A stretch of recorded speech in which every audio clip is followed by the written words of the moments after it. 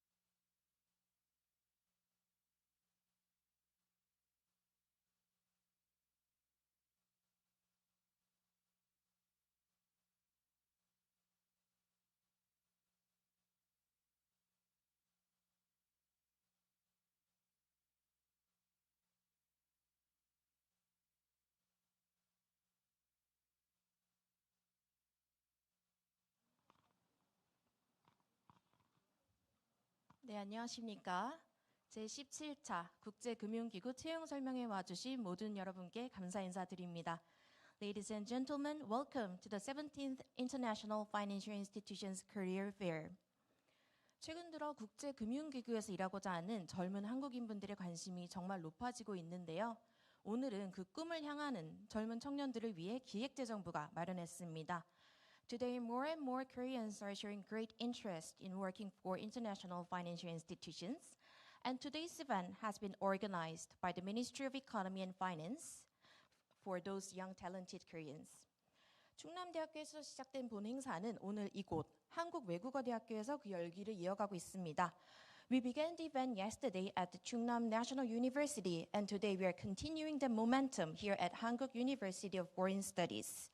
그럼 지금부터 채용 설명회를 시작해 보도록 하겠습니다. Now let us officially begin the event. 먼저 기획재정부 문지성 개발금융국장님의 환영사를 들어보도록 하겠습니다. 뜨거운 박수로 환영해 주시기 바랍니다. To begin, I would like to invite Mr. 문지성, Director General of the Development Finance Bureau at the Ministry of Economy and Finance.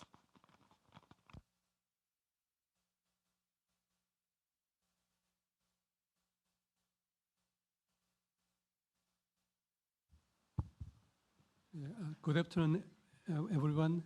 So again, let me speak in Korean because the majority of the audience is Korean. I hope you understand this situation. 먼저 오늘 이 제17차 국제금융기구 채용설명회에 참석해 주신 여러분께 정말로 감사의 말씀을 드립니다. 날씨도 화창하고 캠퍼스 외에 와보니까 너무 좋네요.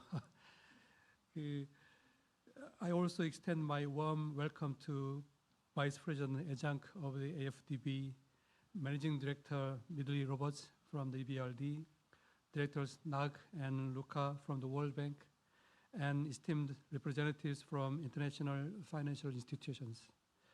아울러 이번 행사 준비를 위해서 애써주신 한국외대 관계자 여러분, 특히 우리 이지연 인재개발처장님과 다른 직원들께도 정말로 감사의 말씀을 드립니다.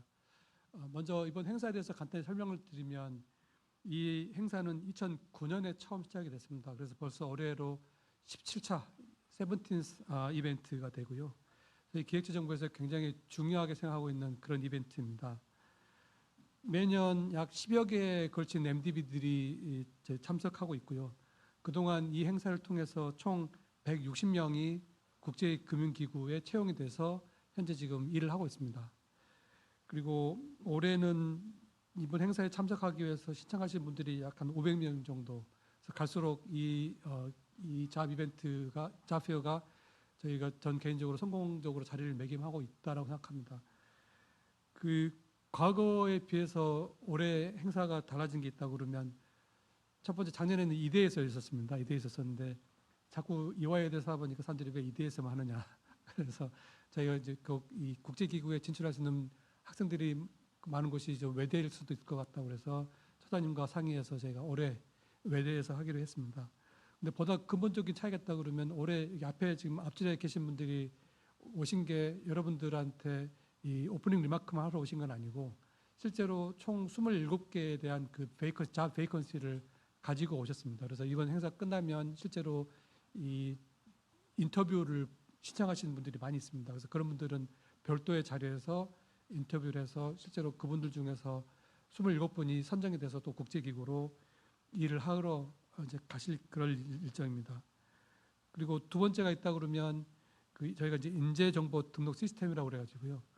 저희가 이렇게 국제기구로 일을 하다 보니까 한국 사람들을 찾는 수요가 분명히 있습니다. 최근에 이제 아시겠지만 한국이 AI 등 디지털 쪽으로 해서 강점이 있다고 그래서 한국 사람들을 찾는데 막상 자리가 포스팅이 뜨면 저희가 어떤 분이 이 자리에 적합한지를 저희가 확인이 잘 안 되는 거예요. 그래서 인재 DB를 구축해야 되겠다. 그래서 아마 다음 주에 공개될 저희 인재 DB가 있는데 거기에 국제기구에 관심 있는 모든 분들이 본인의 이름과 전공, 관심 분야들을 다 가입하게 해서 그런 분들은 저희가 맞춤형으로 이런 정보를 제공해주기 위해서 새롭게 저희가 새로운 제도를 이제 이 시스템을 DB 시스템을 이제 구축할 예정입니다.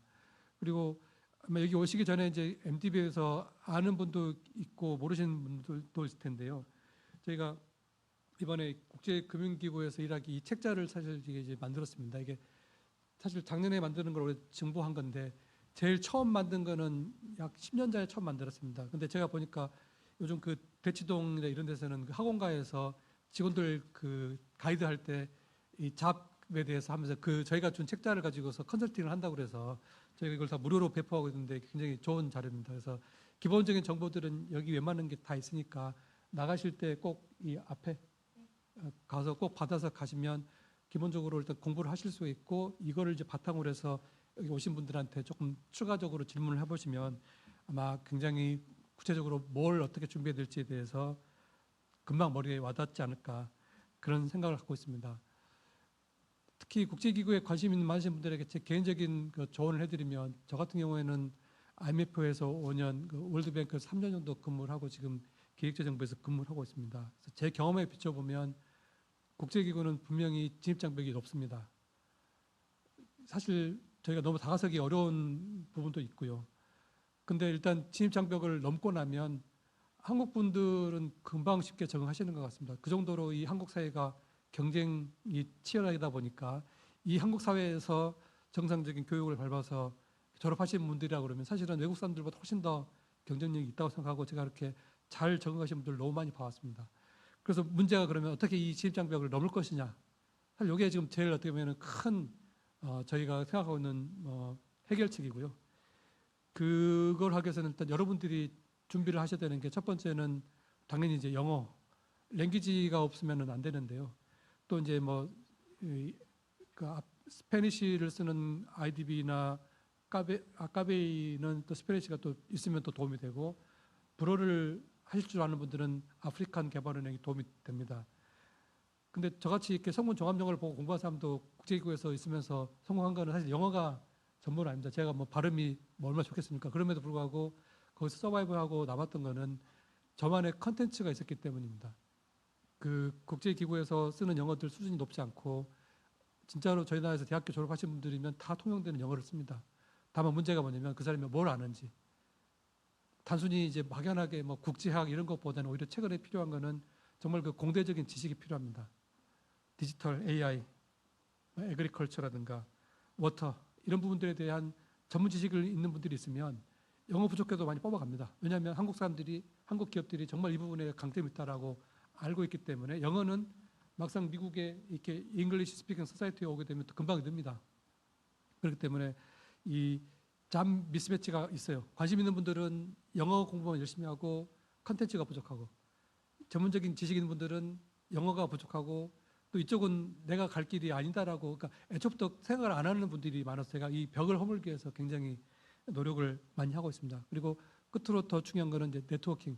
사실은 이런 얘기들을 이런 기회를 통해서 들으시는 건 너무 제한적이고 여기 와 계시는 한국 분들하고 조금 이렇게 서로 알게 되면 그분들이 한두 마디만 해줘도 여러분들이 금방 이해할 수 있는 그런 이 네트워킹도 정말 중요한 것 같습니다. 그래서 아무튼 이런 걸 통해서 여러분들 국제기구에 많이 진출하시고 저희가 그 진입장벽이 낮은 곳을 알려드리겠습니다. 그쪽으로 가셔서 가신 다음에 그 안에서 이렇게 빨리빨리 승진하시면 정말로 국제기구가 여러분들에게 새로운 오퍼튜니티 기회가 될 거라고 생각하고 있습니다.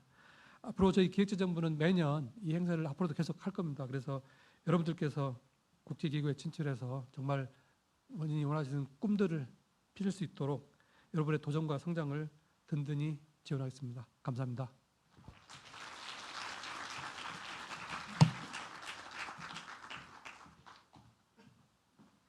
네, 이번에는 한국외대 이지연 인사개발처장님의 환영사가 있겠습니다. We'd like to invite Professor Lee Ji-yeon, Dean of Student Affairs and Human Resource Development from Hankuk University of Foreign Studies for her welcoming remarks. Please give a big hand.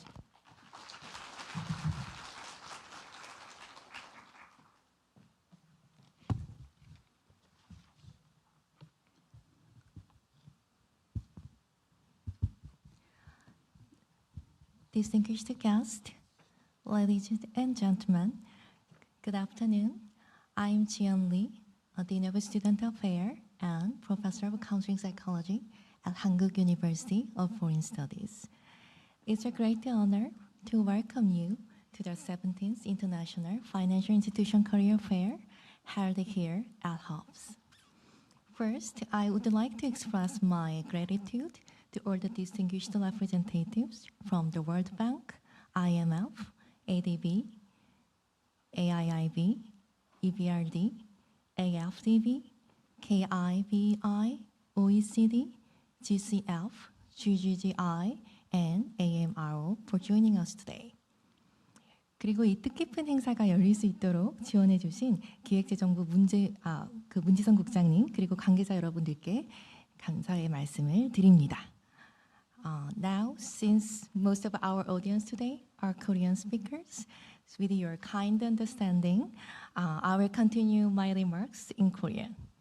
네, 그리고 오늘 이 자리에 함께해 주신 학생 여러분들께도 깊은 감사의 말씀을 드립니다. 네, 저희 오늘 외부에서 오신 손님들이 많기 때문에 간단히 한국외국어대학교에서 조금 소개를 드리자면은 저희는 1954년 개교 이래로 45개 언어 그리고 지역학을 바탕으로 국제적 역량을 갖춘 인재들을 배출해 왔습니다. 특히 올해와 작년 같은 경우에는 외무고시 수석을 배출하기도 했고 전통적으로 글로벌 무대에서 활약하는 인재들을 많이 양성해 왔습니다. 그리고 조금 더 시야를 넓게 가져서 대한민국을 기준으로 보자면 저희는 한 세대 전에 외환위기라는 국가적 위기를 여기 오늘 오신 IMF라든지 월드뱅크와 같은 국제금융기구의 도움과 함께 극복한 경험이 있습니다. 그로부터 30년이 지난 지금 우리는 이제 도움을 받던 나라에서 글로벌 리더국으로 성장했습니다. 녹색기후기금 그리고 글로벌 녹색성장연구소를 본부로 유치하고 아세안 플러스 3 거시경제조사기구를 설립했을 뿐만 아니라 최근에는 2025년 에이펙을 성공적으로 개최하기도 했습니다. 이러한 변화의 중심에는 바로 여러분이 있습니다. 문지성 국장님께서 말씀 주신 것처럼 세계는 지금 디지털 대전환을 맞이하고 있습니다. 이러한 시대일수록 어떻게 보면 기술보다 더 중요한 것은 기술과 사람을 연결하는 인재의 역할입니다. 오늘 이 자리에 함께한 여러분이 바로 그런 인재가 될 수 있습니다. 여러분 모두가 이번 채용설명회를 통해 국제사회의 미래를 이끌어갈 리더로 성장하길 기대합니다. 감사합니다.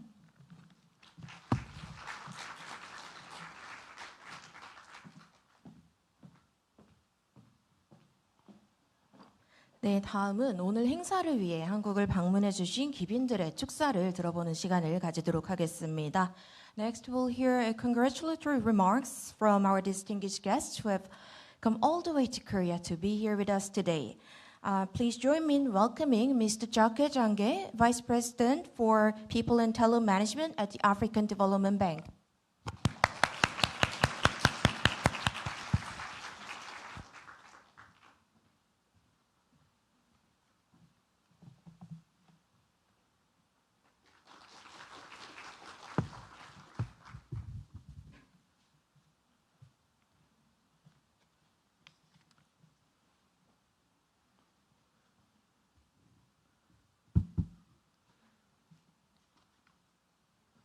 Let me start by saying I'm impressed because when we came in, the room was not as full. So I'm really happy that it's getting fuller and fuller. And we have a lot of people around. Distinguished Director General Jingsun Moon, Minister of Economy and Finance. Dean Jin Yong Lee, and students and faculties from Hankung University of Foreign Affairs, Your Excellencies, representatives of multilateral development banks, governments, academia, and dear candidates, ladies and gentlemen. Hangyung Aseyu.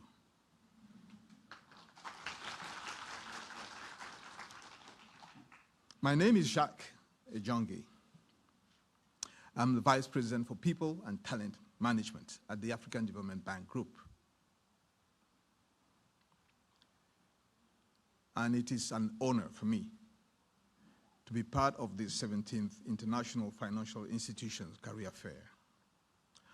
On behalf of the African Development Bank Group, I wish to extend our warmest gratitude and congratulations to the Korean Ministry of Economy and Finance for organizing this very important event. Korea is a beautiful country, and I'm pleased to be here today at Hankook University of Foreign Affairs. I would like to take this opportunity to talk a bit about the long-standing partnership between Korea and the African Development Bank, and to commend Korea's leadership in the African Development Bank. Korea joined the bank, or the African Development Fund, in 1980. And later on, 2 years later, Korea joined the African Development Bank in 1982. Korea, since then, has contributed immensely to the bank's capital through its regular contributions, co-financing, and trust fund. Today, we only have 8 Korean nationals working in the bank. And our visit here is aimed at attracting more Korean nationals in the bank as regular staff, as consultants, secondees, young professionals, or interns. As you may be aware, the mandate of the African Development Bank Group is to support sustainable economic development and social progress across Africa. The bank is making a huge positive difference in the continent. Our actions have positively impacted the life of millions of people in Africa. The bank is one of the oldest multilateral development banks in the world. It was established in 1964. The African Development Bank is a solutions bank. It's an impact-driven bank. It is the most trusted partner in Africa with regards to development. This career fair is a call. It's a call to those who have passion for development. It's a call to those who believe that they can make a difference. It's a call to those who want to be part of this great story of change makers. We are a diverse team representing 77 different nationalities from across the globe. We want change to happen. We want it now for people. We cover a broad range of sectors and fields, including transport, energy, climate, policies. And we also focus on emerging areas such as AI, cybersecurity, energy transition, robotics, smart farming, etc. In addition to that, we have corporate services, general services, resource mobilization, cooperation, international relations, and so on.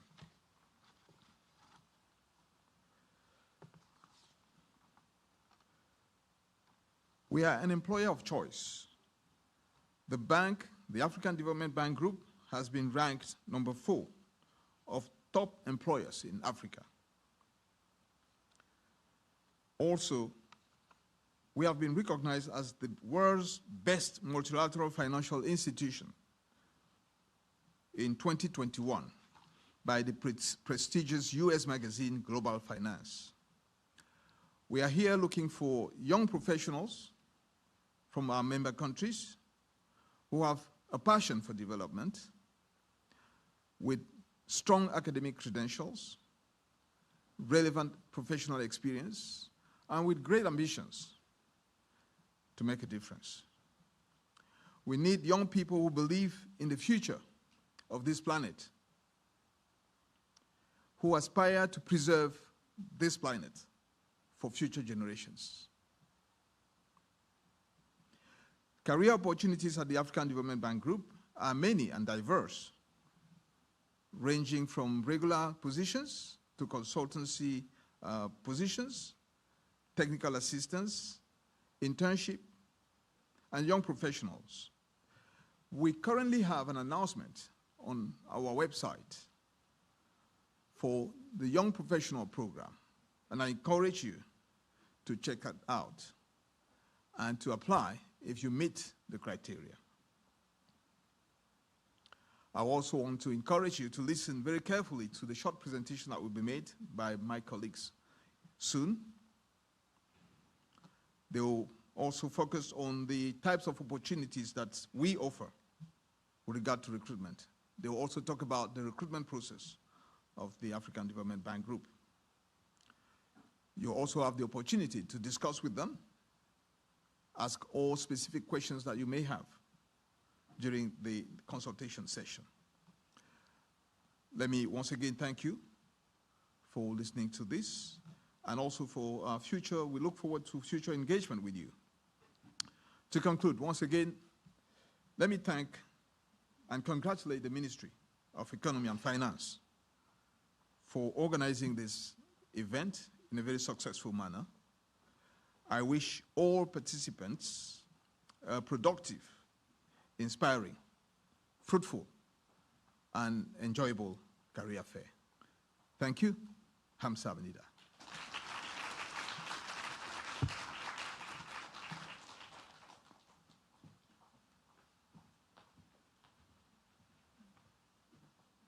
네, 그럼 다음은 유럽 부흥개발은행의 하나 미들리 로버츠 인사국장님을 무대로 모셔보겠습니다. Next, please welcome Ms. Hannah Midley Roberts, Managing Director for Human Resources and Organization Development at the European Bank for Reconstruction and Development. Please welcome her with a big hand.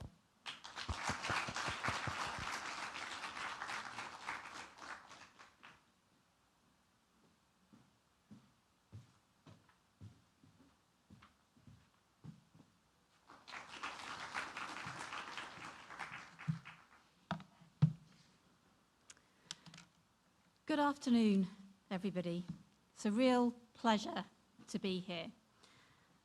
I would want to start off by thanking the Director General, Ji-Sung Moon, from the Ministry of Economy and Finance for the organisation of this event, together with the Dean of the Hankook University of Foreign Studies, Ji-Yoon Lee. Thank you very much. It's a real pleasure to be here in Seoul for the 17th International Financial Institutions Career Fair. And on behalf of the European Bank for Reconstruction and Development, the EBRD, I'm really delighted to see so many of you here today. I'd also like to thank the Ministry of Economy and Finance for the incredible support that they give us as a shareholder, also as a donor, the huge contributions that they've made that have provided additional support, particularly for the important work that we're doing in Ukraine, but also for the support that they give us for the Junior Professional Officer Programme. Now, this is a really important programme because it's sponsored specifically to support Korean nationals to come and work in the bank. It's a really excellent start for young Korean professionals who want to pursue a career in international finance and development. Now, I'd also like to acknowledge our fellow international financial institutions who are with us as well today and partner organisations. The many talented young professionals participating in this year's fair, really good to see all of you here. It's your energy and ambition that will make this event really special. Now, at the EBRD, we believe in the power of talent, diversity, and opportunity through initiatives such as the International Professionals Programme, the Junior Professional Officers Programme, which I've just previously mentioned. And we look to recruit and develop individuals who are going to help shape sustainable investment and inclusive growth worldwide.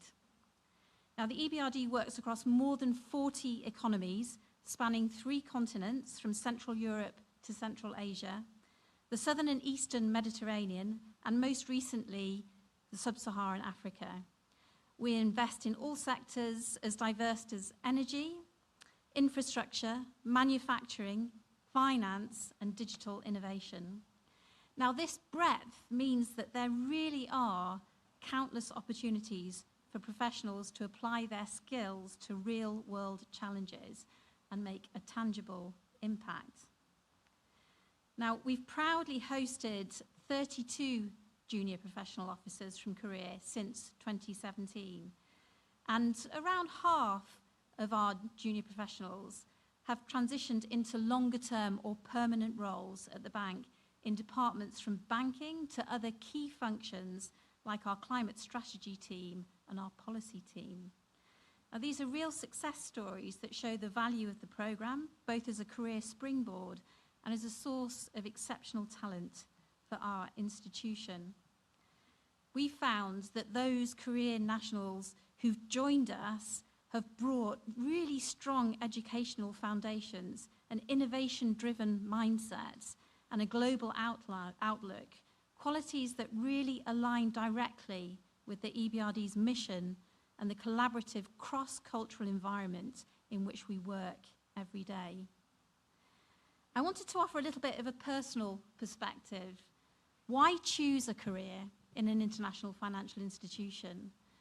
What does it mean? What will it mean? What will it feel like in practice? Now, since joining the bank, I've had the opportunity myself to learn and grow and see the difference that we can make in the world. Our motto in EBRD is to change people's lives. And I remember one of my first experiences was meeting a lady in Bosnia that we helped to buy a small dairy herd. It was very hard for women to be able to take part in the economy there. And with the small business advice that we give, we helped her and her family to be able to engage in the local economy, and it changed the life chances for her and all of her children. In Mongolia, talking to ministers about the policy framework around mining, where they were considering and went forward with privatizing the mining sector, which was a huge decision to take, but it improved working conditions, it improved safety, it improved productivity and profitability, which had, again, a real impact on all of those working there and the country. I remember very vividly drinking vodka on top of a Tajik hydroelectric dam. I had lots of things that you learn. That was one of them.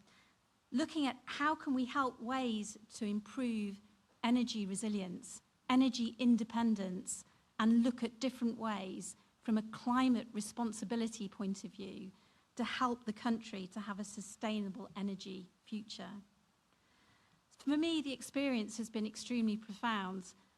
What the bank does, and what it does for everybody who joins, is to enrich your experience and to help you to grow. It's an important investment for a longer-term future, wherever you may decide you want it to be. Over the coming days, I would really encourage you to make the most of the opportunity to speak to everybody that's here. We're happy to share our experience, and we're happy to share with you any information that would be useful for you in considering whether this is a future that you would want to be interested in. I hope you'll take the chance to meet Stephen and Ujay, who are both here from the EBRD and are going to be available later on today. I think there'll be some question and answer sessions, both here but also outside of this session. So to close, I really want to emphasize that the EBRD's mission is about investing in change in economies, businesses, communities, and above all, in people. If you're motivated by purpose, curiosity, and the desire to make a difference, we would be delighted to see you consider a career with us. Thank you once again to the Ministry of Economy and Finance for hosting, to the university, to our partners and colleagues from other institutions, and to each of you for your enthusiasm and participation. And I really wish you an inspiring and successful career fair. Thank you.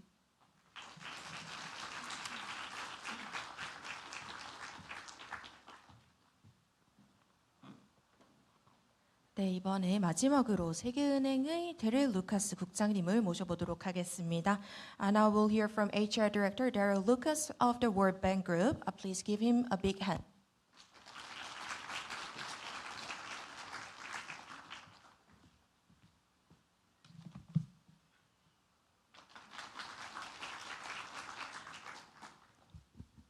Good afternoon, Director General Jin Sung Moon, Dean Ji Kyun Lee, distinguished guests and colleagues, and IFI partners. Before I get into my remarks, I just want to encourage all of you to stick around. We all have very noble missions, and I think we all have great stories to tell. Thank you for the invitation to this important recruitment event. It's a privilege to be here with so many bright minds who are interested in international development.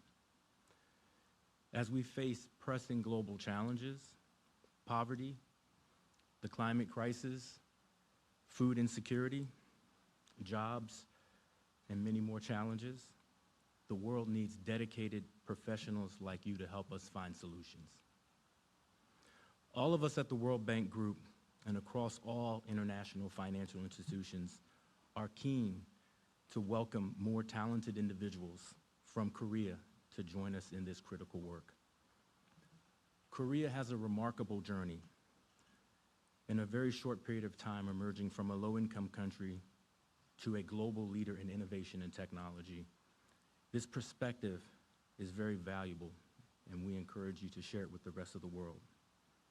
Your experience and expertise are invaluable, and we're excited to see how you can contribute to making a meaningful difference on a global scale. Our mission at the World Bank Group is to end poverty and boost shared prosperity on a livable planet. To do that, we require a talented global team from diverse academic and professional backgrounds that can work across disciplines. Later, when we get into the presentations, we'll talk a bit more about the bank's history, what it does, and how it works across its 5 institutions for poverty alleviation. But the bottom line is we are looking for passionate people who care about development and want to make this world a better place.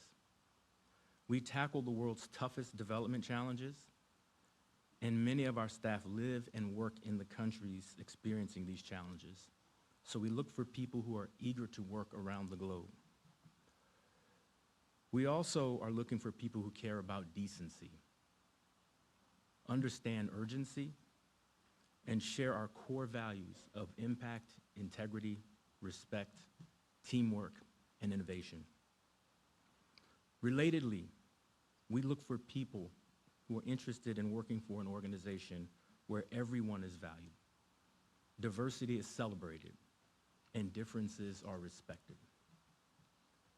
Our work spans across all major areas of development, including economics, policy, research, legal, digital, infrastructure, social protection, energy, finance, information technology, communications, and much more.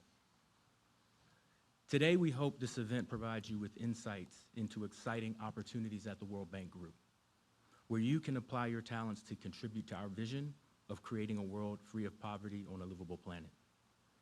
We take pride in our diverse workforce, which represents over 180 nationalities. Over the past 5 years, Korean nationals have consistently contributed to the bank's recruitment efforts, with an average of 23 hires per year and currently 215 staff around the world. We are committed to the continued growth of Korean talent within the World Bank Group's workforce. Earlier this year, we launched a dedicated Korean recruitment initiative aimed at enhancing more representation, focusing on outreach to Korean students, but also professionals in country and across the diaspora with expertise in health, infrastructure, sustainable development, digital development, and financial sectors. This initiative has already significantly enhanced our pipeline of Korean talent, where we've increased it by 476%. Basically, that just means we have a talent pipeline that stood at about 34 Koreans of mid-career talent that we could tap into to invite to jobs. It's now at over 200. And we want to continue growing that pipeline as we see emerging opportunities around the world to direct people to consider a career in development. We're always seeking opportunities to grow while embracing a mindset of continuous learning to help our staff reach their full potential. Throughout today's events, you'll hear more from the World Bank Group and other IFIs. I would ask that you listen to all of us, learn, build your network, and ask as many questions as you can. We're really here to explain our missions, our purpose, and hopefully recruit a few of you along the way. This is an exciting time for all of you in your career journey. I wish all of you the very best as you explore global opportunities ahead.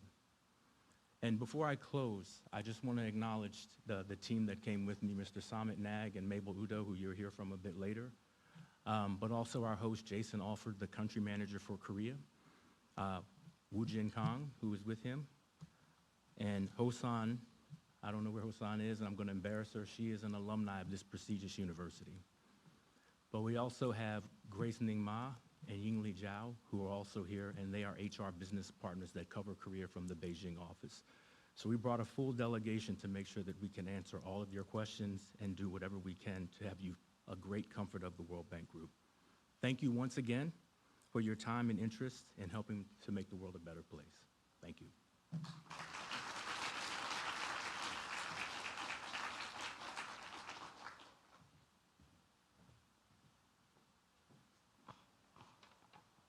네, 지금부터는 각 기구별 담당자분들께서 기구를 소개해 주시는 시간을 가져보도록 하겠습니다. 오늘 정말 많은 국제금융기구에서 함께해 주고 계신데요. 먼저 세계은행, 국제통화기금, 유럽부흥개발은행, 아시아개발은행, 아시아인프라투자은행, 아프리카개발은행, 중미경제통합은행, 경제협력개발기구, 녹색기후기금, 글로벌 녹색성장기구, 아세안 플러스 거시경제조사기구의 발표를 들은 뒤 실제로 기구에서 근무하고 계신 한국인 직원분들을 모셔본 뒤 Q&A를 가져보도록 하겠습니다. We'll now move on to presentations from each institution. We have so many institutions here today with us. We'll begin with the World Bank Group, followed by the International Monetary Fund, the European Bank for Reconstruction and Development, the Asian Development Bank, the Asian Infrastructure Investment Bank, the African Development Bank Group, the Central American Bank for Economic Integration, the Organization for Economic Cooperation and Development, the Green Climate Fund, the Global Green Growth Institute, and the ASEAN Plus 3 Macroeconomic Research Office. After this round, we'll have a Q&A session with Korean professionals currently working at these institutions. 그러면 각 기구별로 어떤 업무를 하는지 또 그리고 채용 계획과 인사 정책은 어떤지 들어보는 흥미로운 시간을 가져보도록 하겠습니다. So let's find out who they are, what they do, and learn more about their recruitment process. And 각 기구별 프레젠테이션은 각 10분 정도로 부탁드립니다. As we have a jam-packed schedule today, I kindly ask all the presenters to keep your presentation within 10 minutes. Thank you. 그럼 지체 없이 바로 세계은행을 무대로 모셔보겠습니다. Without further ado, please welcome the World Bank Group.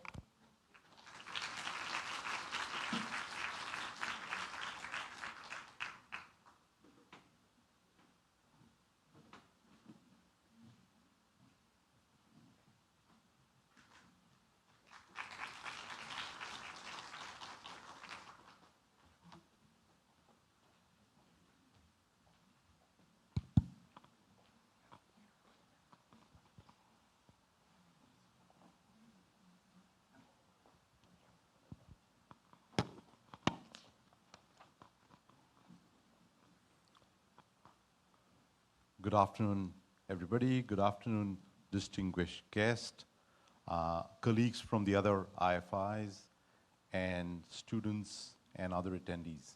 I think it's been a fascinating 1.5 days now. Yesterday, we visited one of the universities, and then we had a great event in the evening with mid-career professionals.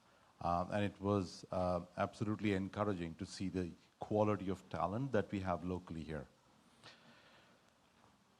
What I'm going to be spending time, quickly, we got on a timer, 5 minutes for me and 5 minutes for Mabel, is talking about who we are as an institution.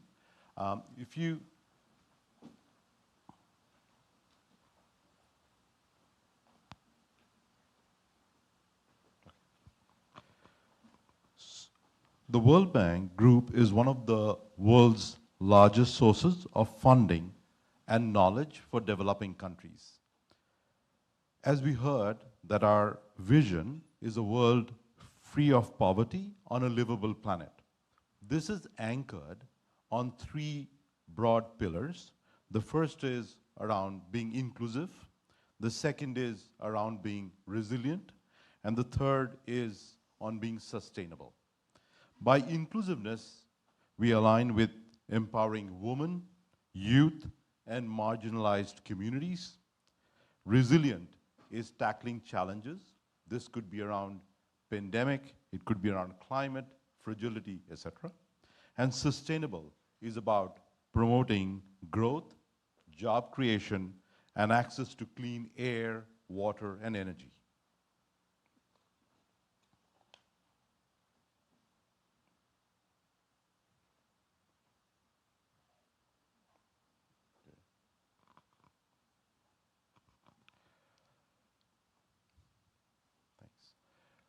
So the World Bank Group has 5 institutions within it. The first is IBRD, the International Bank of Reconstruction and Development. This is focused on loan to middle income and credit-worthy local low-income governments. Then we have IDA, which is the International Development Association, which is focused around interest-free loans and grants to the poorest countries. The third is IFC, which is the private sector arm, and the private sector development in emerging markets. The fourth is MIGA, the Multilateral Investment Guarantee Agency. That's on guarantees against non-commercial risk for foreign investments. And finally, we have ICSID, which is the International Center for Settlement of Investment Disputes, and that focuses on arbitration and conciliation of investment disputes. Now, these institutions jointly and closely work on knowledge, financing, and expertise as they collaborate to work on challenges across countries and communities across the footprint of the World Bank Group. If you can move to the next slide.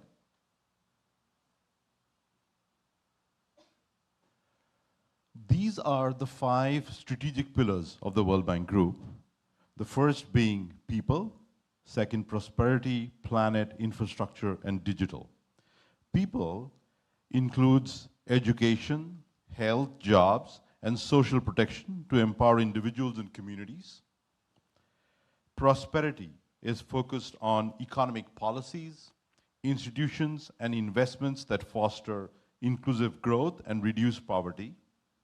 Planet is around climate actions, agriculture, water, and environmental sustainable for a livable future. And then infrastructure is around energy, transportation, urban development to build resilient and connected societies. And finally, digital is around digital transformation, public infrastructure, and cybersecurity to bridge divides and drive innovation. Now, these pillars are also very, very interlinked, and this could be determined by the fact that digital tools help map poverty and target cash transfers more effectively. Infrastructure investments support climate-smart cities and green transport, whereas planet-focused initiatives promote inclusion and sustainability across all sectors. Now, while we work on these 5 strategic pillars, I don't know who's controlling the slides, but if you can move to the next slide. Yeah.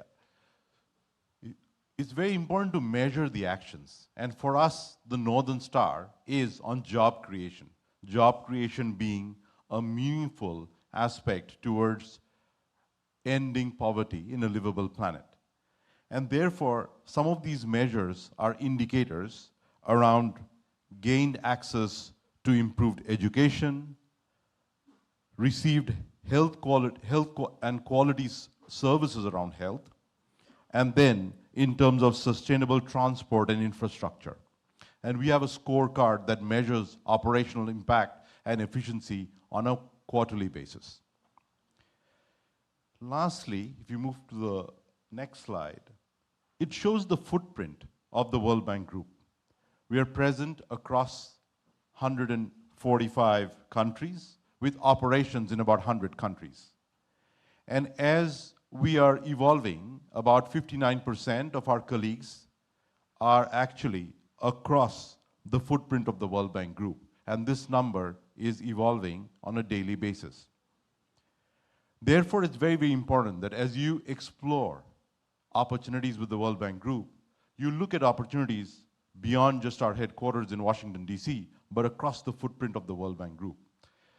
As Daryl in his keynote speech outlined, that we have about 215 odd Korean colleagues currently in our staff, and every year we are hiring about 23, 24 Korean colleagues into our cohort. Each of them is not only working in DC, but across the footprint of this bank group. So with that in perspective, let me turn it over to Mabel. Thanks, Amit. Nice on the 5 minutes. So I've got 5 minutes to quickly run through. Next slide, please. Very quickly, would like to let you know all the kind of programs we have and how you can actually join the World Bank Group. I would like to say there is room for everyone. We're not just about specialists, whether you're a health specialist or energy specialist or an engineer or a finance professional, there is room for everyone, whether you're risk audit, communications, HR, IT, there is room for everyone. We do have, considering the audience that we have right now, we have an internship program that has newly been designed. In the past, what we've had have been different institutions have had their own internship programs, but now we have a one World Bank Group corporate internship program. The eligibility cuts across whether you're an undergraduate or a graduate student, postgraduate, PhD students, you're welcome to apply.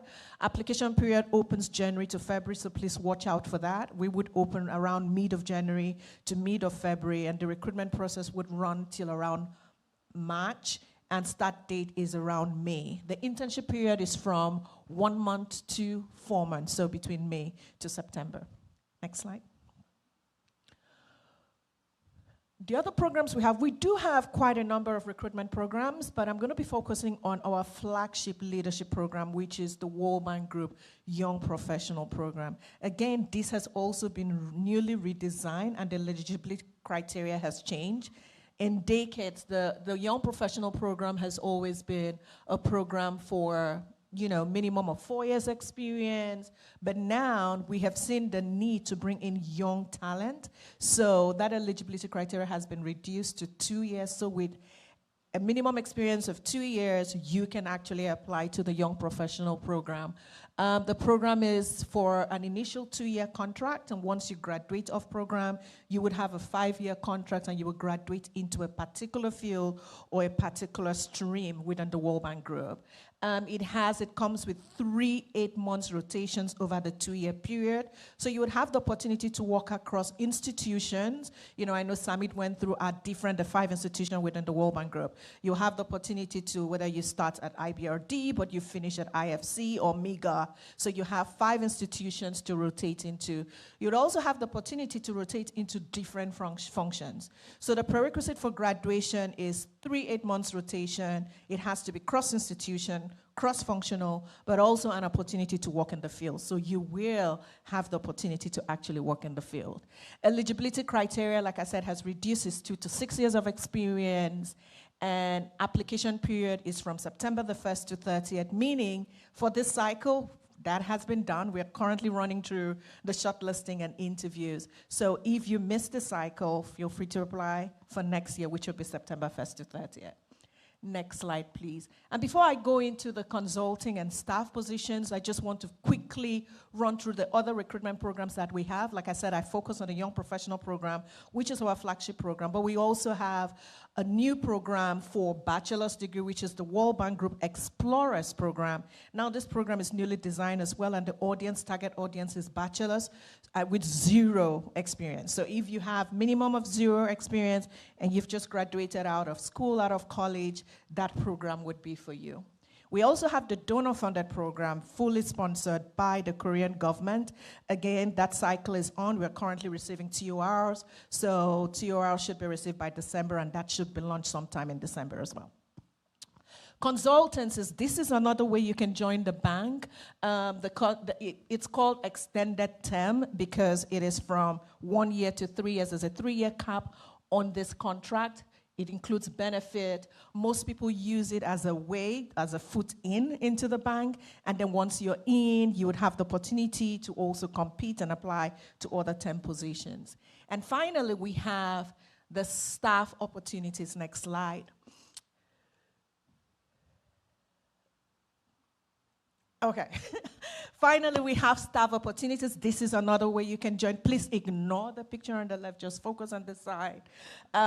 We have 10 different grade levels. So usually when you go to our website, to the career page to apply for a job, you will see different grade levels. This is just to explain what the grade levels mean. So for admin level jobs, they would all usually be advertised between GA to GD, and the requirement is just a bachelor's degree. You don't need a master's degree for that. But anything professional and technical roles, you will require a master's degree as the minimum requirement, and our managerial positions are usually open GH to GG. But for the audience today, just look at that, whether it's the top or the middle, professional and technical jobs between GE to GH, to G or GH technical, and feel free to apply. Please note we have two types of appointment. One is local, one is international. Local just means if you apply to a local position in a particular country, it will be local benefit. But if it's international, you would have international benefit, including salary may be paid in USD. Next slide.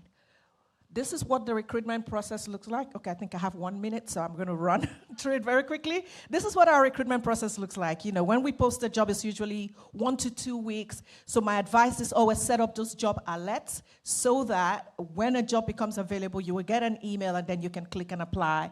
And the process, we would usually receive an average of about 300 applications. The HR team, my team, would go through and do the initial long listing based on minimum requirement.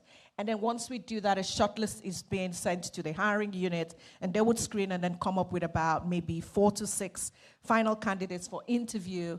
If you're applying to certain fields, like maybe if you want to work in IFC, in the investment stream, you will do an assessment because it is required for you to have a certain level of financial modeling skills. So if you're interested in that track and you know that your financial modeling skill is not that great, this is the opportunity for you to start taking classes, training, so that you can upskill that. And then interviews and then selection. I think I have my last slide now. We do have over 100 benefits in the World Bank Group. We have categorized them into mental wellness, financial wellness, career development, and family support. And those are all the benefits that we have. We are very, very interested in our staff and in staff development, so we do have a lot of benefits around that.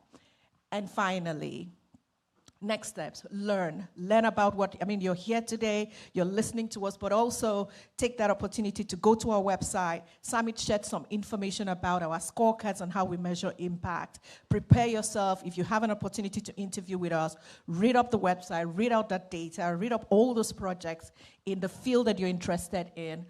Connect with us. We are all here. You know what our names are. Connect with us on LinkedIn.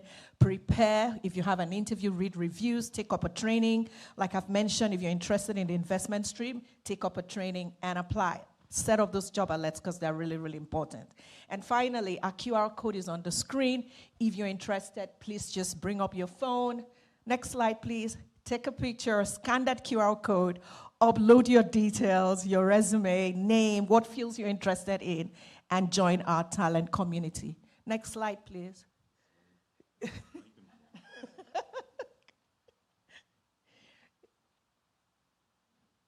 Okay, I think it's James, because yesterday I had the same problem trying to get on that last slide and it didn't work, and then again today. Anyway, thank you very, very much.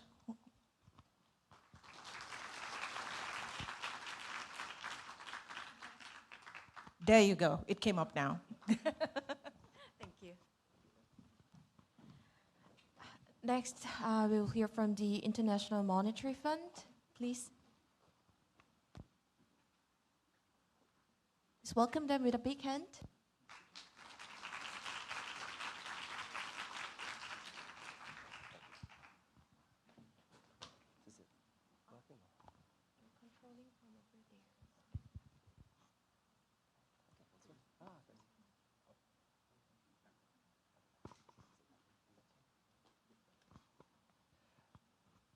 So, hello. My name is Paul Murray. I work at the IMF. I am responsible for talent attraction at the IMF. I've been there around about 20 or so years. It's a little bit more than that, but I'm not going to admit that just yet. I'm also joined by my colleagues, Annika and Pierre, who will introduce themselves shortly and tell you a little bit more about the areas they work. But we would like to thank you for the opportunity to be here, to meet with you, to hopefully connect, tell you about the IMF, and we'd like to hopefully encourage you to consider us about what a career with us would look like. Thank you also to the Ministry of Economy and Finance and to Hanok University for having us. We're very pleased to be here. So the IMF, it's always quite useful to come after the World Bank because we are neighbors in Washington, D.C. We have similar sorts of responsibilities, or a lot of people get us very mixed up, but we are quite different. When you look at us, unlike the World Bank, we're primarily based in Washington, so a headquarters-based organization. We do have some field offices, but most of the staff, and particularly when you join, you should be expecting to be in Washington, D.C. We were founded, like the World Bank, around 1944 at Bretton Woods. Post-Second World War and the Great Depression, countries came together and wanted to make sure that there was an opportunity for multilateralism, cooperation, and avoid those such damaging things happening again.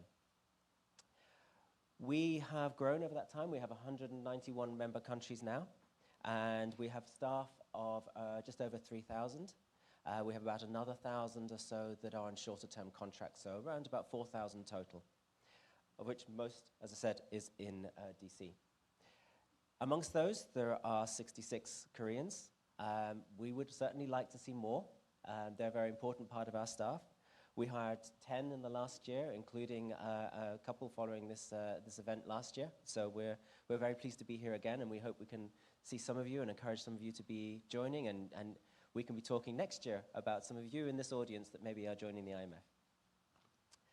So let me tell you a little bit more about what we actually do. We are primarily a macroeconomic organization, and we do three things. We work with the countries to provide surveillance. It's a physical checkup for a country. What are the vulnerabilities? How are the countries doing? Monitoring them, identify them early, and be the truth teller. We do that also at the regional basis as well to make sure that we know what's going on in a country and what's also going on in that region. And that's the core, that's the base, the first thing that we do. However, when things go wrong, we're also a lender. Sort of firefighting type of role here. Sometimes that's about preventing things going worse, but sometimes it's also when things do go bad. So lending is another key part of our role. The last one is around capacity development. The teacher, the trainer. We are building support, technical assistance, training, and help. Korea is one of our major donors on there, top 10 donors, so it's a very important part of our relationship with Korea. And it's a very important part of our relationship with all of our countries. Last year, we provided nearly 16,000 government officials in 186 different countries with training and guidance and advice. So it's a big part of our work.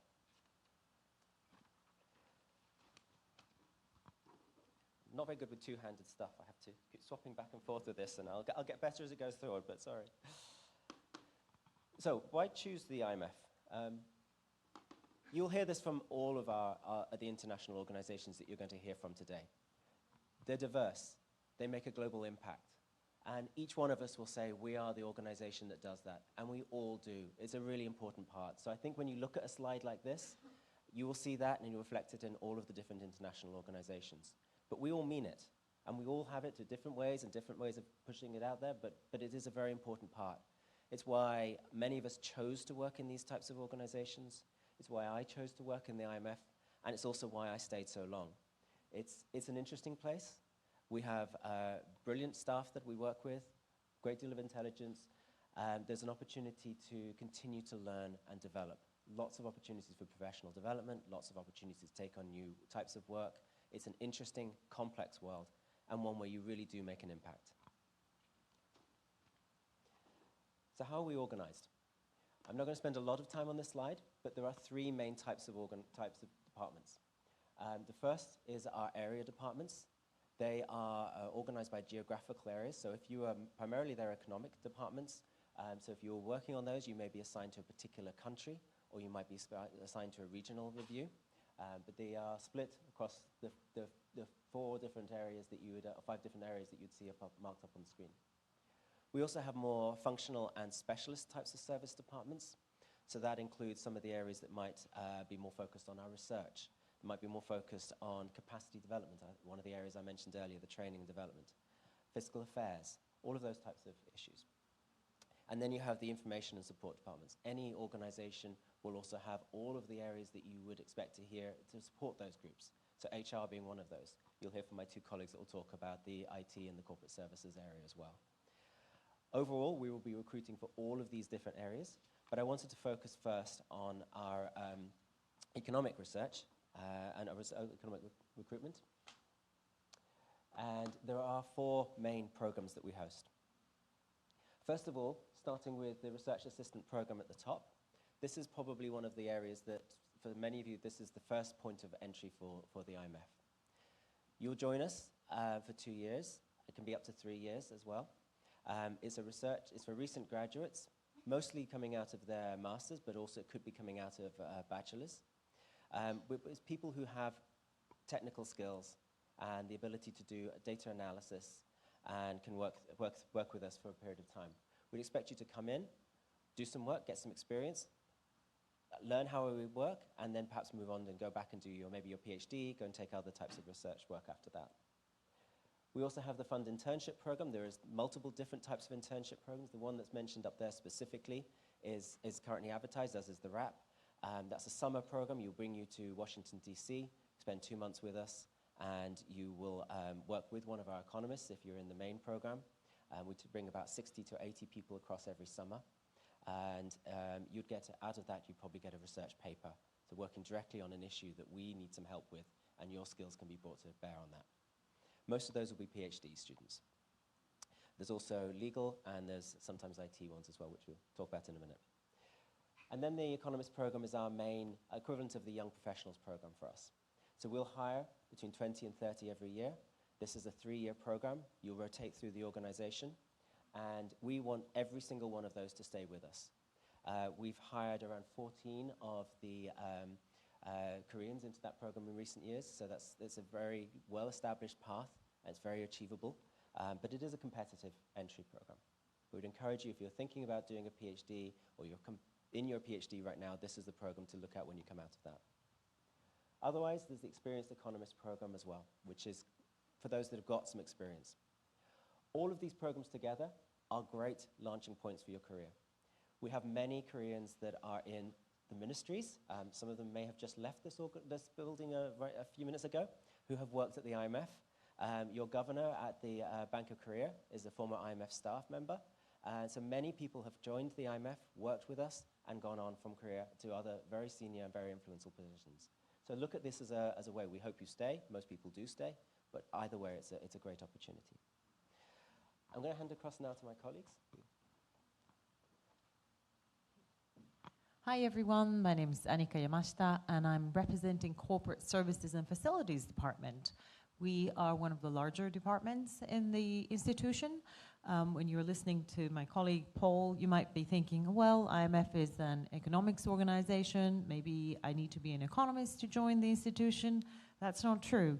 Many of you may be studying something else and aspiring to work in other fields, and you might want to think about the IMF as your, a long-term goal or destination as you pursue your professional endeavors.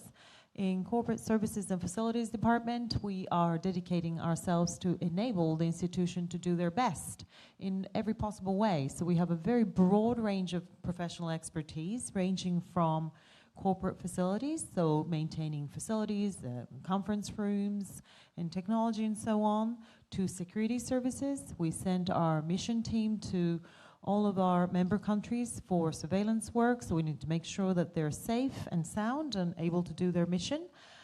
We have language services. Some of you might be studying languages here. You might want to pursue a specialist career in that as well. In general services, for example, we have procurement specialists. They are working with our suppliers to make sure that we get the best contracts.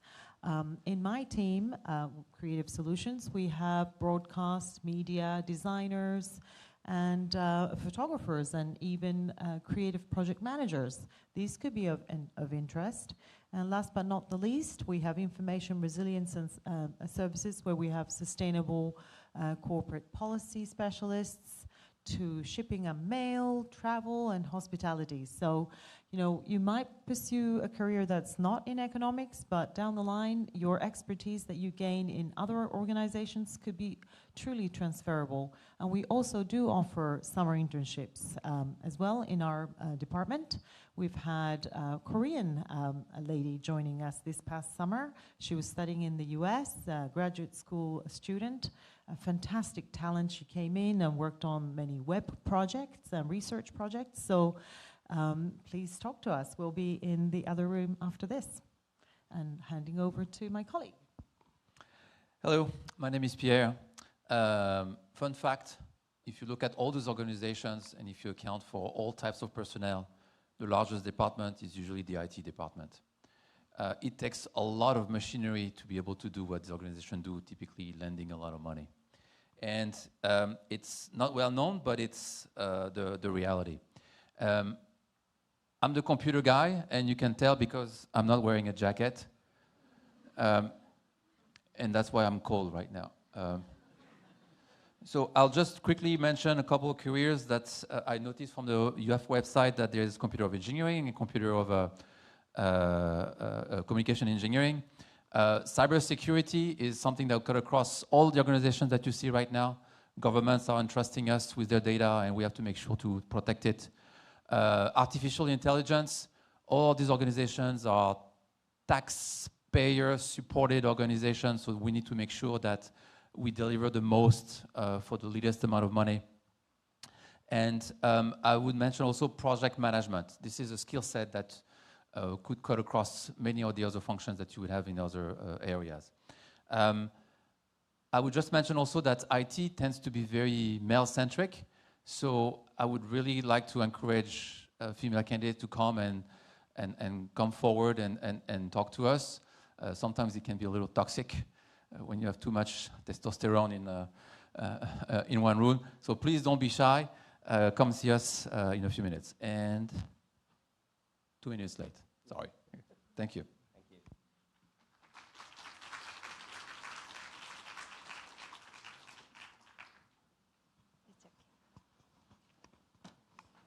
네, 다음은 유럽 부흥개발은행을 모셔보고 프레젠테이션을 들어보겠습니다. Next, we have the European Bank for Reconstruction and Development. Please welcome them with a big hand.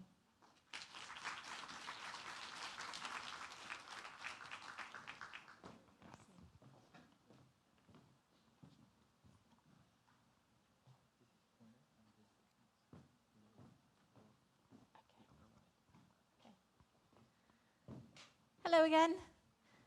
So really happy to be able to give you a bit more detail about the European Bank for Reconstruction and Development.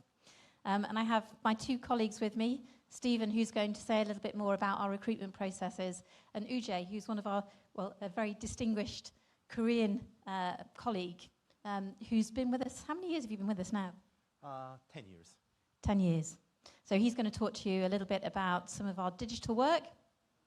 And I know he's going to be available to answer questions as well later. So perhaps a little bit about EBRD in terms of our mandate. What are we here to do? And we have two important parts to our mandate. And we work pretty much in the main with the private sector when it comes to the investments that we make. And the reason we do that is because an important part of our mandate is to help countries to become a free market economy. The other part of our mandate is to work with countries who are on the path to democracy. So these two things go together. So a lot of the work that we do is with the private sector, and it means that a lot of what we do is similar to what you'd see perhaps in the private sector with banks. But there's a really important policy part to it, because any investments that we undertake take more risk than they would in the private sector. There has to be a reason why we're doing it. And they also have to be focused on areas which are important for that country in terms of its economic development. So we have now 79 shareholders. We recently had 6 new shareholders join us from sub-Saharan Africa. We were established in 1991. We were established after the fall of the Berlin Wall, after the fall of the Soviet Union. And the initial focus of the bank was on post-Soviet countries, but actually our reach has grown and extended across all of Central Asia through to Mongolia, North Africa, and now into sub-Saharan Africa. In terms of our shareholders, and I mentioned earlier, South Korea is a really important shareholder for us. One of the original shareholders when the bank was established, but also in terms of the very significant donor support that's given to help with much of the work that we do, including in Ukraine, which I'll say more about in a minute. This is where we work. Often I find, because we're called the European Bank, there's a bit of a misconception about our shareholding or the countries where we're active. So these are the countries where we make investments, which I mentioned: Sub-Saharan Africa, Southern and Eastern Mediterranean, Eastern Europe and the Caucasus, Central Asia, Central Europe and the Baltic States, Southeastern Europe and Turkey. So what do we do? So as I said, we have to be additional when it comes to banking. Because we work with the private sector, we need to do things that the rest of the private sector would not be there to do. And it always has a policy element associated with it. So it could be that it's to do with sustainable infrastructure, which could be very large projects, which look at the way in which we help support. Maybe it's a road network or a rail network or similar. A lot of what we do is on the energy side. So more than 50% of the investments that we make are really around how do we look at climate-friendly activity, renewables, etc. But really looking at, from country to country, region to region, what is it that will make a difference? Where can we be the most useful? And that's where, when we start to think about the skills that we need at the bank, it's, yes, about having people who can help in these particular areas, who will have some of the technical knowledge and expertise. But it's also very much about how we make sure we've got the right community of skills around the activities that we do. So we need people who will work on the banking side. They might join us at a very junior level as analysts who may have had a background and their training, their education in very different areas, but they come to us with the sorts of skills that I was talking about at the beginning. They come with an energy, they come with an interest in the work that we do, who are willing to learn, and we will make the investment to support people, to help them both when they join, but also as they grow. Now, I know one of the things that came out from the discussion that we had yesterday was also some concern about people, not just about some of the technical skills that may be required, but also coming and working in an organisation where the business language that's used is English. And I just wanted to say to everybody that whilst it can seem quite daunting to come and work in a language that's entirely different to the one that you've grown up with and that you're used to, you would be coming to an organisation where this is common for a very large number of people who are there. It might be that they're speaking in their first, their second, or their third language, and it does take time and it does require support. And that's one of the things that we make sure that we give people when they join the organisation. Support on the language side, support to help to make sure that you feel comfortable, included, and able to navigate in a different language environment. So in terms of our strategic themes and enablers, these are the themes that we're focused on for the next 5 years. Green transition, which gets to the climate, renewables, resilience that we're all aware of. Human resilience and equality of opportunity for all. How do we help make sure that we're bringing people into the economy? It might be from a gender point of view, it might be young people. There are all sorts of different aspects impacting in different ways in different countries.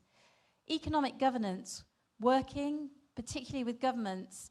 How do we get the right sort of economic framework in place? And this is where some of the policy skills are really important to help the private sector to grow and thrive. Now, I'm going to ask Ujay to say a little bit about our digital side, and he's going to speak in Korean, all as part of demonstrating our flexibility. Sure, thank you.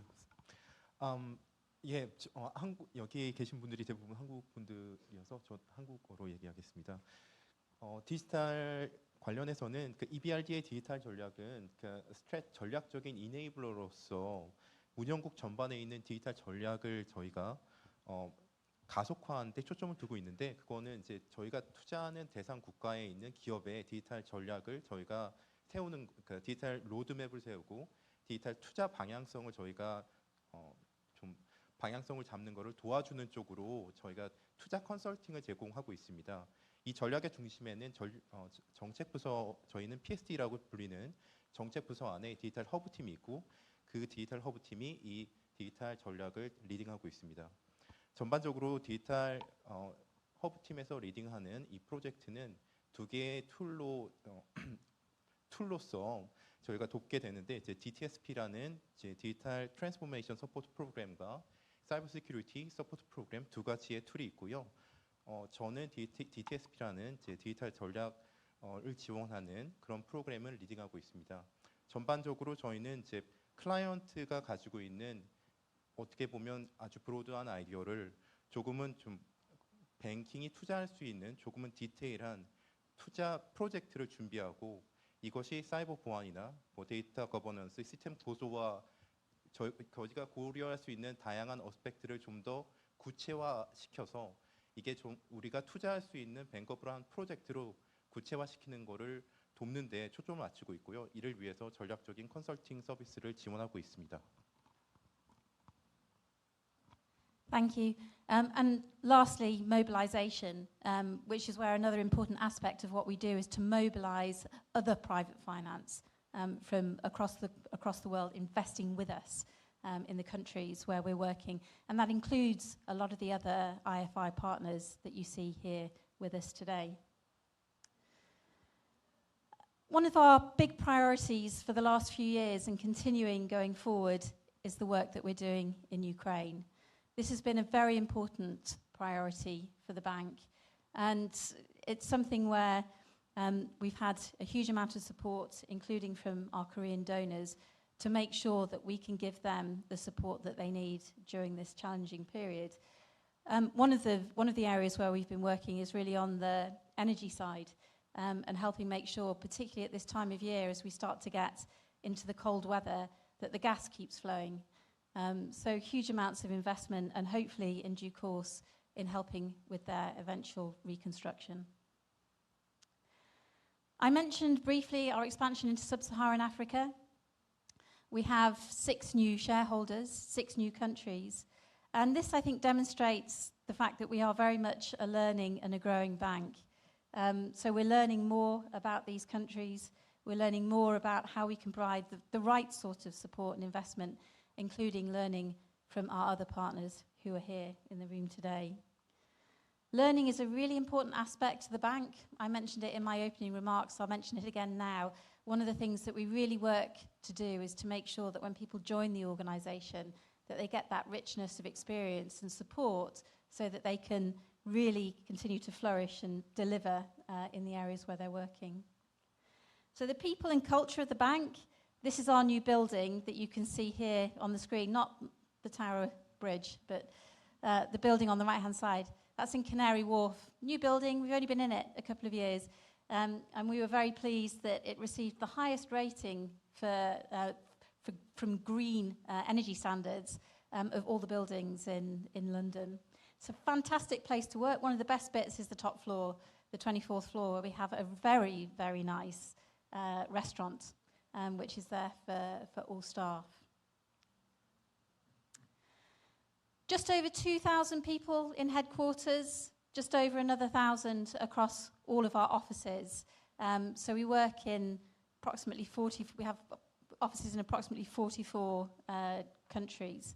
And that's a really important part of our model of how we work. Really important that we've got people on the ground who can really touch and feel what's happening in that country, who can really experience and help provide the right sort of support that will make a difference in the countries where we work. If anything, we're having more people move out into our countries. And part of what we do is look at how we can support people working in the bank to be mobile. Where it works, sometimes there are family and other constraints, to be able to get that broad experience and to share it for the good of the countries and the people where we're operating. So in terms of how we're organised, this is really more about trying to give you a little bit of an indication of the various areas where we look to hire talent. Many have been mentioned by others before, so I'm not going to go through it in detail. You can see it here.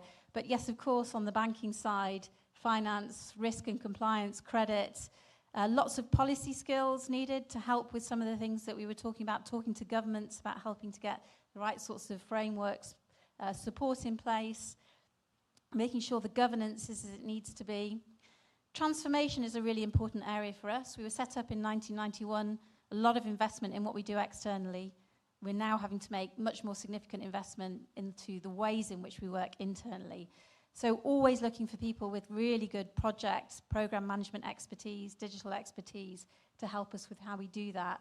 And then a lot of other services, so whether it's communications, whether it's working in the Secretary General's office, making sure our own governance is working effectively. There are a huge number of different opportunities in different areas, which would appeal, hopefully, to whatever sort of background and interests that you may have. So what do people value about working with us? Well, I hope it's that they really feel the investment in that training, in that support, in that growth. But I think it's also the multicultural environment. People join because of the mission, the mandate of the organisation, and then stay, I think, because of the environment. I think we're very good at providing a really good space and way of working for people to feel that they are very much included and part of that workforce. We have a great hybrid working policy, at least I think so. 50% in person, could be with clients, it could be in the office. But it's really about providing the flexibility so that people can manage a more international lifestyle, whilst also spending time with their colleagues within the organisation to make sure that that culture and that energy is there.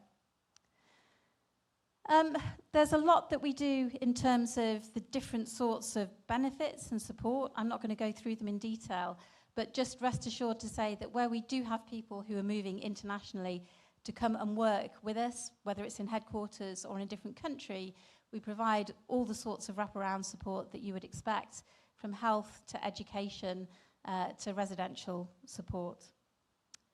So I'm going to ask Stephen to say a little bit about the process, the application process. Thank you, Hannah. Thank you.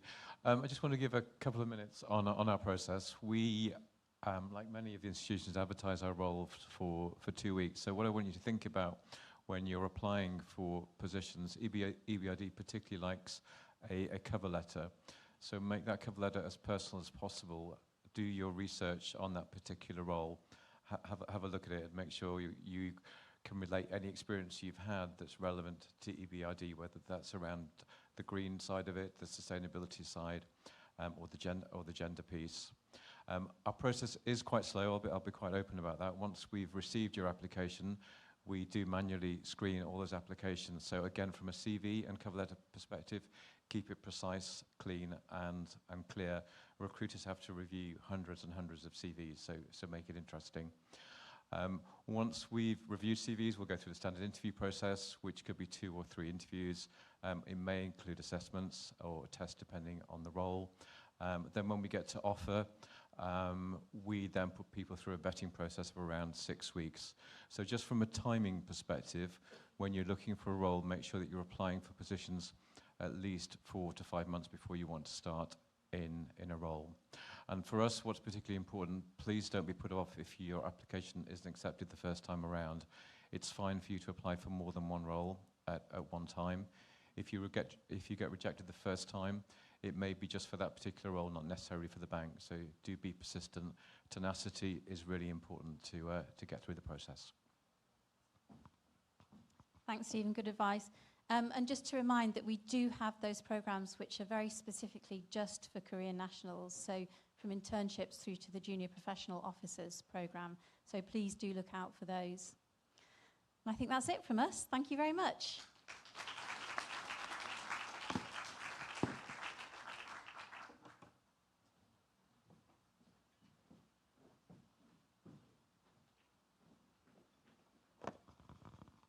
Next, please invite the Asian Development Bank to the floor.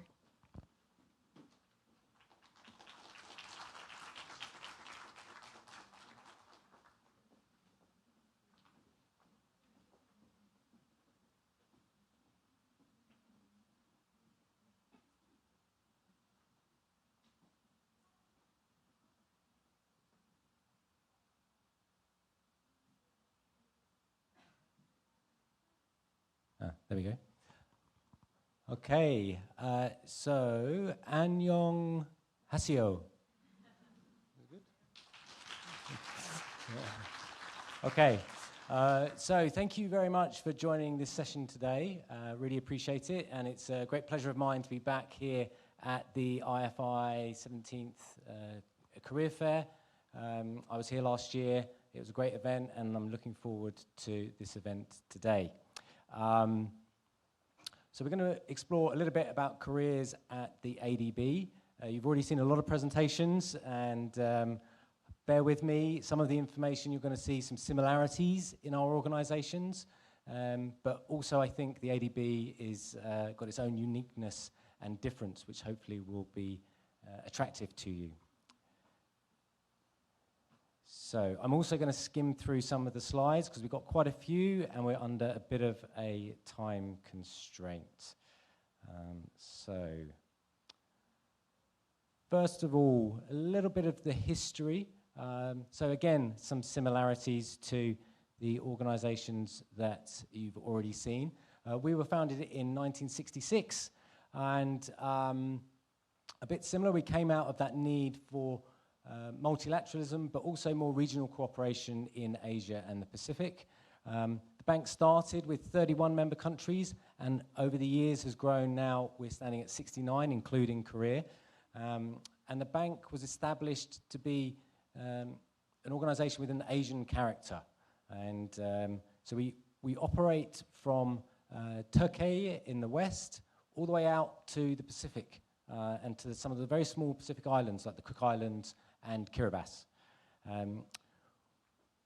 We started with our first loan, which was $5 million to Thailand, and that was in 1968. And now we're lending around $24 billion a year, so significant growth, and we work across a very wide range of projects. We support sustainable, inclusive, and resilient growth across Asia and the Pacific. And our members and partners are there to solve complex challenges together. And we look to transform lives, build quality infrastructure, and safeguard our planet. So those are three priorities that we work towards. So by financing infrastructure, education, health, climate resilience projects, ADB partners with governments, the private sector, and civil society to maximize development impact. The bank aims to reduce poverty and promote prosperity in Asia and the Pacific. And we've got 5 key focus areas, which you can see here on the screen. So leading the region's fight against climate change. By investing in clean energy, we also invest in resilient infrastructure across the region and climate mitigation projects. Next, we've got private sector development. You heard from the EBRD, they focus on the private sector. It's very important, and we also are keen to grow our private sector engagement. And regional cooperation means bringing together all the countries that we work with to drive innovation, create jobs, and boost economic growth across the region. You can see there, digital transformation is extremely important. The AI revolution is impacting everyone, and we are here to support our developing member countries so that they can also embark on this journey.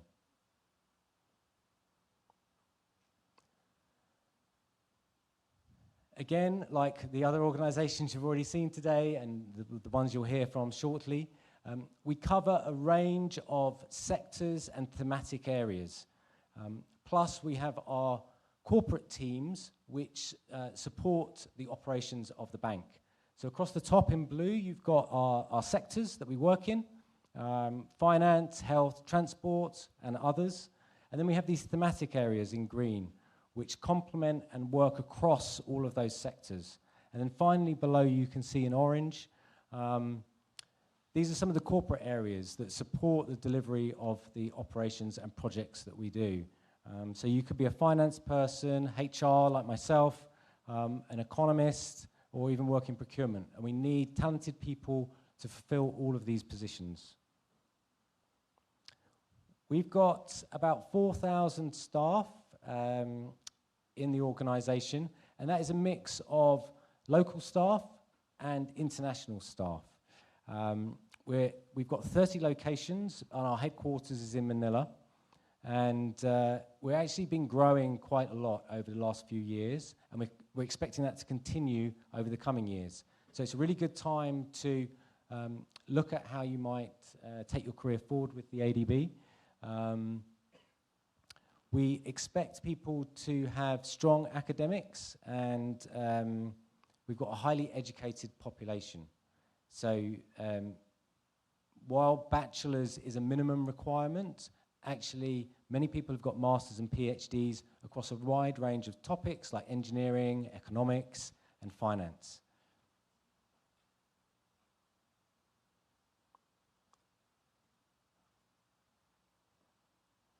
Also wanted to tell you a little bit about our Korean colleagues. So we've got about 100 Korean colleagues in the bank, working across a range of disciplines.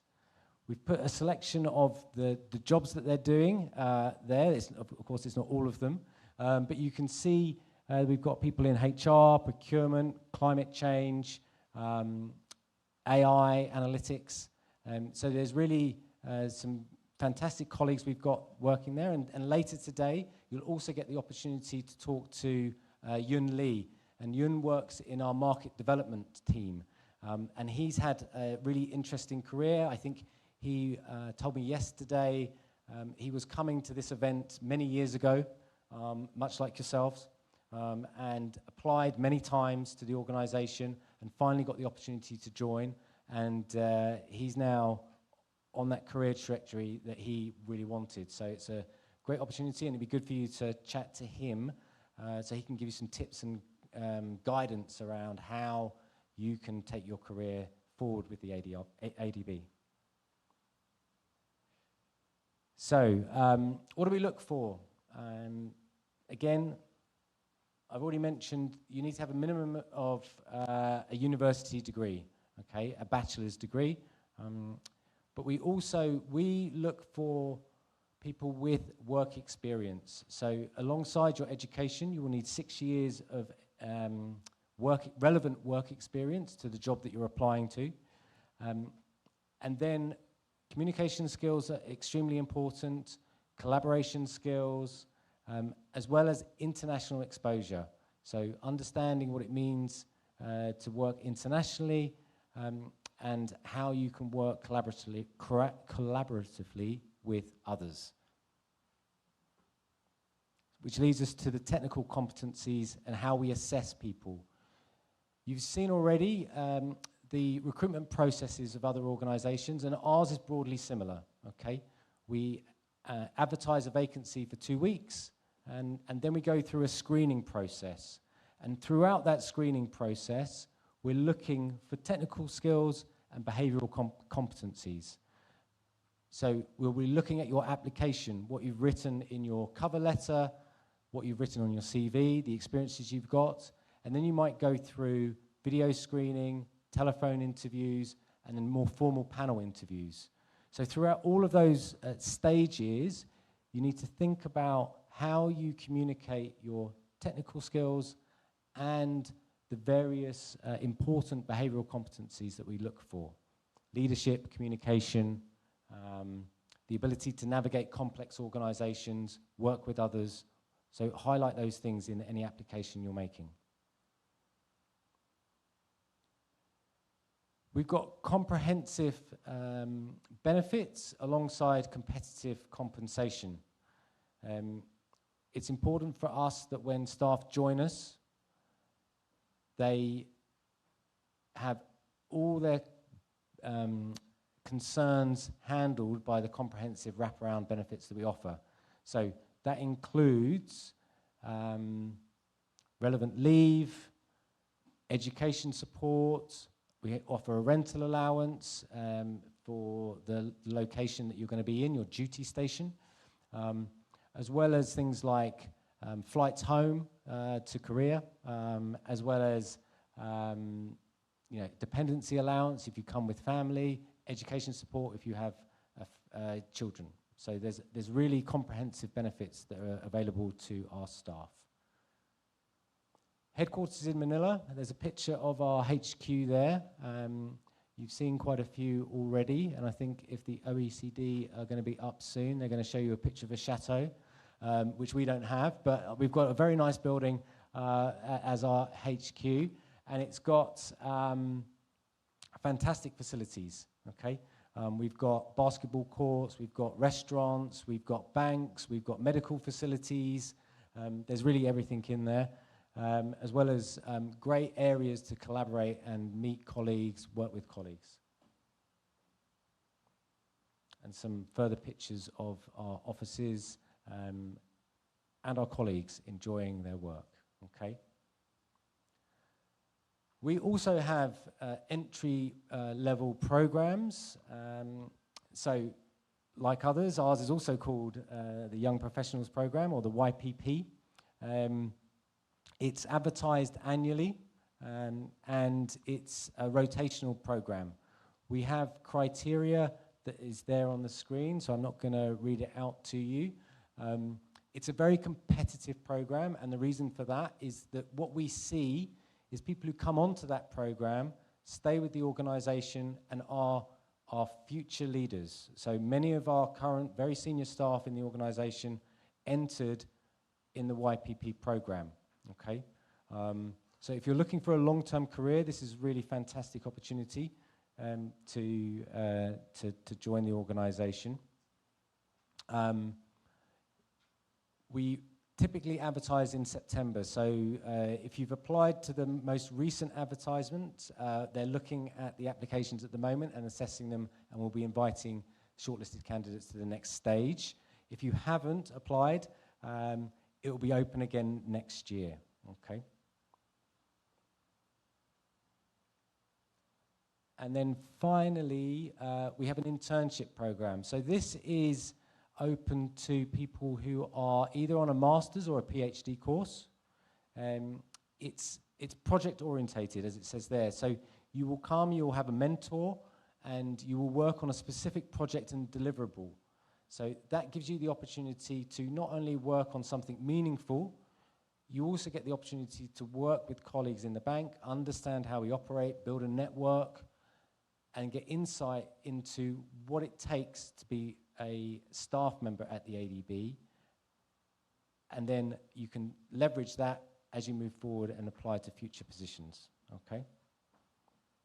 We typically advertise twice a year, and we have approximately 30 internships per year, okay? And I think that is it. We also have a QR code, so please feel free to take a photo of the QR code.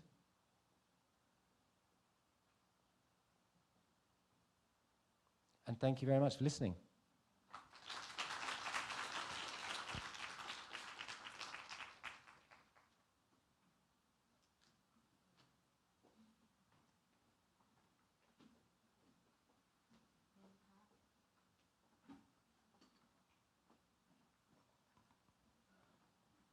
네, 다음으로는 아시아 인프라 개발은행을 모시고 프레젠테이션을 들어보도록 하겠습니다. Next, we have the Asian Infrastructure Investment Bank.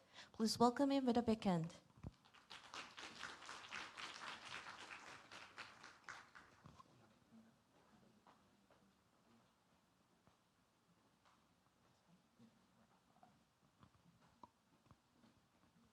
Listen, thank you very much, and thanks for staying as long as you have today. I really appreciate it. I'm Scott Fitzgerald, and I'm from the Asian Infrastructure Investment Bank, or the AIB as we're known.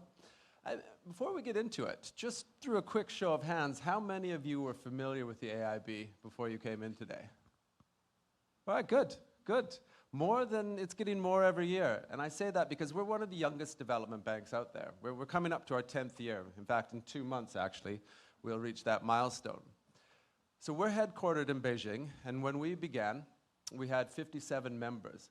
And that membership has grown to 110. So we have 110 members, and who have generously, crucially, critically, pledged capitalization to us of $100 billion. So by those metrics, we are second in size only to the World Bank. But how we differ, and the difficult part is they can call me out on this, so I'll just say, where the World Bank employs tens of thousands of people, the AIB presently has around 750. So we're a completely different type of multilateral development bank. We create impact at scale with that. And I mention these numbers because they have an important part to play in your experience at the AIB, the impact on your career. When you think about that, when you have 750 people and you're in a growing bank, your reach, your span, your voice is much larger than if you're in an organization with thousands of people. Your access to senior leadership, much greater. And the other thing is because we're growing, I mean, we're adding 10, 15% new headcount on each year. Next year alone, my team will hire over 100 new people. And these are newly created jobs. That means for you, you're not in a situation where you have to wait for the person above you to retire or to die. You'll have these opportunities to come in and either move vertically or horizontally as the institution grows. So this is just a look at it, because what I wanted to show you here as well is the diversity. So the AIB is unique. We have a global hiring policy. There's no restriction whatsoever on nationality for the AIB. So I mentioned we have 750 people. Maybe even just a little less, maybe 736, I think. That is constituted of 81 different nationalities. So if you were to line all 700 and some of them up, every 1 in 9 would have a unique passport. It's an incredible place to work in that regard. And that 110 shareholders that we have, well, that covers, 81% of the global population, 65 or so percent of the world's economy. So how do we invest this? Well, here's another thing that makes us somewhat unique. We are targeting by 2030 that 50% of our investments will be in the private sector and 50% of our investments will be in the public sector. We're going to put those two streams under one roof. We set a target for ourselves to have 50% of our investments into green finance, into climate financing. We hit that target 2 years ago. We've already achieved that. And by 2030, we also want to have 30% of our investments create regional connectivity across Asia. So it's not just one specific economy that benefits, that we bring Asia closer together and rise it together. So here's an example of just one of several of the projects we do. We invest in energy, we invest urban, water, but this is an example of Kazakhstan. So here's an economy that's heavily reliant upon fossil burning energy generation. And what the AIB was able to do was to look at this and say, here's a landscape that is extraordinarily well suited to wind power. And we created enough of that, if I can find, so we're investing 34 million into it of a total project cost of 139. And I mention this because it shows we're a part contributor to this. The AIB, we're not here to replace the World Bank, the EBRD, the ADB. I think it's really important to show that we work together in partnership. So we're a partner on this investment. And through it, we've been able to impact the lives positively of millions of people across Kazakhstan. I'll skip through a few of these because we are on time today. So it's important to ask, what's in it for you, right? So AKA, what we offer. So I'll take you through a little bit of how the AIB's offers are generated, because whether you come in on our graduate program, our legal associate program, mid-career, or just hired directly into the bank as an analyst, it all plays out the same. The first thing I should mention is, while the US is not a shareholder, we are paid in US currency. We issue debt in US currency as well. So all of our salaries paid in US currency, and all of our salaries are tax-free. Now, we realize rent in Beijing can come at a premium, so we also pay a location premium to you, and that's calculated at 25% of your base salary or 27,600, whichever is higher. You get the bigger amount. Who, show of hands again here, how many of you have children? All right, it'll happen someday, I promise you. So I'll gloss through this next one quickly, but when you do, we also have an education benefit, because for me, I had a young family when I came to Beijing, to AIB, and this was one of the things that drew me to it, was the strength of the education system in the international schools. They are absolutely brilliant in Beijing, but they are incredibly expensive. So the AIB does offset that. We'll pay 85% of your children's tuition. And that's worldwide. It doesn't have to be in Beijing. It doesn't have to be in China. It can be anywhere. We will pay 85% of your kids' tuition. That carries on to university as well. When they go to university, we'll pay 75% of their tuition. And that's worldwide. So they can go to Cambridge. They can go to wherever you want. They can come here. And we'll pay 85% of it. And the last one, I've saved it for last, really, on this slide, because it was an important one to me. That top line there, diplomatic visa. So you receive diplomatic immunity in the PRC when you work for the AIB. And while you never need it, I thought it was just one of those things that's too important when I'm writing my memoirs years from now, that I could talk about the time me and my family had diplomatic immunity at one point. And I can talk you through this a lot more when we've got the time if you want to come see me after, but I'll try and keep things moving along and brief here. So like my other peer organizations, I'll show you a slide about where you will work. And it is an extraordinarily beautiful building. It was just built 5 years ago. We are situated in the Olympic Park, so there's a great forest out behind of us, 10 kilometers of running track out there. We're next to where the Bird's Nest Stadium is. And one of the things that the AIB was very smart about doing, because they realize it's quite a shock when you're changing economies, when you're changing languages, when you're changing your job, is they put everything in that building you need for a soft landing. We have a travel agency, we have a dentist, we have a Western medical clinic, we have a traditional Chinese medical clinic if you want acupuncture, things like that. All situated there for you. Wonderful place to work.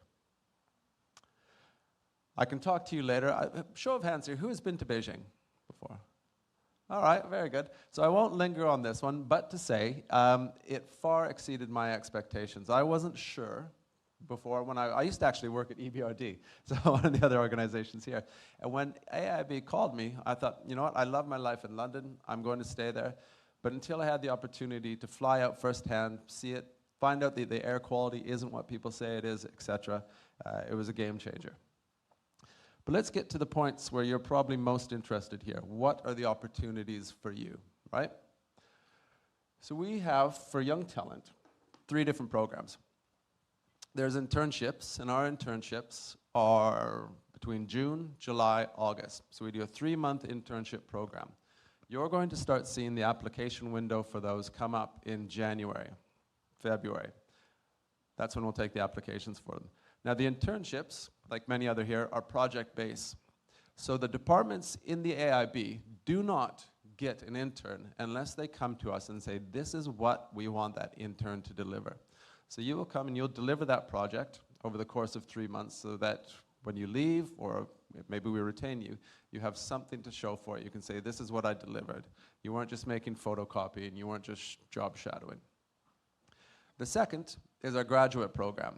We don't use young professionals, we use graduate. So the graduate program is a 2-year rotational program. Application window for that will start January, February. The assessments, etc., will run over the spring, and the entire graduate cohort starts September 1st. So you all join the bank at the same time, gives a nice group to land with, a nice group to develop through your 2 years of rotation throughout the bank. And the third is, don't know if we have any lawyers in the room? No? All right. Well, the third is, if you do know any lawyers, you can tell them that we have a legal associates program. So the legal associates is a little bit higher. You need a little bit more experience. That's usually around 5 years experience. With the graduate, we are probably one of the youngest intakes for graduates. If you have a master's degree, we'll accept you with 1 year's relevant experience. Our youngest intake onto the program so far was 23 years old. If you have a bachelor's, you need 3 years experience, but you're still welcome to join the program. Now, let's see what they put for a minute. Again, these are the areas within the bank. You can see investment operations. We are an investment bank. That is what we do. So 50% of the positions in the bank are going to be in the front line, going to be generating. The enabling functions, whether it's corporate secretariat, communications, HR like myself, that makes up the other 50%. The recruitment process, no big surprises here, except for I will tell you one thing. If you're applying to the Young Talent Program, for the last 2-3 years, we have been utilizing AI screening in that process. What we've found it's increased the diversity in our hires, and it's increased the number of women that we've brought into the bank. We will use this, but I do suggest put a cover letter on, because the AI screening will only filter the ineligible out. A human set of eyes is on the rest of the applications. But I've never worked in an environment where more scrutiny is paid to the cover letter. The people we work with are extraordinarily passionate about what they do. To work in the development field, you have to be. We all come because we're mandate driven, and they want to see that in your applications. So you should be answering the question, why I want this job. That's the thing we want. The technical, you will get assessed on that, and many people say, Scott, what do you look for in an employee? And the technical is important. You need to have those skills. But what's very important to us is the behaviors. Because when you have 730 people creating impact at scale for billions of pounds of investment, what we're looking for is people who can work in a collaborative manner. I would say more so than anywhere I've worked, the AIB is a very consensus-driven organization. And when you've got 81 different nationalities, and you've got 10 people in the room, guaranteed 2 or 3 of you are going to be from a different place in the world, you need to be able to operate and function in a very diverse and inclusive manner. So these are the things when you're putting your application together, that's what we're going to be looking for. All right, and with that, I think I've probably reached pretty close to my time limit. So again, thank you all for your attention today. I hope to speak to you later. Bye-bye.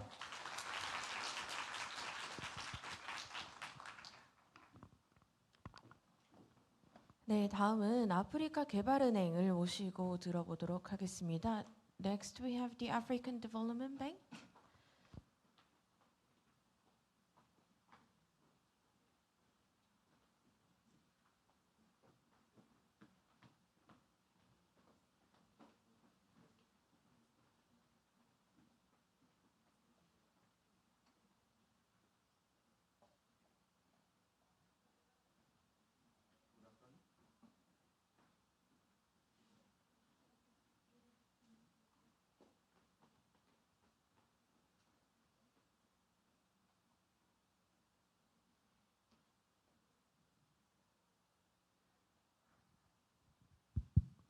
Good afternoon.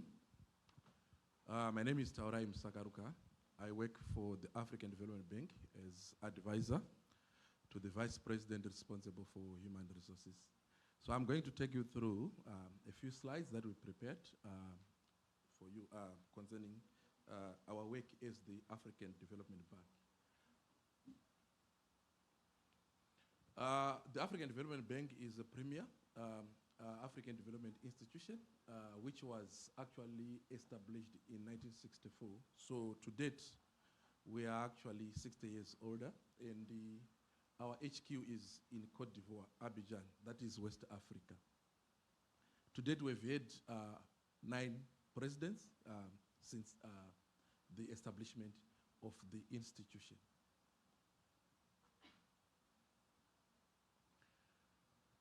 AFDB has got 81 member countries. Out of these 81 member countries, 54 are African countries. So even if you go on our website, you may see them being referred to as regional member countries. These are African countries. Then outside Africa, we have 27 commonly referred to as non-regional member countries, Korea included. All in all, we also have 43 offices in Africa. Then we only have one outside Africa, which is in Japan, Tokyo. That is the Asia External Representation Office. In terms of staffing, we have 2,270 regular staff working for the bank. Out of these 2,070, 77 of the 81 member countries are represented. So as we speak today, we only have very few member countries with 0 representation. For Korea, we have 8 Koreans working in the bank, 3 as regular staff. So this explains why we are here, to see and encourage more Koreans, especially the young Koreans, to consider a career at the African Development Bank. Of course, in addition to the 2,270 regular staff, the bank also hires consultants. It also engages technical assistants. We also have interns, working at the bank. These are our strategic priorities, and these are actually informed by our 10-year strategy. So these are actually the areas that the bank operates in. Industrialize Africa, feed Africa, light up and empower Africa, integrate Africa, and improve the quality of life for the people of Africa. As we will also see, in addition to this, we have what we call the 4 cardinal points, which are informed by the vision of our new president, Dr. Tar. So we'll also be working around these 4 cardinal points: unlocking capital at scale, reforming Africa's financial architecture, harnessing demographic transformation. I'm sure, as you are aware, Africa has got a very young population, and this is actually a dividend for the continent, which we'll be exploring. Then, of course, and the last 4 point is building climate resilient infrastructure and value addition. As you also see, you can actually read on our website regarding this. Why should you consider a career at the African Development Bank? As you will see, some of the things that are on the screen more or less similar to what you find in our sister institutions.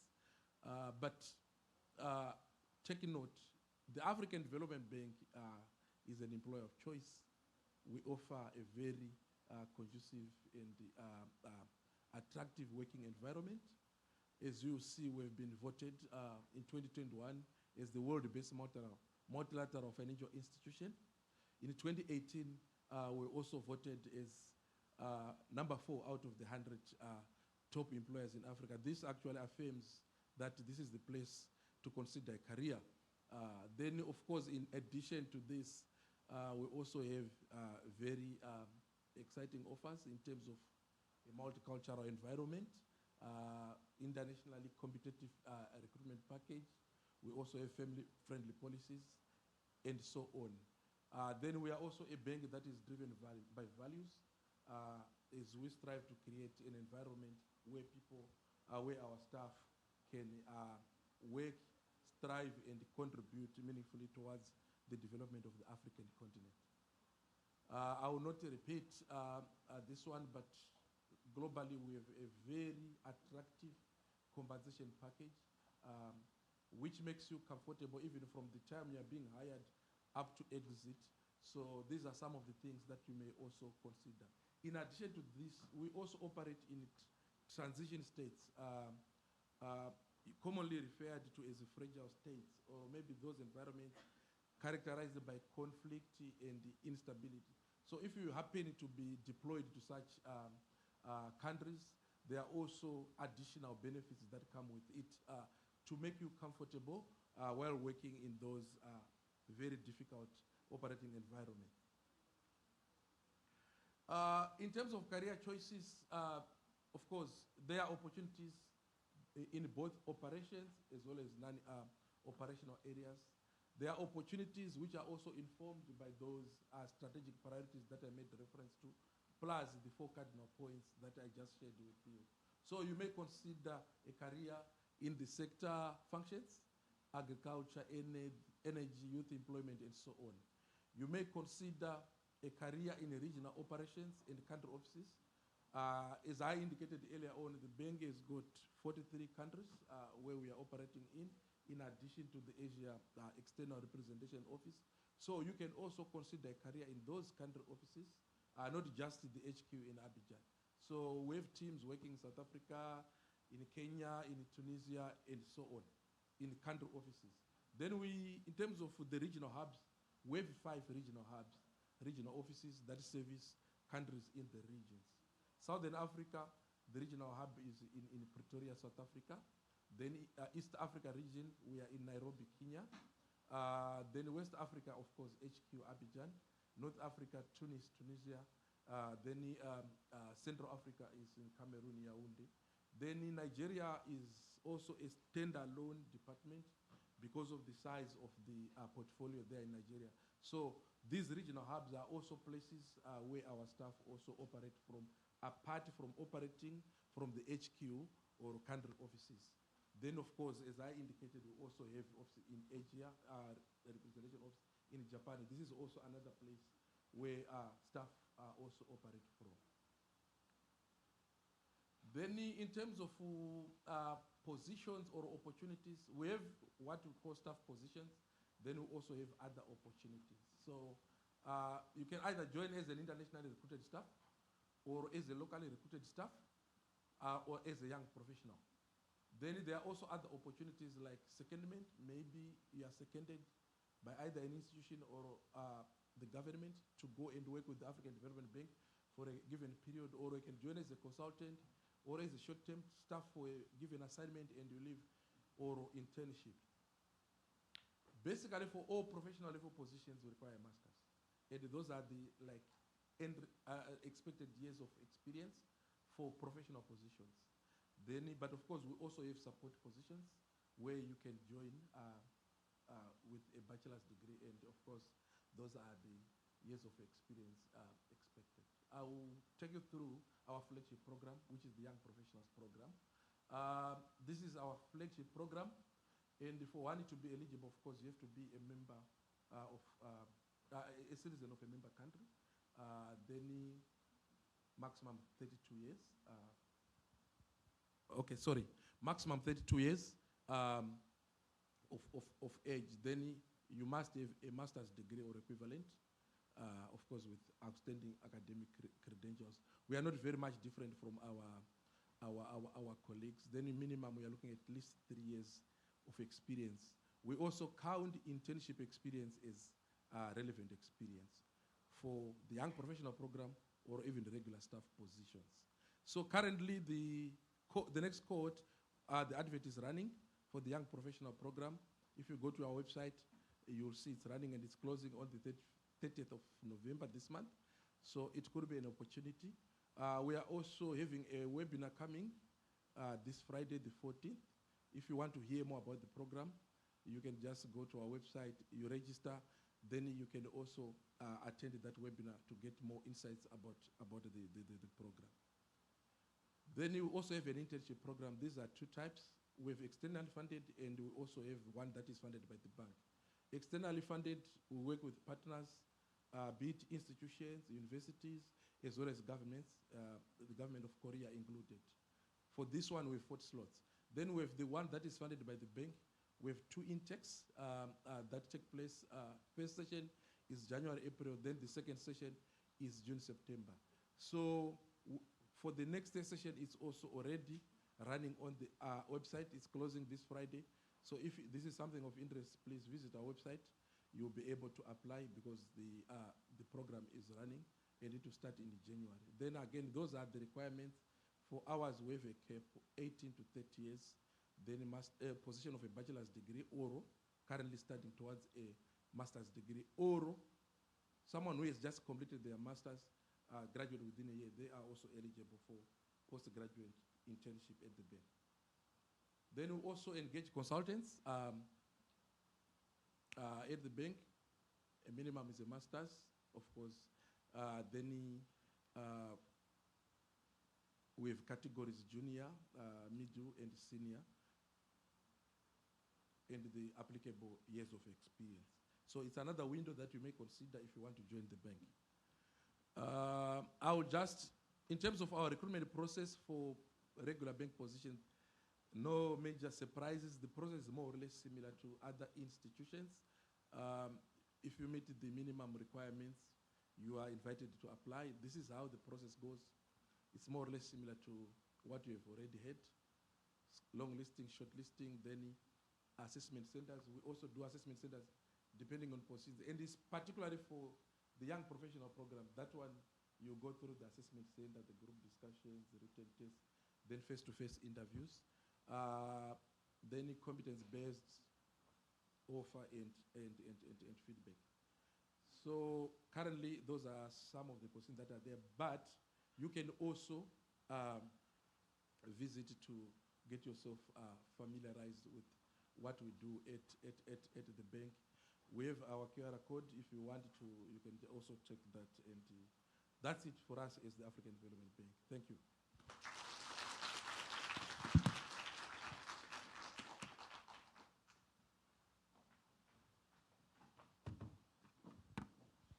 네, 다음은 중미경제통합은행을 모시고 발표를 들어보겠습니다. Next, let's hear from the Central American Bank for Economic Integration.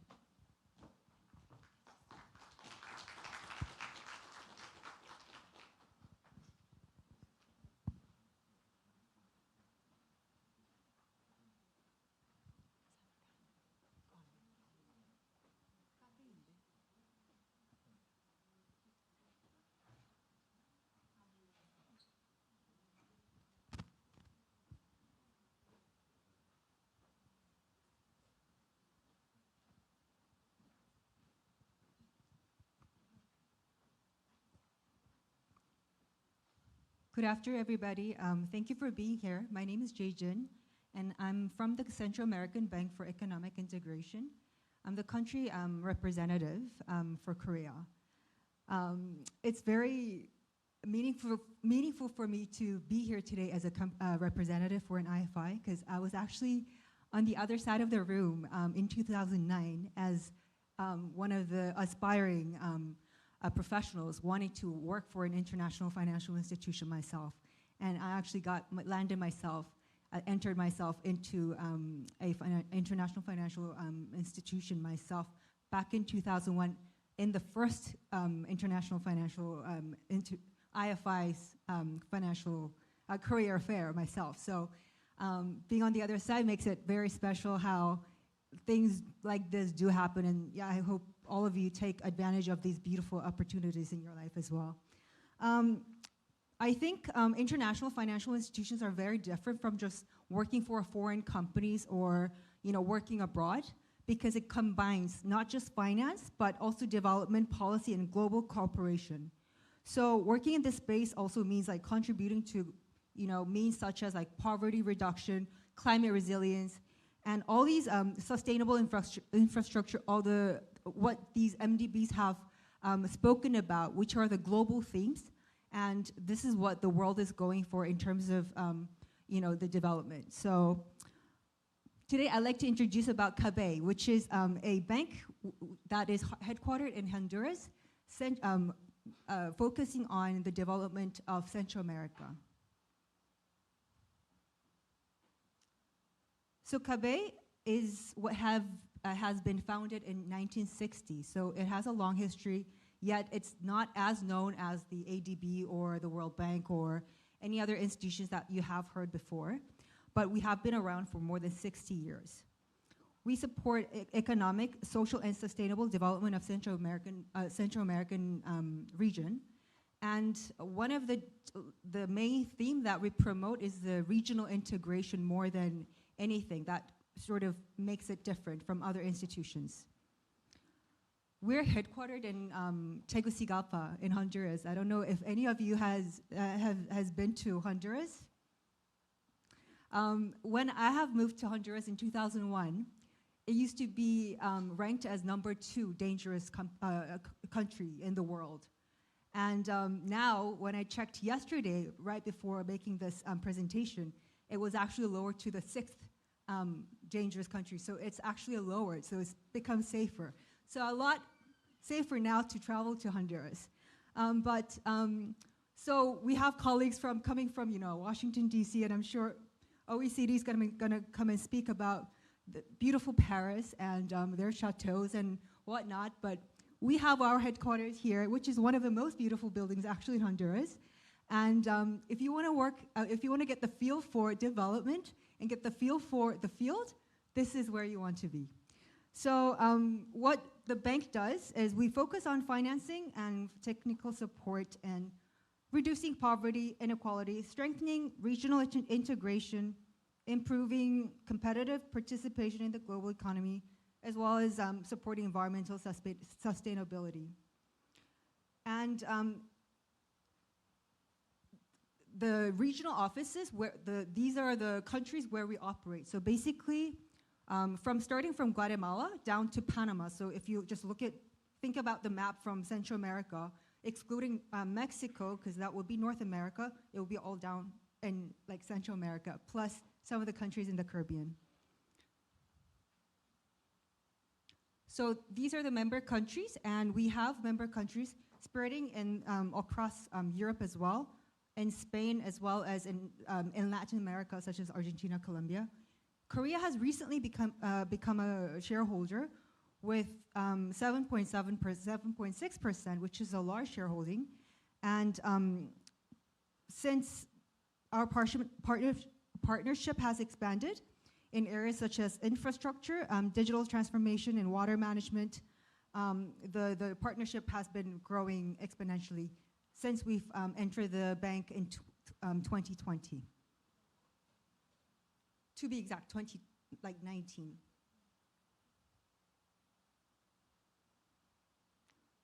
CABE's recruitment approach is just like any, probably not like AIIB, because the HR manager of AIIB just mentioned that they hire any nationality. However, CABE's recruitment process approach is that we hire only nationals of our member countries. So Korea being a member country, anyone holding the nationality of Korean citizenship will be eligible to apply for a job. And given that we have entered the bank, what the bank is trying to do is to promote these opportunities to as many professionals to come and work in our bank. We've looked for candidates with high motivation and strong interest in development. And for anyone to want to move to the region and work in Honduras, needs to have strong motivation for development as well.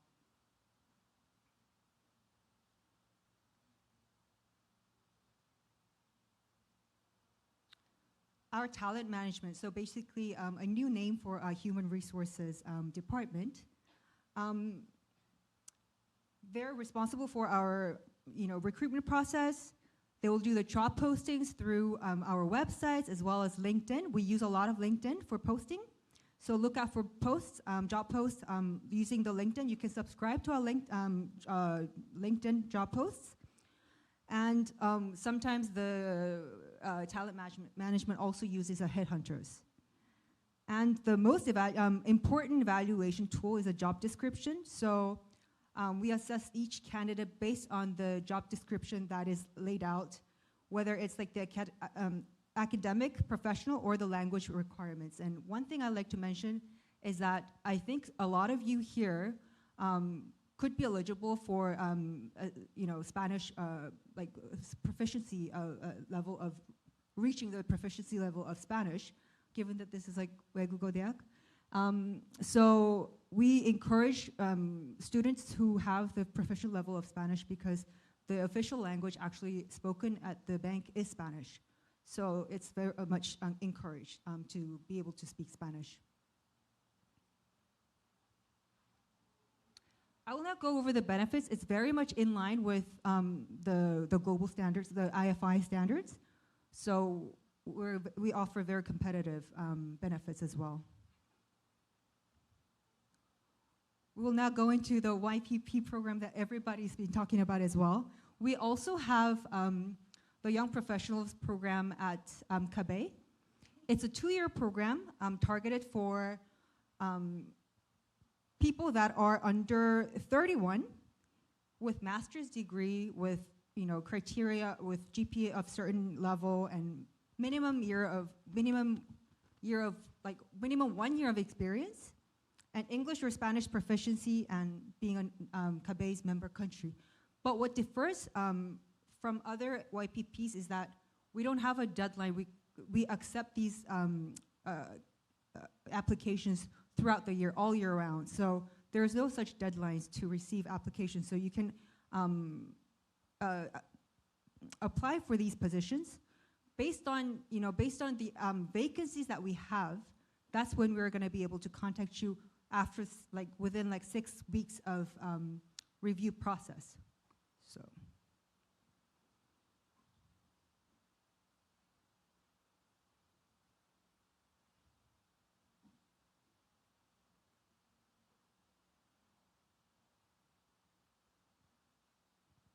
This is what I've gone through just now.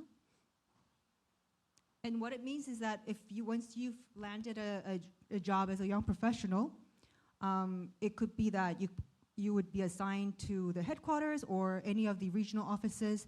That includes in any of these country offices. Or based on your experience and your qualifications, you could be staffed in one of the departments in these offices, in the chief economist, or if you have a legal background, you could be the legal counsel, et cetera, et cetera. So, and this will be according to the participants' expertise as well as the institution's needs.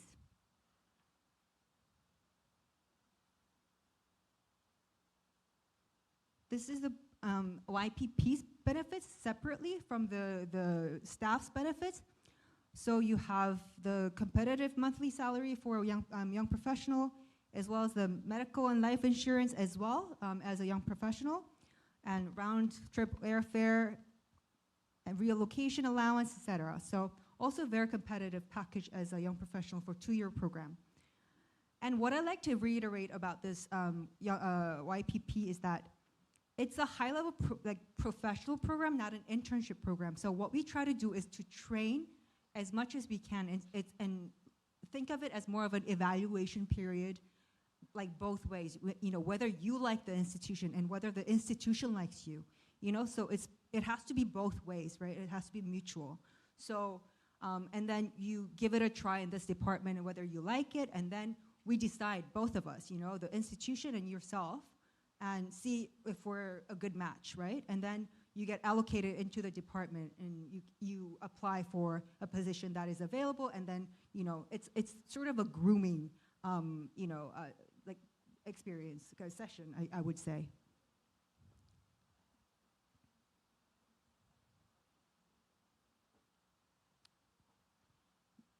Basically, CABE doesn't discriminate based on gender, or we provide equal, opportunities to everyone, regardless of gender, age, ethnicity, religion, or, any of these legally protected characteristics.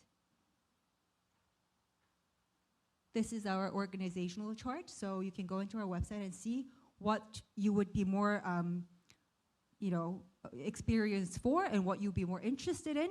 And you can have a look at your also background and what you've studied, and you can also try to match your expertise to the departments and have a look at what they do. They have very good descriptions of what each department does, so you can try to match your experience according to these departments so that it would be a better match for you. So lastly, this is how to apply. We're not as sophisticated yet, so we don't have the barcode, but we do have a email that you could email your interest, your CV to this email for your interest in the position as a young professional. And this will be usually reviewed within 6 weeks, and you will be hearing back from us. And there is no timeline or a deadline, so it'll be just open all year round. So Well, thank you very much for your attention, and I hope this gives you a better picture of our bank, although it's a very small bank. And I wish you all the best, all the very good luck and best. Thank you.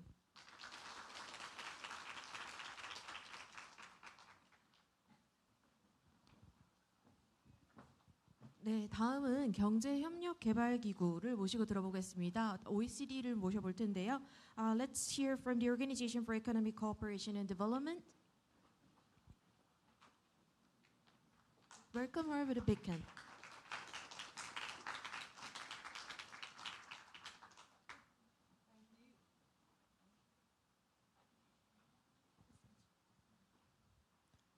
Good afternoon, everyone.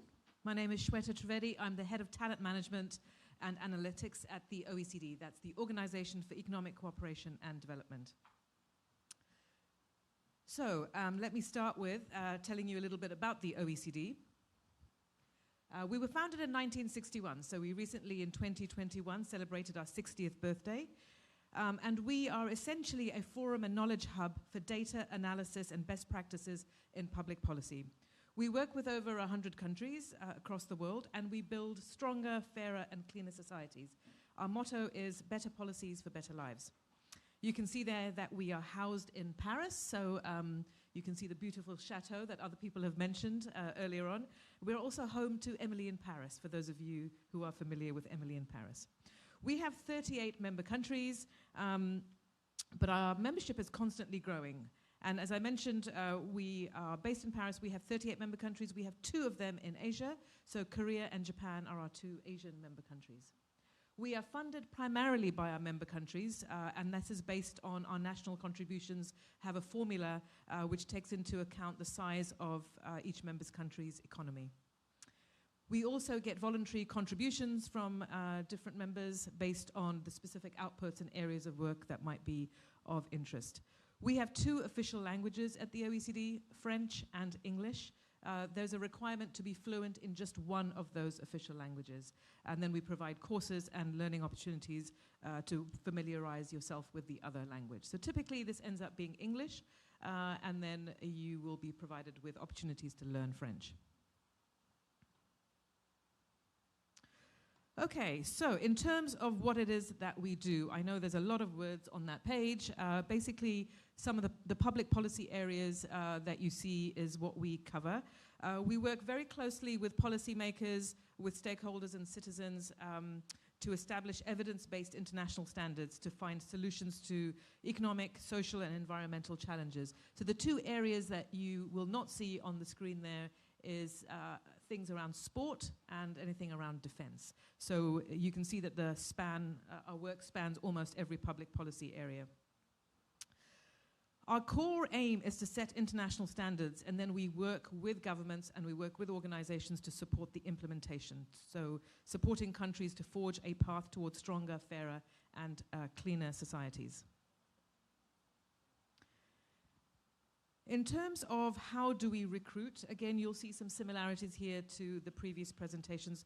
We offer career opportunities across our 4 different job families, so ranging from junior positions to senior positions, senior leadership positions. And on the right-hand side there, you'll see the specific programs that we have. Firstly, our OECD internship program is open to students across all different levels, so bachelor through to PhD. And we tend to recruit on an ongoing basis, so you can apply for an internship at any point. We do hire a lot of interns, so up to 700 to 800 interns per year. That makes up almost 15 to 18% of our workforce, so we have about 4,000 people at the OECD.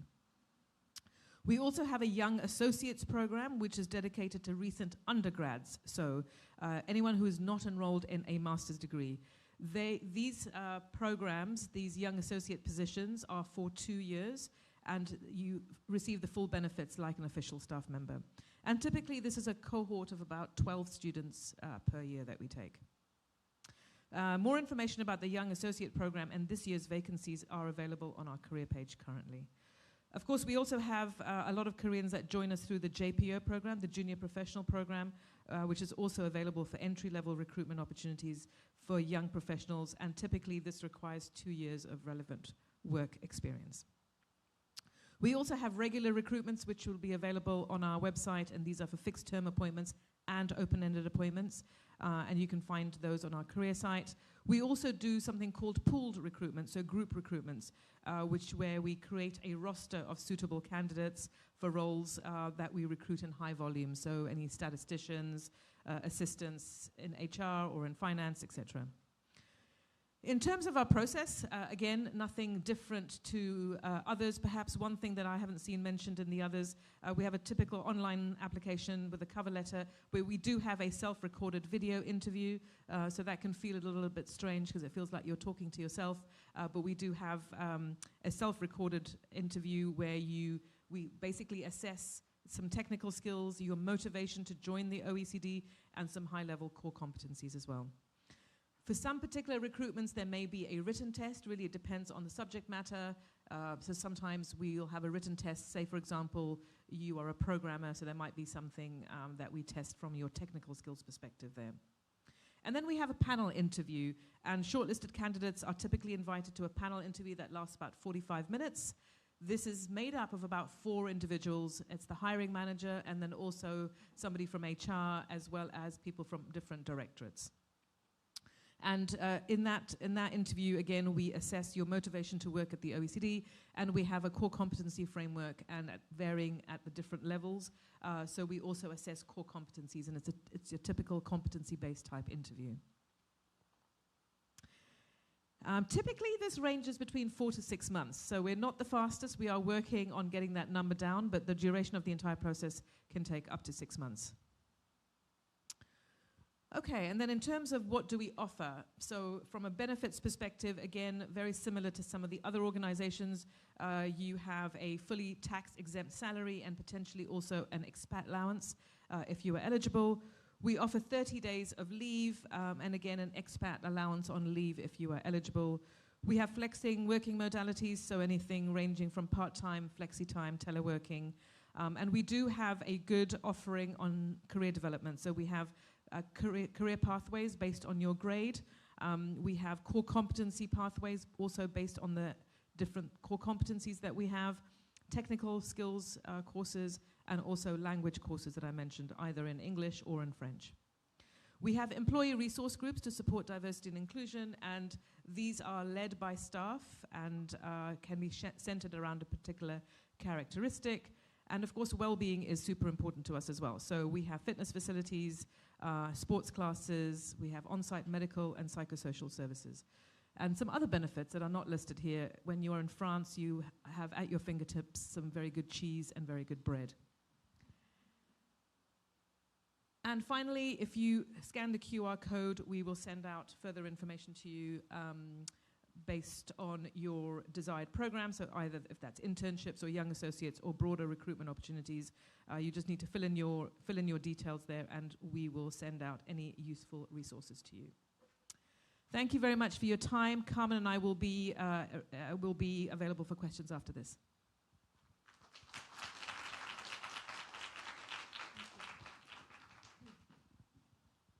네, 녹색에 관심이 많으신 분들이 많다고 알고 있는데요. 녹색 기후기금을 모셔서 들어보도록 하겠습니다. Let's hear from the Green Climate Fund.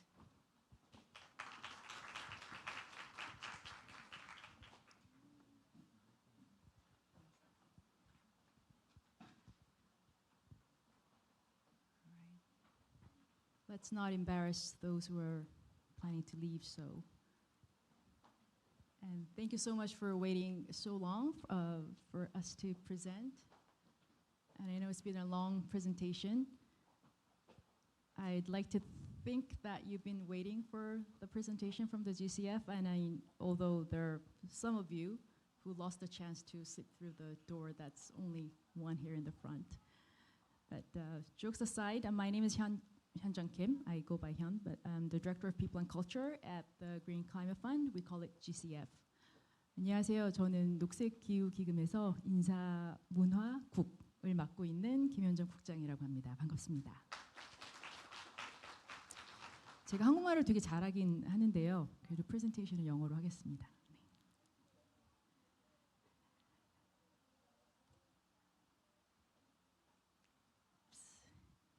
Well, you've heard a lot of the previous presentations from other financial institutions like the World Bank, OECD, ADB, and all IMF, and etc. But I would like to say GCF is quite unique. Unique in the sense that we're very laser focused on the climate transformation. We were created in 2010 under the United Nations Framework Convention on Climate Change. We call it UNFCCC, as the world's dedicated climate fund specifically for developing countries. Our mission is simple, but it's very powerful. It's to drive transformational climate action where it matters most. GCF serves as a hub of the global climate finance ecosystem, working with governments, multilateral banks, private investors, and also communities. Our vision is very ambitious to become a $50 billion fund by 2030. Internally, we call it 50 by 30. What makes us stand out amongst all the international financial institutions is that we don't just fund infrastructure or growth. We fund climate transformation. Every dollar we invest, it means to catalyze the system-wide change and enable countries to lead their own climate future. Because we believe it's much better to teach how to catch a fish than giving someone just a fish. How do we deliver value? We deliver value in three main areas. First, delivering capital at scale. We mobilize billions in climate investments to blend both public and private finance. We strengthen national institutions to lead their own capacity to plan, manage, and finance their climate solutions that is specific and unique to their own country needs. We partner for impact. With over 200 accredited institutions worldwide, we connect both local action with global expertise. And this integrated approach makes us quite unique, and it makes us both a financier, but also a catalyst in the climate finance landscape. Where do we focus? Our investments actually span across full spectrum of climate priorities, from energy and transport to cities, forests, and ecosystems. We support both mitigation projects, mitigation meaning to slow down and reduce the greenhouse gas emission, and also adaptation efforts, meaning adaptation to help build the resilience and also to adapt to the change that has already been made, to protect the communities against climate impacts. So in simple terms, where climate meets people's lives and also the needs of the people, that's where GCF takes action, ensuring that sustainable development and also climate resilience go hand in hand. Like I said, our portfolio is actually quite well balanced between adaptation and mitigation. And spending some time to introduce GCF because our organization is quite young relative, maybe except for AIIB and a few, but we're only 12 years old and uniquely headquartered in Songdo. So let me just spend some time explaining even our portfolio. We recognize both vulnerable countries need both clean growth and resilience. This is why we equally balance our investments and our fund into adaptation and mitigation. So today our portfolio exceeds about $78.7 billion, including co-financing, a scale that positions us among the top players in climate finance alone. So our fund is global, but we focus on regions, if you see, that are most affected by climate change, such as small islands, developing states, we call them SIDS, Africa, and least developed countries, LDCs. So each project represent a story of partnership between GCF, governments, private actors, and also local communities. So these are the logos of all the institutions that we partner. Collaboration is our DNA because, like I said, we're a small organization, about 350 staff members, but our ambition is bold and our mission is bold. And we don't believe only a village or a country or region can solve this mission or achieve this mission, that every day, every individual feel and experience on a daily basis. We work with national governments, international organizations, private sector innovations, and civil society groups to co-create solutions, because this is such a big mission that no one single organization can solve. Our role is not to replace anyone, but to enable and connect everyone. That's why we often serve as a bridge between local needs and global resources, between public mandates and private ambitions. We work with a broad global network of partners from public, private, nonprofit, ranging from international financial institutions, like many of you have heard today to present, global agencies and multilateral banks, to smaller local organizations in developing countries as well. Here's what this looks like in numbers. So as of October 2025, our total portfolio value, as mentioned, including co-financing, stands at US dollar 78.7 billion. So behind this number, actually it's a growing network of climate innovation, from microgrid projects in Africa to a climate resilient agriculture in Asia Pacific. And we're growing. Maybe one of the very few international organizations that has such a growth trajectory. We grow both in scale, but also in human capital. Our people are our biggest assets. I mean, many of you've heard that almost all organizations say that people is the strongest and biggest asset, and so is GCF. We have about 350 staff, and obviously Korean staff does represent the highest representation among these 350. And like I said, it's uniquely one of the very few international organizations that is headquartered in Korea. So we're headquartered in Songdo, in intermetropolitan city. And it's a home to 83 nationals. I think AIB mentioned like every 9 staff there will be a new nationality. This makes us like every 4 to 5 there's a new nationality. And then we represent 46 languages as well. This brings together professionals from both the public and private sectors, development and climate finance, engineering and policy, cuts across every border. And I myself just joined GCF about a year ago, and I also have most of my career back in the private sector. So this is how diverse and inclusive GCS can be. We really take pride in our diversity, which fuels creativity, innovation, and global problem solving. We do believe in the power of diversity. Now our teams in Songdo, Korea, embody what it means to be truly global, both in mindset, but also in the impact that we want to create.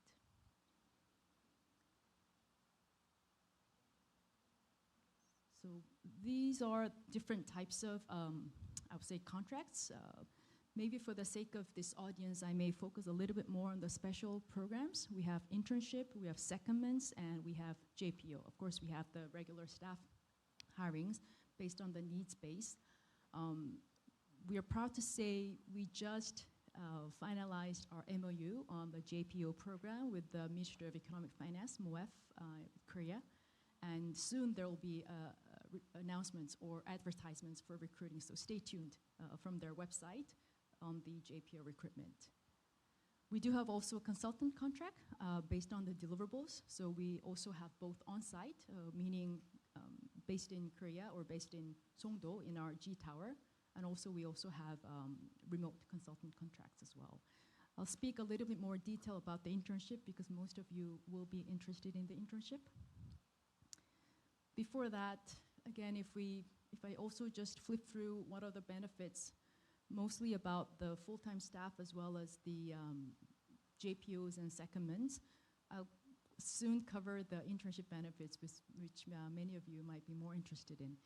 We are also not too different from all other international financial institutions, being quite competitive in the benefits and allowances, because most of our staff are actually expats coming from many, like I said, 86 different countries. So we do have quite competitive international benefits package designed to support staff and their families who are relocating. Education grants inside, outside Songdo, comprehensive health coverage, mobility benefits, and also very generous leave policies, including 100 days of flexible working arrangements And out of that 100 days, flexible working arrangements includes 35 days of international working arrangements. So our working hours could be flexible, and even if you are visiting home every year by the home country visit benefits and allowances, you can still, instead of using annual leave, you can still work remotely while still having that close nexus with your home city and country. But beyond these benefits, what really sets us apart is really the purpose. And every GCF colleague, if you talk to, knows that their work contributes directly to the planet's future, and that sense of meaning is actually the greatest reward. So a little bit more detail about the internship program. We currently have about 50 plus interns who are out of last year's career fair who were recruited and started the internship in a cohort starting this June at the earliest. So they're still working very hard in many different departments across people and culture department to start with, but also a lot of investment offices, departments, but also policy, strategy, IT, procurement, name what. So for emerging professionals, this internship program does offer a chance to work directly with experts in climate finance, policy, and operations. And interns gain very hands-on experience in fast-evolving international organizations like GCF, and many go on to become full-time staff, but also their careers cut across in broader UN systems or other international financial institutions. So it's just not an internship, but I believe it's a launch pad for impact-driven careers, like I think the Director General Ji Sung-moon mentioned in the beginning of his opening remarks. Yes, we actually hire interns in a cohort, so this is also quite unique that not only be able to build a network, but also they become lifelong friends, so supporting each other to go through the internship. Our internship program is typically a 6-month, but can be extended for another 6 months. Eligibility is if you're enrolled in a master's or a PhD, even before the internship, that's fine, but also if you're also recent graduate, you'll also be eligible. And these are the benefits, but obviously for more specific details and which departments there's internship opening, our talent acquisition team will be here today and also tomorrow to help you guide through what are specific positions that you may be interested in. So if you're ready for the next step, you can visit our website. You can follow us on many different, pretty much every social media, and just search for Green Climate Fund.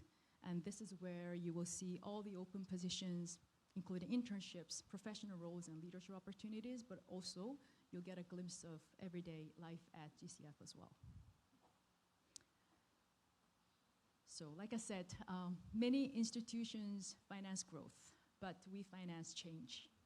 And every project we fund, every person we hire plays a really critical part in shaping a sustainable, resilient future for all. So if you're really passionate about climate, innovation, and purpose, GCF will be where your career and your value align. So I do hope to see some of you join on this journey with this bold mission. And not easy, challenging, but with the faith and with the belief that you put every step of yours in your daily life, I do believe to see some of you in our journey together. So thank you.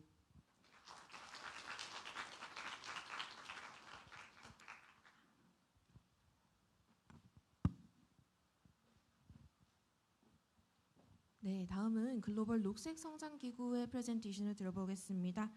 Let's invite the Global Green Growth Institute. 드립니다.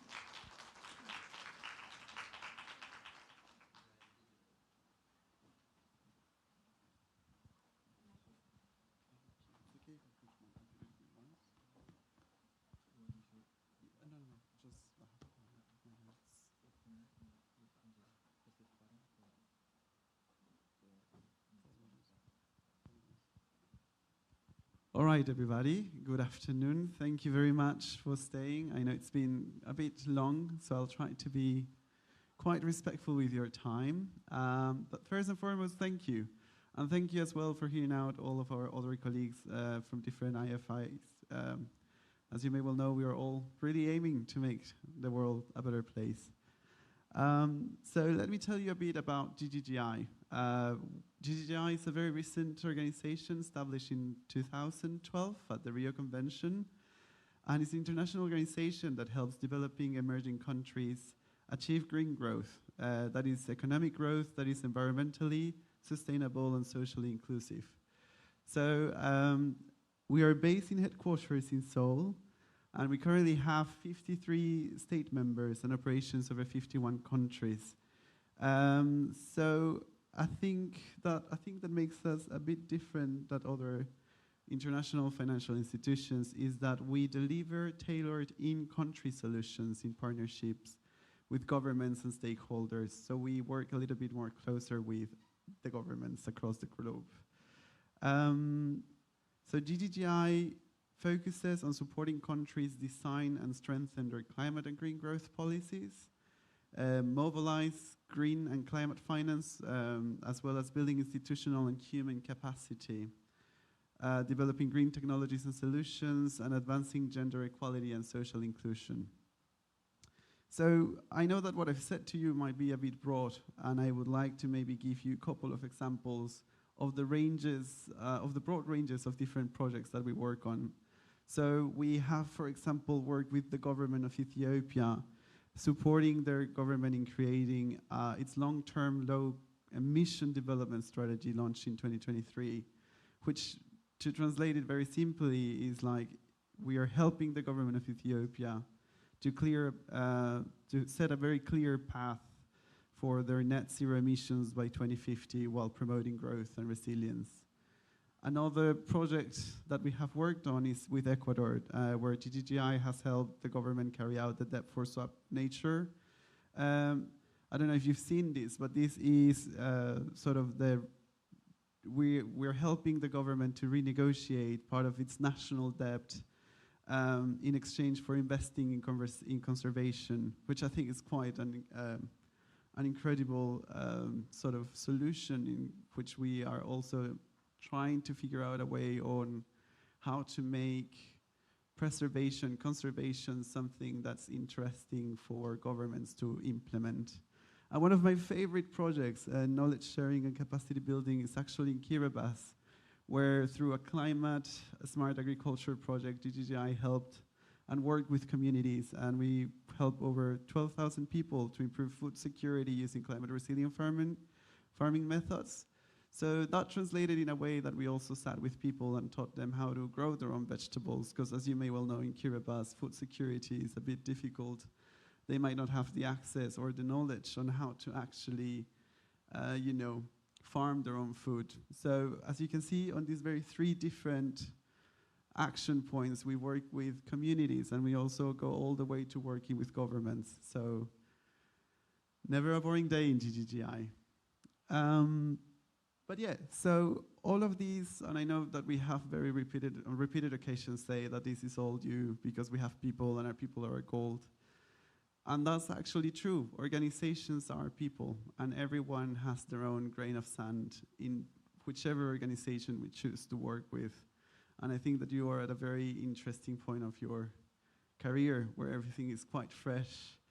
So just maybe to give you a bit of who we are and a path, different paths that you can get to know us and maybe work with us. We're a very dynamic organization. Over the last 3 years, we have over 550 vacancies per year over the last 3 years. And we try to be, and I think all of the organizations here try to be very mission-driven. For example, for us, we strive for a gender balance in our current organization, and our workforce is almost a 50-50% on gender balance. We also, are very aware that people have lives and they like to work and they also like to enjoy life. And we do have 27 days of annual leave, but we also have flexible work arrangements where people, can work from home or work remotely. We are very flexible in terms of our working arrangements. So we have staggered working hours. People might enter a bit early, leave a bit early, or enter a bit late and leave a bit late. All of these, something fell. All right. All of these to say, we are a very young organization, but we're also very flexible and very dynamic, and we always try to encourage people to learn and get embedded into different cultural settings. So what does this translate to? As you can see, each of it is our growth. We have grown, I think, on a sustained rate of 20% per year. 2022, it was 413 staff. 2023, 481. 2024, 603 people. And nowadays, it's over 1,000 people working together to make the world more green, more sustainable, more inclusive, with over 103 nationalities across the globe, which I think is a pretty big number. So for you guys, we also understand that, each person has a different sort of journey, and not all of you might be on the exact same point of your career. But we have different opportunities. We have staff positions, which is roles including, maybe more specialized operational settings. But we also have a junior professional officer program where, you need to be below 32 years, have a master degree, and I think 2 years of working experience. Or consultancies, where it's more short-term, medium-term assignments to very project-specific or technique-specific assignments. Or internships, it's also fair. You might not have a lot of working experience and you want to test the waters and see, the realities of climate policy on a more practical matter. And thank you for your time. I've tried to be very brief because I know you must be very tired, but I hope you enjoyed it. Thank you for your time. 네, 한국인 분들과의 Q&A를 진행하기 전에 마지막으로 아세안 플러스 3 죄송해요.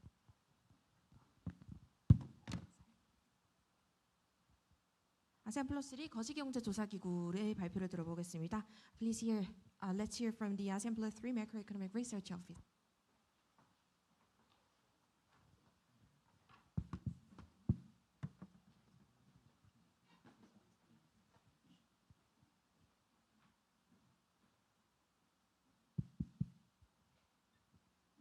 Okay, so good evening, everyone. Thank you for joining us today and staying till the end of this session. I will try to, try my every effort to make sure that you're staying till the end of the session and hear about my presentation and learning about AMRO is worthwhile. Okay, so my name is Zhen Yu. I'm a senior HR specialist from ASEAN Plus 3 Macroeconomic Research Office, or also known as AMRO. So before I start my presentation, let me start with my favorite question. Have you heard of AMRO before today? If yes, please show me your hands. Okay, I do see a few hands. That's good because I try to ask this question to all the audience when we do have this career fair, and we're seeing more hands showing up. That is really a good testimony for the work we have done. So AMRO, we are an international organization headquartered in Singapore, and our mission is to safeguard the macroeconomic and financial resilience and stability for the ASEAN Plus 3 region and our member economies, which include the ASEAN members plus China, Japan, and Korea. So what do we do to achieve this very ambitious mission? If you hear about the sharing by our IMF colleagues, what AMRO does actually is quite similar to what IMF is doing, but we are working with a very specific focus on the ASEAN Plus 3 region. Right? Our work focused on 3 core areas. First, we conduct macroeconomic surveillance, so both at the member economy and also at the regional level. So for our member economies, we have regular visits to our member economies. We have regular policy dialogues with them to understand how the macroeconomic developments are, the outlook, the risk, and the vulnerabilities. And AMRO do provide policy recommendations to our members in the format of our annual consultation report. And on the regional level, we also assess the region as a whole, and we publish the ASEAN Plus 3 Regional Economic Outlook, AREO, and also the ASEAN Plus 3 Financial Stability Report, AFSR. So if you go to our website, you can view all these reports. Secondly, we also provide support to the ASEAN Plus 3 regional financial arrangements. So if you know about it, this is actually related to the Chiang Mai Initiative Multilateralization, or also known as CMIM. So CMIM is a multilateral currency swap arrangement among the ASEAN Plus 3 members with a total size of $240 billion US. So AMRO actually plays a very important role to ensure the operation readiness of the CMM and also to ensure the implementation effectiveness in a time of crisis. On top of that, AMRO is also currently working with our member economies to explore other regional financial mechanisms to support the evolving needs. And last but not least, we also provide technical assistance to our member economies to enhance the capacity by providing consultancy programs, trainings, staff secondment, and all those. So this is, as an organization, we're structured with the director as the head of the organization who reports to the executive committee, which is composed of the deputies of the Ministry of Finance and central banks of all of our member economies. We also have 4 other senior management in the SM team, and they are looking after different functions in AMRO and collectively to ensure the smooth operation of the organization. Okay, and most importantly, all this important work, we cannot achieve them without our great people. So although AMRO might be the smallest organization, it's not on, okay. So although AMRO might be the smallest organization here today, we're actually celebrating a very diversified workforce. We are not only hiring from our members, we're not only hiring from ASEAN Plus 3 members, we're also hiring from outside the region. We're hiring globally, right? We have slightly over 120 headcount. We are all based in Singapore. And over the past years, actually, our team has grown quite rapidly by double digits, which means the increasing importance of our work, and also means there are quite a few career opportunities you can explore with us. Okay, so with that, let me quickly walk you through what kind of career opportunities that we offer. So at AMRO, there are 2 main career streams. The first is the professional staff, where most of our professional staff are hired globally. So they are working in our core functions such as the surveillance, CMM support, technical assistance, strategy and coordination, and such. And we also have a very good team of our corporate staff. Many of them are hired locally in Singapore, and they are providing essential support and make sure the smooth operation of the organization. Okay, in addition to that, we also provide staff secondment opportunities, staff exchange with other international organizations, short-term consultancy opportunities, as well as internships to those who are looking to extend their experience with international organizations. Okay, so although I mentioned, there are a lot of, career opportunities across different functions, I also would like to highlight here our recruitment priorities remain in surveillance and research, as these are the core of our mandate. Right, if you look at our career website, you will notice most of our job openings are in these 5 areas, including country surveillance, regional surveillance, financial and fiscal surveillance, as well as macroeconomic research.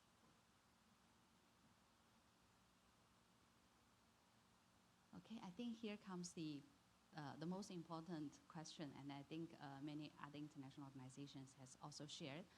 Why would you choose to work with an international organization like AMRO? So if you ask me personally, or ask many of colleagues who are working in AMRO at this moment, I think the biggest reason could be the impact. So we are all very proud to work in a mission-driven organization, who is tackling the real macroeconomic challenges facing the region, And we are also help to shape the policies that could, have impact on millions of people in the region where we come from and much care about.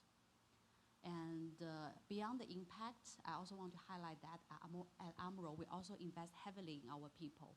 So we will make every effort to support the career development of our staff by providing structured career development pathways and providing all the opportunities for you to learn, to grow, and take on new challenges. And we also provide very good and comprehensive benefits. As you can see from here, there is a tax exemption, a very generous housing and education allowance, retirement plan, comprehensive medical coverage, and on top of that, truly multicultural and international working environment right in Singapore, one of the most vibrant and also attractive cities in Asia. Okay, so I expect at this moment you should be interested in joining AMRO. So the following section might be very important for you. So how you can join us?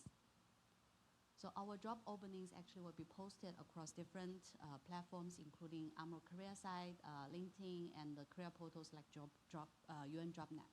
So our job postings are from time to time. So you can also sign up to our, social media, our newsletters, so you can get the job alerts whenever there are job posted. And once you apply, you will go through an open, transparent, and also competitive recruitment process. Your job application will go through an initial HR review, and once you have passed that, you will go to the first round interview. A written test will also be conducted, especially for our economists and research positions, to assess your written and also professional writing skills. And after that, there will be the second and also final round of interview before you are selected for the position. So the whole process usually will take around 2 to 3 months, depends on the schedule. So if you don't find any job opportunities that fit you at this moment, please follow us on this social media, and so you will stay updated on any possible job opportunities in the future. Okay, so as a young organization, we only started as an international organization in 2016.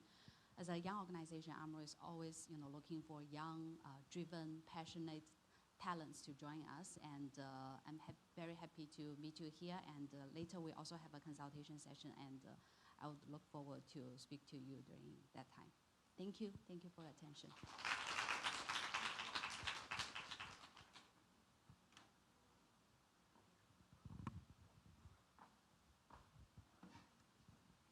네, 그러면 지금 바로 국제기구에서 근무하시는 한국인 직원분들과 Q&A 세션을 가져보실 텐데요.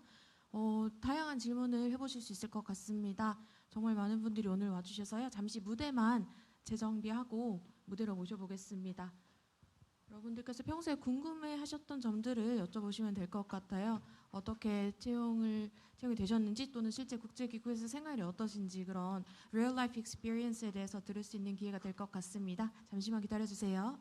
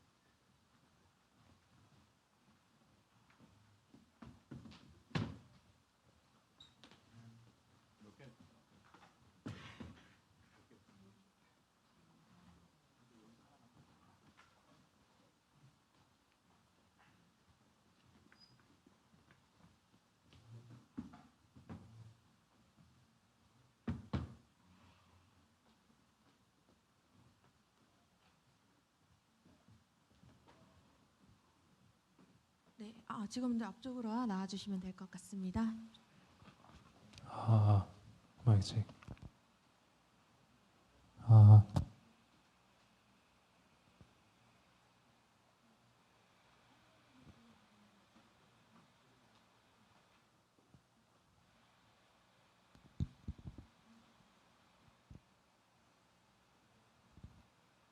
네, 오늘 ADB, EBRD, 암로 등등 많이 와주셨는데요. 무대 위로 모셔보도록 하겠습니다.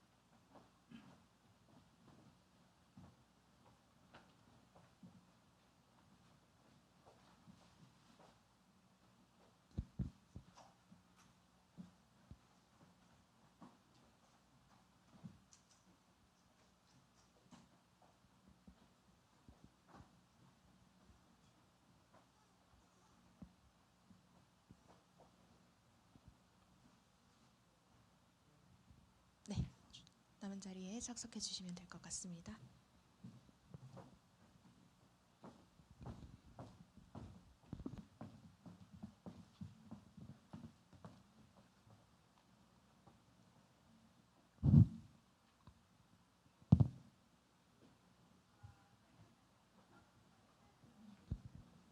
다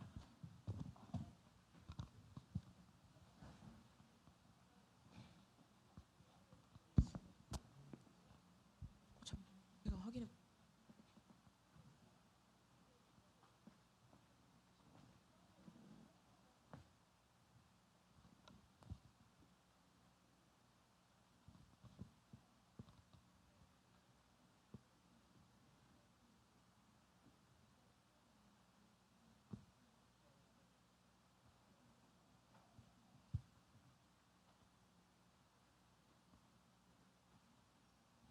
네, 먼저 무대 위에 계신 분들 소개부터 부탁드립니다. 여기 오른쪽에 계신 EBRD의 우재님부터 시작해 주시면 되겠습니다.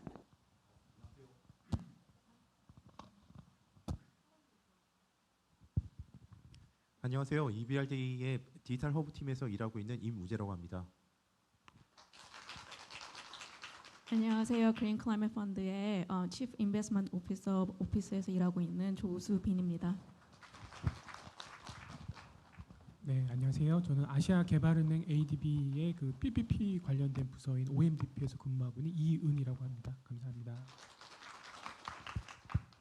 안녕하세요. 저는 까베이 한국사무소에서 일하고 있는 이재진입니다. 반갑습니다. 안녕하세요. 저는 월드뱅크 그룹 세계은행 미가에서 근무하고 있는 박훈희입니다. 예, 안녕하세요. 저는 싱가포르에 있는 아세안 플러스3 거시경제조사기구 암로에서 근무하고 있는 김성철입니다. 반갑습니다. 귀한 분들을 모시고 직접 질문 드릴 수 있는 기회인데요. 질문 있으신 분은 손을 들어주시면 마이크를 가져다 드리도록 하겠습니다. 부끄러워하지 마시고 손을 들어주세요. 네, 여기 앞에 앉아 계신 분 먼저 질문 들어보도록 하겠습니다.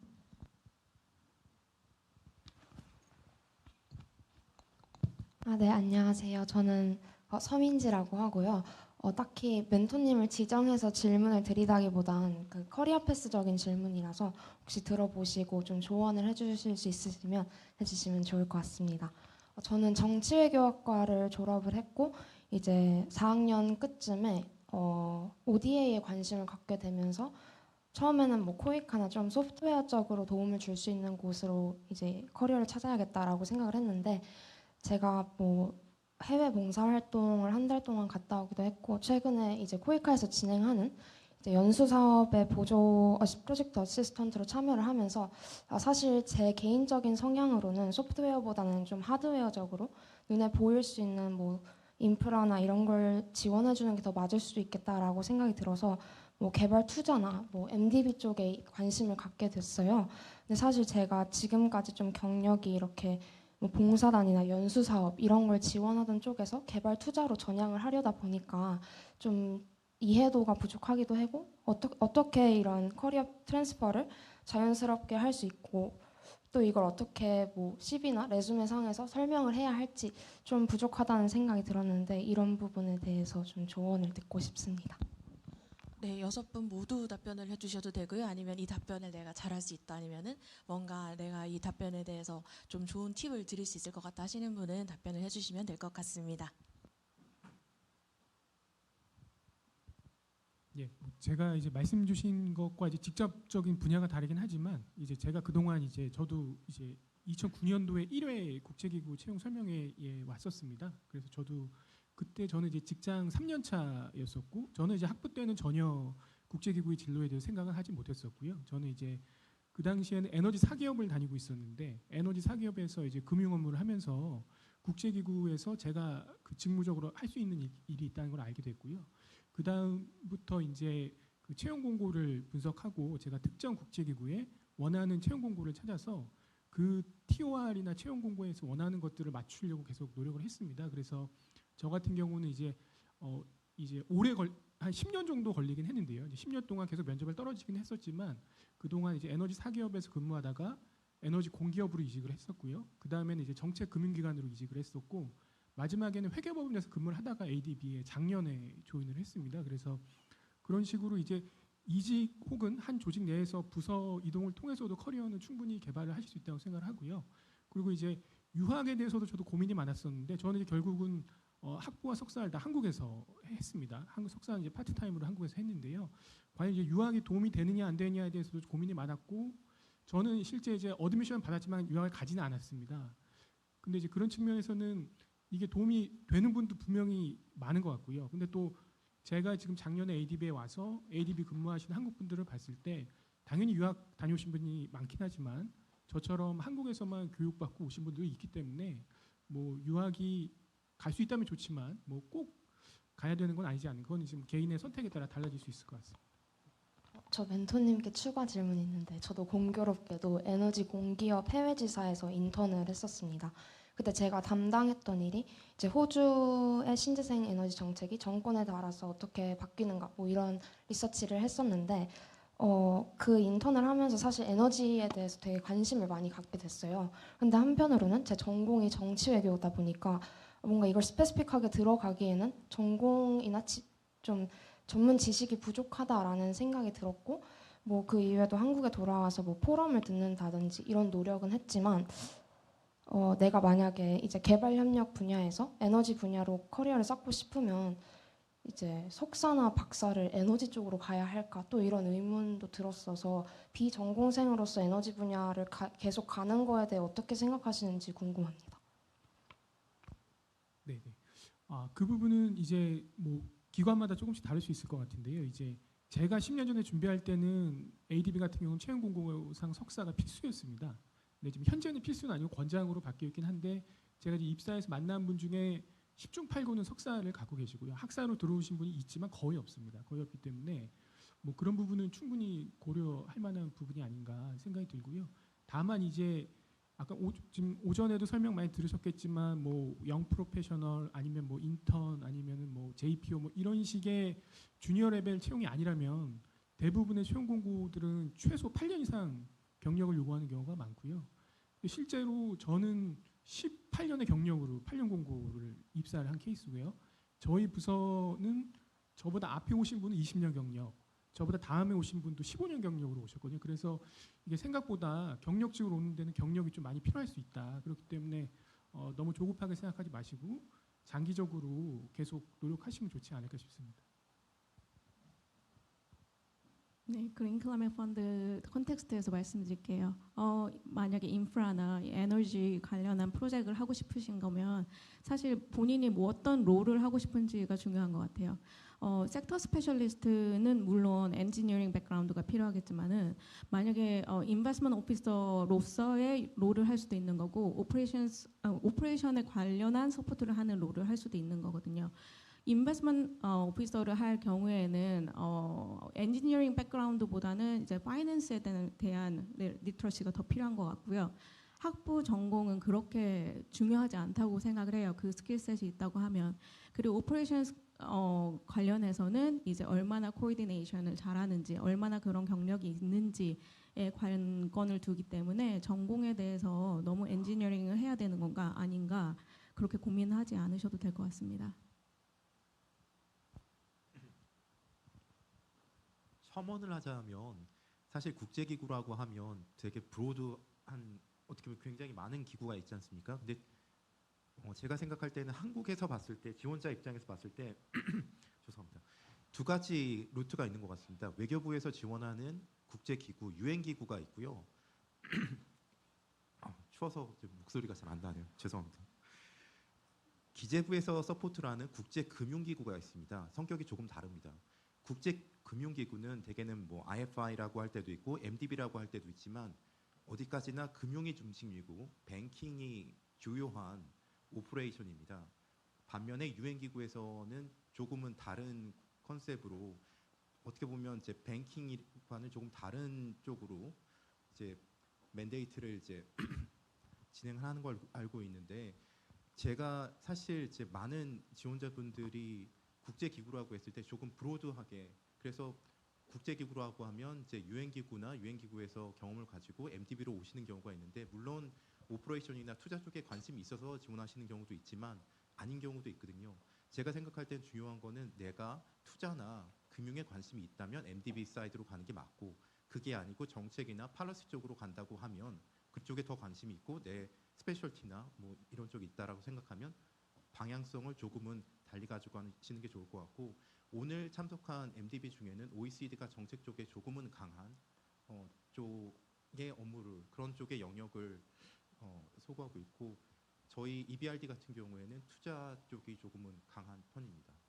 그래서 어떻게 보면 기구 성격이 다르고 이게 본인이 좀 자신 있고 관심 있는 분야가 어디인지 그런 쪽의 일을 하는 기구가 어디인지를 알아가시는 것도 중요할 것 같습니다.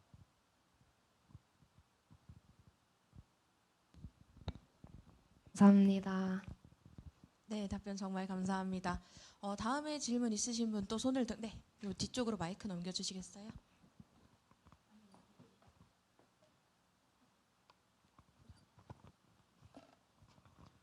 네, 안녕하세요. 외국어대학교 3학년에 재학 중인 김민경입니다.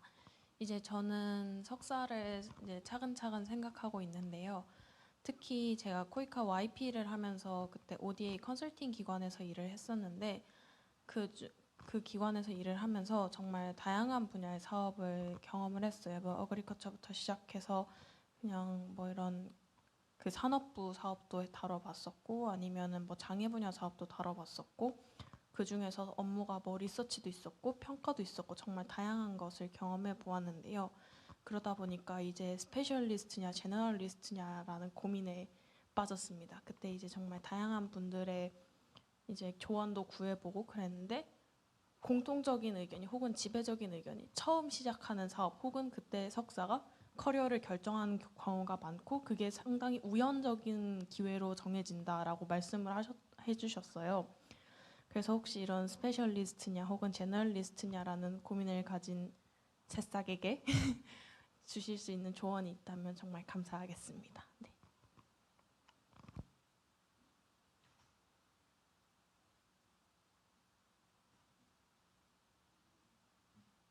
네, 저는 지금 너무 자라나는 새싹이셔서 너무 고민 많이 안 하셨으면 좋겠어요. 저는 우선 전공은 이코노메트릭스였고요. 처음 입사를 할 때는 M&E 프레임워크 그 폴리시 디벨롭먼트로 입사를 했습니다. 근데 그 이후에 사실 한 부서에 입사해서 계속 똑같은 부서에 일하는 사람들이 있는 반면에 저는 폴리시로 시작해서 인베스트먼트 디비전으로 옮겼었거든요. 그래서 내가 진짜 잘할 수 있는 거, 내가 좋아하는 거 그거를 계속 찾아가다 보면은 네, 그 길이 네, 결정되지 않을까 싶고요. 네, 그래서 지금은 또 제가 인베스트먼트 디비전에 있다가 지금은 CIO를 이제 보좌하는 네, 그 롤을 하고 있어요. 어떻게 보면 되게 많은 스펙트럼을 가진 경력인데 네, 이런 사람도 있으니까 너무 첫 시작이 스페셜리스트가 될 것인지 아니면 제너럴리스트가 될 것인지 고민 안 하셨으면 좋겠습니다.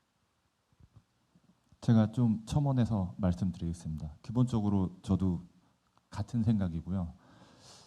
일단 많이 고민을 안 하셨으면 좋겠어요. 왜냐하면 저희가 저는 공무원 경력이 있는데 이전에 공무원과 민간을 비교했을 때 공무원이 일반적으로 제너럴 리스트라고 많이 하고 공무원 부처 안에서도 또 많이 갈리거든요. 부서에 어떤 부서에 본인이 처음에 배치되느냐에 따라. 근데 확실한 건 어느 부서에 가든지 그 분야에선 본인이 그 최고의 스페셜리스트가 돼야 되고 특히 국제기구에 지원하신다면 당연히 채용 공고를 보시고 거기에 지원을 하실 텐데 거기에는 그 핏이 잘 맞아야지 일단 기본적으로 서류 전형을 통과하실 수 있기 때문에 제너럴 리스트냐 스페셜 리스트냐에 대한 고민도 중요하지만 우선은 그 본인이 관심 있는 분야에 대해서 그걸 잘 찾으시고 그 분야에 대해서 경쟁력을 먼저 키우시는 게 가장 중요하다고 생각합니다. 감사합니다. 저도 제 경험을 말씀드리고 싶은데 이제 대부분의 국제기구들이 채용 공고를 보시면 이제 타이틀이 스페셜리스트로 끝나는 채용 공고들이 상당히 많습니다. 그 이야기는 이제 그 분야의 스페셜리스트를 뽑겠다는 게 일단 기본적으로 깔려 있다고 생각하고요. 공고 내용을 보시면 상당히 디테일하게 되어 있거든요. 그러니까 그 정도를 할 수 있어야 내가 이 사람을 뽑겠다는 거기 때문에 저는 이제 그런 스페셜리스트나 제너럴리스트를 지금 벌써 고민하시는 게 되게 좋은 거라고 생각하고 어떤 것을 결정하시든 말씀 주신 대로 자기 분야에서 스페셜리스트가 되시는 게 중요하다고 생각합니다. 감사합니다. 네, 그럼 다음 질문 받아보도록 하겠습니다. 뒤쪽으로 마이크 전해주시면. 네, 감사합니다. 네, 안녕하세요. 저는 한양대학교 도시대학원 도시개발경영학과에서 도시건강과 조경분석연구실 석사 2기 과정에 있는 황예진이라고 합니다. 먼저 저의 질문을 설명드리기 전에 연구 분야에 대해 먼저 말씀드리고 싶은데요. 먼저 도시건강이라고 하는 것은 사람들이 어떻게 하면 기후, 재난, 웰빙, 복지 등의 요소와 더불어서 도시 내에서 어떻게 건강하게 살아갈 수 있는지, 그리고 조경 분석이라고 하는 것은 도시 건강과 자연 환경, 녹색이 어떻게 조화를 이룰 수 있는지 초점을 맞추어서 진행되는 연구입니다. 다음으로 저의 질문은 총 3가지입니다. 첫 번째 질문은 국제금융기구에서 녹색과 관련한 투자 또는 전략 계획이 현재 많이 논의되고 있는 추세로 인지하고 있는데요. 이러한 현 상황에서 투자가 가능하겠다, 전략 투입이 가능하겠다라는 기준이 사람과 자연의 공존, 지속 가능성에 있는지 아니면 자연 보호나 탄소 배출이라는 환경적 요소 혹은 물리적 측면에서 좀 더 비중 있게 정해지고 있는지 그런 흐름에 대해서 궁금하고요. 첫 번째 질문 먼저 답변 듣고 두 번째 질문 넘어가 볼까요? 네, 감사합니다.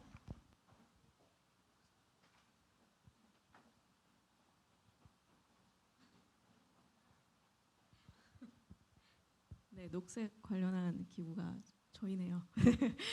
우선 얼반 관련한 프로젝트를 이제 얘기하자면 투자 타당성 평가를 할 때 되게 많은 요소를 보게 됩니다. 이제 물론 이제 환경 영향 평가는 기본이고요. 그리고 저희는 아무래도 파이낸셜 인스티튜션이기 때문에 그 파이낸셜 바이어빌리티를 봐요. 근데 얼마나 이게 진짜 파이낸셜리 말이 되는지. 그리고 또한 또 한 가지는 저희 그린 클라이밋 펀드는 맨데이트 이제 조금 더 리스키한 프로젝트를 하는 거, 남들이 하지 않는 프로젝트를 하는 거기 때문에 실제 지금 이루어지고 있는 프로젝트보다 새로운 패러다임을 가지고 오는 프로젝트를 더 원하고, 그런 거를 리뷰할 때는 이제 더 넓은 범위의 평가를 하게 되겠죠. 그래서 예를 들어서 이제 이 프로젝트가 끝났을 때는 얼마나 서스테너빌리티가 있는지, 그 국가에 얼마나 진짜 도움을 주고 우리가 나올 수 있는지 그런 것도 봅니다. 그래서 네, 말씀하신 모든 그런 부분을 저희가 프로젝트 평가할 때 반영한다고 생각하시면 됩니다.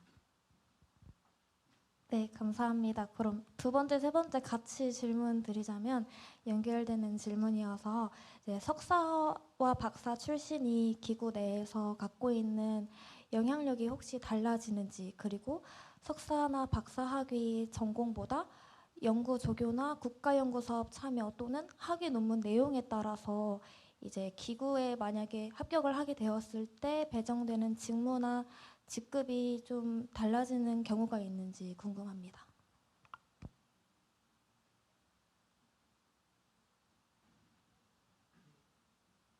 네, 뭐 일단 저의 이제 제한적인 경험으로는 일단 석사만 마치고 국제금융기구에 오시는 경우가 거의 없기 때문에 이제 그 부분은 크게 의미가 없을 수 있다고 생각이 들고요. 또 실제 이제 석사냐 박사냐의 분야는 정말 특별한 직군이 아닌 이상은 박사가 없는 부분들이 대부분입니다. 그래서 뭐 예를 들면 뭐 이코노미스트 같은 경우는 진짜 거시경제에 대한 예측을 해야 특별한 포지션은 경제학 박사를 채용하는 경우가 있지만 그런 경우가 아니라면 석사 박사는 무차별한 것으로 알고 있고요.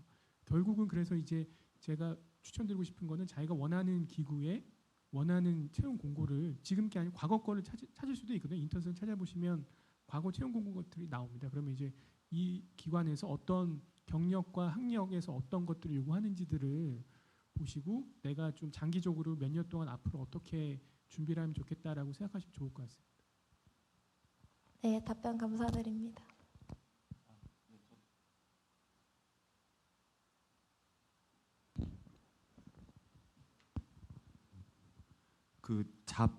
그 디스크립션 보시면 공고에 아마 상세하게 요구하는 그 요구 사항들이 써 있을 텐데 보통 박사만을 요구하는 경우는 거의 없는 것 같고요. 저희 그 기구가 아무래도 박사 비율이 좀 높은 편이거든요. 왜냐하면 저희는 기본적으로 이코노미스트가 절반 이상이기 때문에 최소 석사 이상을 요구하고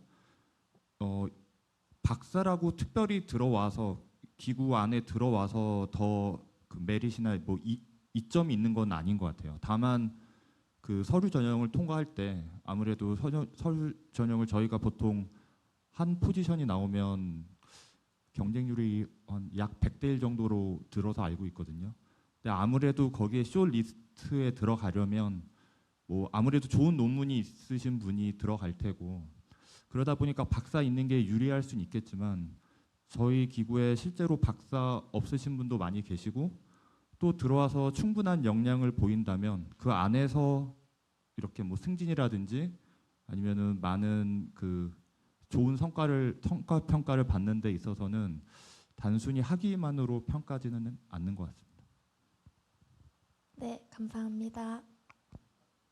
다들 말씀하셔서 제가 뭐 또 리피트하고 싶은 생각은 없는데 제가 이제 많은 한국 그 지원자들을 많이 그 봤는데 보면 우리나라 분들이 굉장히 많이 하시는 것들이 굉장히 나열을 많이 하세요. 그 requirement를 체크를 안 하시고 지금 계속 저희가 드리는 거는 job description이라는 게 있고 TOR이라는 게 있는데 거기서 원하는 건 되게 스페시픽하거든요. requirement가 어떠한 거라는 게 굉장히 그 상세하게 나와 있습니다. 근데 우리나라 학생들이나 우리나라 지원자들은 많이 하는 그 실수가 자기가 할 줄 아는 걸 다 나열을 해요. 그래서 그 중에서 나는 이런 걸 할 수 있는 나를 어떻게 채용을 해갔으면 좋겠는 이렇게 모든 것을 보여주는. 근데 그냥 셀렉트하게 내가 필요한 거를 이 기구에서는 그거를 이렇게 발라내서 저를 어떻게 이제 그거를 그 어쨌든 그 스크리닝에서도 돼야 되는 거고 1차에서 서류도 돼야 되는 거고 그렇게 되려면 AI에서 픽업이 되고 뭐 어떻게 픽업이 돼야 될 텐데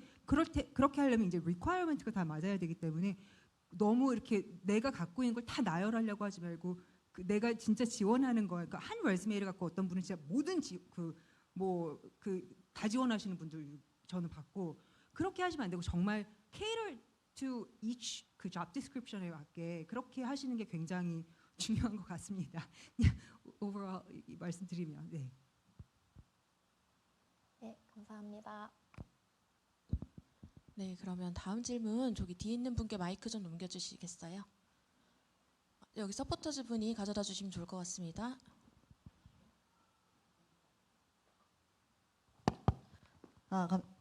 안녕하세요. 저는 학부는 경제학 전공했고요. 석사를 국제개발 전공한 다음에 지금 농업농촌 개발 업무를 계속 하고 있는데요. 제가 한 가지 궁금했던 거는 저처럼 이제 금융 관련된 경력이 따로 없고 대신에 다른 한 섹터에 대해 전문성이 있는 경우에도 그런 개발은행에서 그 요구하는 그런 저 같은 사람을 필요로 하는 그런 잡들이 있는지 그런 게 하나 궁금했고요. 두 가지로는 그 해외에서 나가서 업무하고 계시는 분들한테 궁금했던 게 그 아무래도 그 한국에 있는 뭐 가정과 그 지금까지 쌓으신 커리어를 두고 이제 해외로 나간 선택을 하신 거잖아요. 이제 그런 큰 선택을 하시는 데 있어서 어떤 동기가 있었는지 그것도 좀 궁금합니다.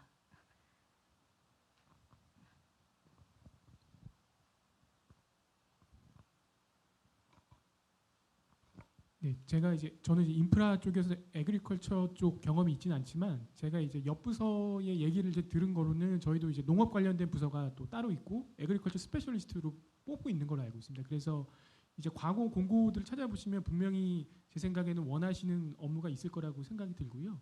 그리고 그런 분들은 제가 알기로는 파이낸스나 이런 쪽 백그라운드 없는 채용 공고도 있는 것으로 알고 있기 때문에 그런 것들은 좀 과거의 그런 채용 공고 TOR을 찾아보시면 분명히 아마 찾을 수 있을 것 같습니다. 그리고 이제 해외에서 근무하는 건 저도 이제 한국에서 직장을 이제 4개의 기관에서 18년 근무를 하고 작년에 이제 필리핀 마닐라에 있는 아시아 개발은행에서 이제 근무를 하고 있는데요. 저 같은 경우는 워낙 10년 동안 아주 오랫동안 면접을 계속 떨어졌었기 때문에 일단 합격하면 무조건 간다라는 생각이 있어서 일단 제 커리어를 위해서 왔는데 좀 이제 가족들 입장에서는 좀 분명히 좀 희생하는 부분이 좀 있다고 생각이 듭니다. 그래서 그런 것들은 가족들의 많은 이해와 그런 것들이 있어야 되지 않을까 싶습니다. 감사합니다. 일단 농업 관련해서는 물론 EBRD에도 중요한 섹터로 이제 푸드 앤 아그리비즈니스라는 섹터가 따로 있고요. 뱅킹 경험이 없으시다고 하면 그 섹터 팀 안에 어드바이저리를 담당하시는 분들이 따로 있습니다. 이제 컨설팅 롤을 하시는 거죠. 이제 뱅킹 프로젝트로 만들기 위해서 뱅커블 프로젝트 할 수 있게끔 어드바이저리를 하는 건데 뭐 그런 쪽으로 스페셜티가 있으시면 이제 지원하셔도 될 것 같고요.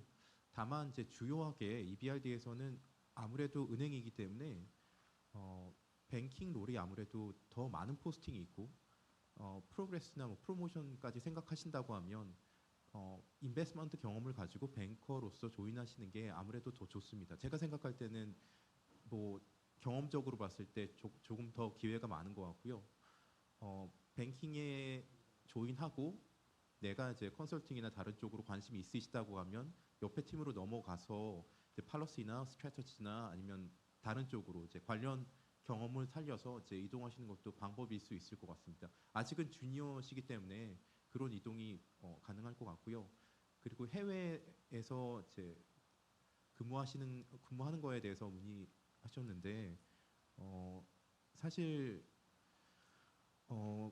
크게 계획을 하고 이제 저 같은 경우에는 먼저 IFI에 가겠다라고 계획을 하고 넘어간 게 아니기 때문에 뭐 큰 결심을 하고 간 건 아니고 석사를 하려고 먼저 런던에 간 거고 석사를 하다가 좀 더 해보고 싶고 조금 더 나아가고 싶어서 이제 지원을 했던 케이스여서 어떻게 보면 이제 처음에 한국을 떠날 때는 뭐 한 1년 뭐 2년 있으면 돌아오겠다 하고 이제 갔는데 지금 12년째가 됐습니다.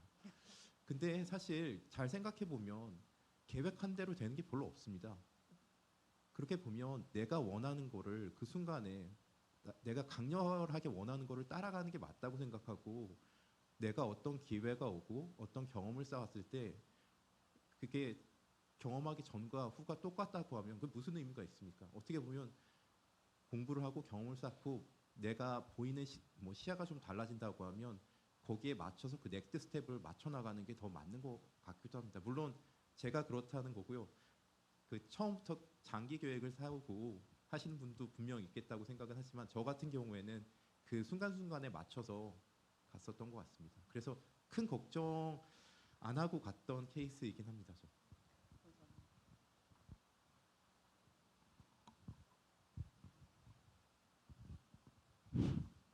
뭐 저도 앞선 분들 말에 궤를 같이 하는 이야기긴 한데 그 사실 농업 쪽은 자리가 너무너무 많은 것 같고요. 오히려 너무 많아서 어떤 걸 골라야 될지 걱정해야 될 만큼 에그리컬처 쪽은 많고 사실 국제기구는 뭐 더더욱 많지만 MDB로만 한정을 하더라도 생각보다 굉장히 많은 종류의 자리가 있습니다.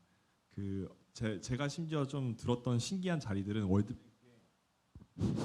Fisheries Specialist라는 자리도 있고 Aviation Safety Specialist라는 자리도 있어요.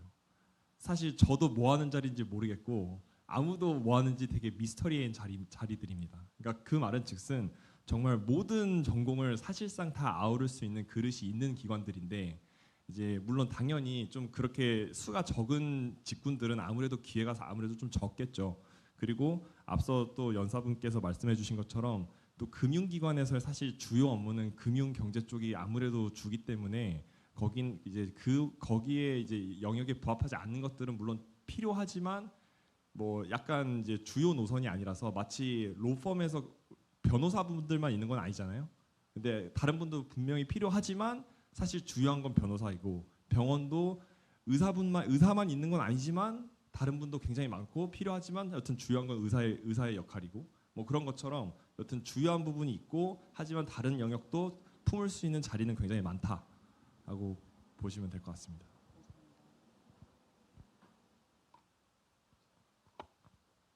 네, 피셔리 스페셜리스트 정말 궁금한데요. 뒤쪽으로 마이크 넘겨주세요. 저기 손 들고 계신 분께 마이크 넘겨주세요. 네, 안녕하십니까. 저는 지금 현재 시중은행 본점에서 정책자금 업무를 하고 있고 지금 어느 정도 4년차 정도 됐고요. 지금 고려대학교 이제 정책대 경제 석사를 지금 밟고 있는 과정이 있습니다. 좀 라이트한 질문을 좀 3가지 드리고 싶은데 JPO에 이게 YP는 나이가 안 돼서 이제 안 될 것 같고 JPO에서 실제로 정규직 전환율이 실무에서 보셨을 때 어느 정도인지 궁금하고 두 번째는 이제 기억에 남는 면접 질문이 다 있으셨다면 여기 함께 다 같이 공유해 주시면 감사하겠습니다. 그리고 마지막으로 준비를 할 때 어려운 점이 있었다면 좀 구체적으로 무엇이 있었는지 좀 궁금합니다. 감사합니다. 제가 마이크를 먼저 들고 있으니까 먼저 드리면은 그 JPO가 이제 월드뱅크 같은 경우는 JPO 매년 뽑는데 제가 알기로 그 전환율이 굉장히 높은 곳입니다. 아마 지금까지 역대 수많은 지원자들이 왔는데 아마 전환율이 90%가 넘는 걸로 알고 있고 그래서 사실상 월드뱅크 JPO는 정규직 전환이 뭐 따놓은 당성이라고는 사실 말 못하지만 물론 안 되는 사람도 있긴 있어요. 하지만 대부분은 된다. 그래서 사실 제가 봤을 때 월드뱅크 기준으로 봐서 JPO만큼 가성비 자리는 없는 것 같다라는 생각이 듭니다. 사실 너무너무 되게 좋은 자리인 것 같아요. 왜냐하면 말씀 주셨지만 사실 보통 국제기구 자리가 통상 수시 채용으로 1명 뽑는 경우가 많기 때문에 그 1명 자리에 뭐 100명, 200명 이렇게 지원을 해요. 그래서 거기서 뭐 이제 스펙이 뭐 엄청나게 뛰어나다고 사실 그게 뭐 보장되는 것도 아니고 뭐 정말 모르거든요. 이거 운의 내용이 굉장히 작용을 많이 하기 때문에 근데 JPO 같은 경우는 그래도 한국 사람끼리 경쟁하면 되잖아요. 그래서 그런 부분 굉장히 가성비가 좋은 것 같고 다 그 인터뷰는 제가 지금 생각이 안 나서 그런데 3번째 질문이 뭐 어떤 거 하셨죠? 네, 3번째 질문은 이제 준비를 하셨을 때 그 과정 중에 그 어려운 점이 있었다면 방금 얘기했던 거랑 좀 연결이 되는데 그 제 생각에 국제기구에 가장 그 진입하기 어려운 장벽이 이게 일단 거의 1명씩 뽑는 수시 채용이 많아서 내가 자리를 구하는 시기에 나와 그 핏이 맞는 자리가 나오는 게 굉장히 어려운 것 같거든요. 사실 뭐 뛰어난 분들이 많이 오시지만 그렇다고 뭐 천편일률적으로 특정 학교만 뽑고 특정 직장만 뽑는 거는 전혀 아닙니다. 오히려 여기만큼 다양한 곳이 없는 것 같아요. 굉장히 가끔 이제 특히 우리나라에서 좀 뭐 이런 학벌과 뭐 이런 네임밸류를 되게 중요시해서 나는 이런 좋은 학교 안 나왔는데 나는 이런 직장 안 다녔는데 해서 그게 이 지원의 자신감을 떨어뜨릴 이유는 아니라고 생각해요. 중요한 거는 자신의 그 여튼 실제 자기가 갖고 있는 그 스페셜티가 제일 중요한 거기 때문에 그 부분을 좀 집중하시면 좋을 것 같습니다.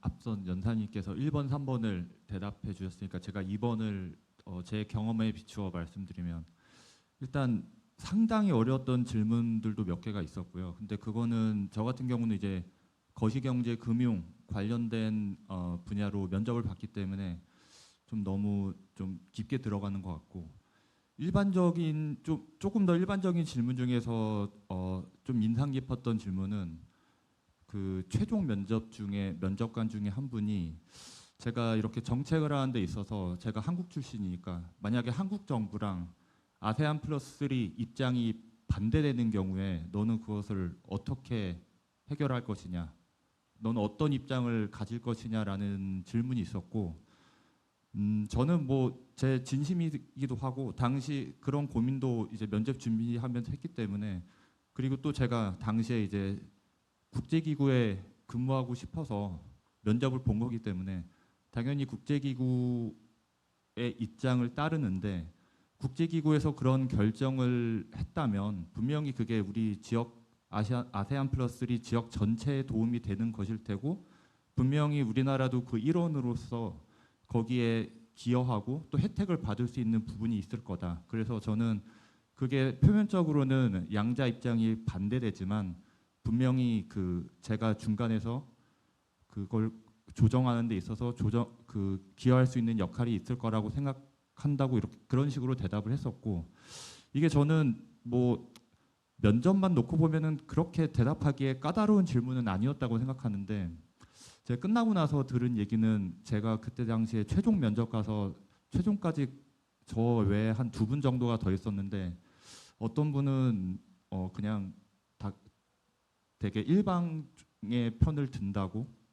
그걸 강하게 말씀하셨다고 하더라고요. 그래서 그 부분이 저는 좀 그런 질문이 좀 기억에 남습니다.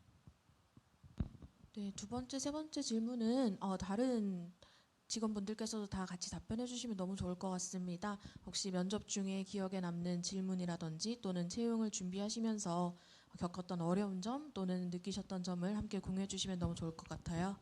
네, 제가 그 10년 동안 면접을 아주 많이 봤습니다. 저는 이제 한 10년 동안 100번 넘게 ADB 지원을 했었고, 면접도 한 10번 이상 봤었는데 계속 떨어졌었고, 저는 이제 2개 부서에 집중해서 지원을 했었습니다. 근데 말씀 주신 대로 여러 부서에 막 지원하지 않았고 2개 부서를 좁혀가지고 좀 집중적으로 지원을 했었고요. 근데 이제 제가 이제 과정에서 어려움을 겪었던 건, 저는 이제 면접은 계속 갔었는데 서류는 계속 통과를 하고 면접은 갔는데 계속 떨어지는 경험을 하다 보니까 이게 왜 떨어지는지가 잘 이제 저로서는 파악이 잘 안 되는 경우가 많았었고요. 근데 이제 제가 공식적으로 왜 떨어지는지에 대한 피드백은 받지 못하기 때문에 제가 이제 비공식적으로 다른 한국 선배님들의 얘기를 들어보면 이미 옆 부서에서 갈 사람이 정해졌거나 유력한 사람이 지원했다는 얘기를 상당히 많이 들었습니다. 그래서 이게 면접을 가더라도 실제로 국제금융기구 같은 경우는 1팀에 있던 사람이 2팀으로 지원한 경우도 있기 때문에 그런 내부 경쟁자와의 경쟁이 상당히 어렵다라는 걸 많이 느꼈었고요.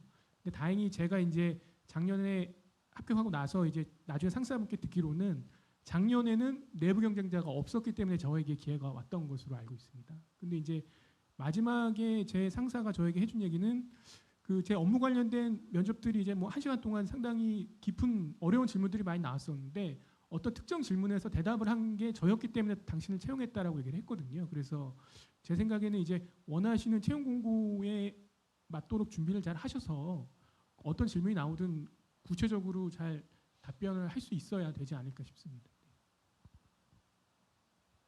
네, 두 번째 질문, 인터뷰 질문 관련해서는 이제 인상 깊었던 거보다는 이제 인터뷰 이 입장에서 당황할 수 있는 인터뷰 질문을 한번 말씀드려볼게요.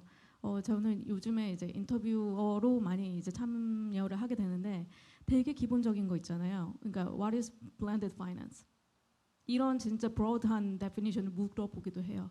그러면 사람들이 다 알고 있음에도 불구하고 이걸 대답할 때는 또 이게 말이 다르거든요. 그리고 또 한 가지 질문은 이제 TOR, 너의 understanding이 뭐야? 이 job이 뭘 하는 사람이라고 생각을 해? 라고 했을 때 분명히 그 제의들을 다 읽었고 다 숙지를 했고 내가 이거 정말 자신 있게 이걸 할 수 있다 생각했음에도 불구하고 그런 질문을 받아들이는 순간 인터뷰들이 좀 이렇게 당황하는 경우가 있더라고요. 그거 말씀드리고, 세 번째 답변 관련해서는 말씀해 주신 거를 저도 너무 공감하고요.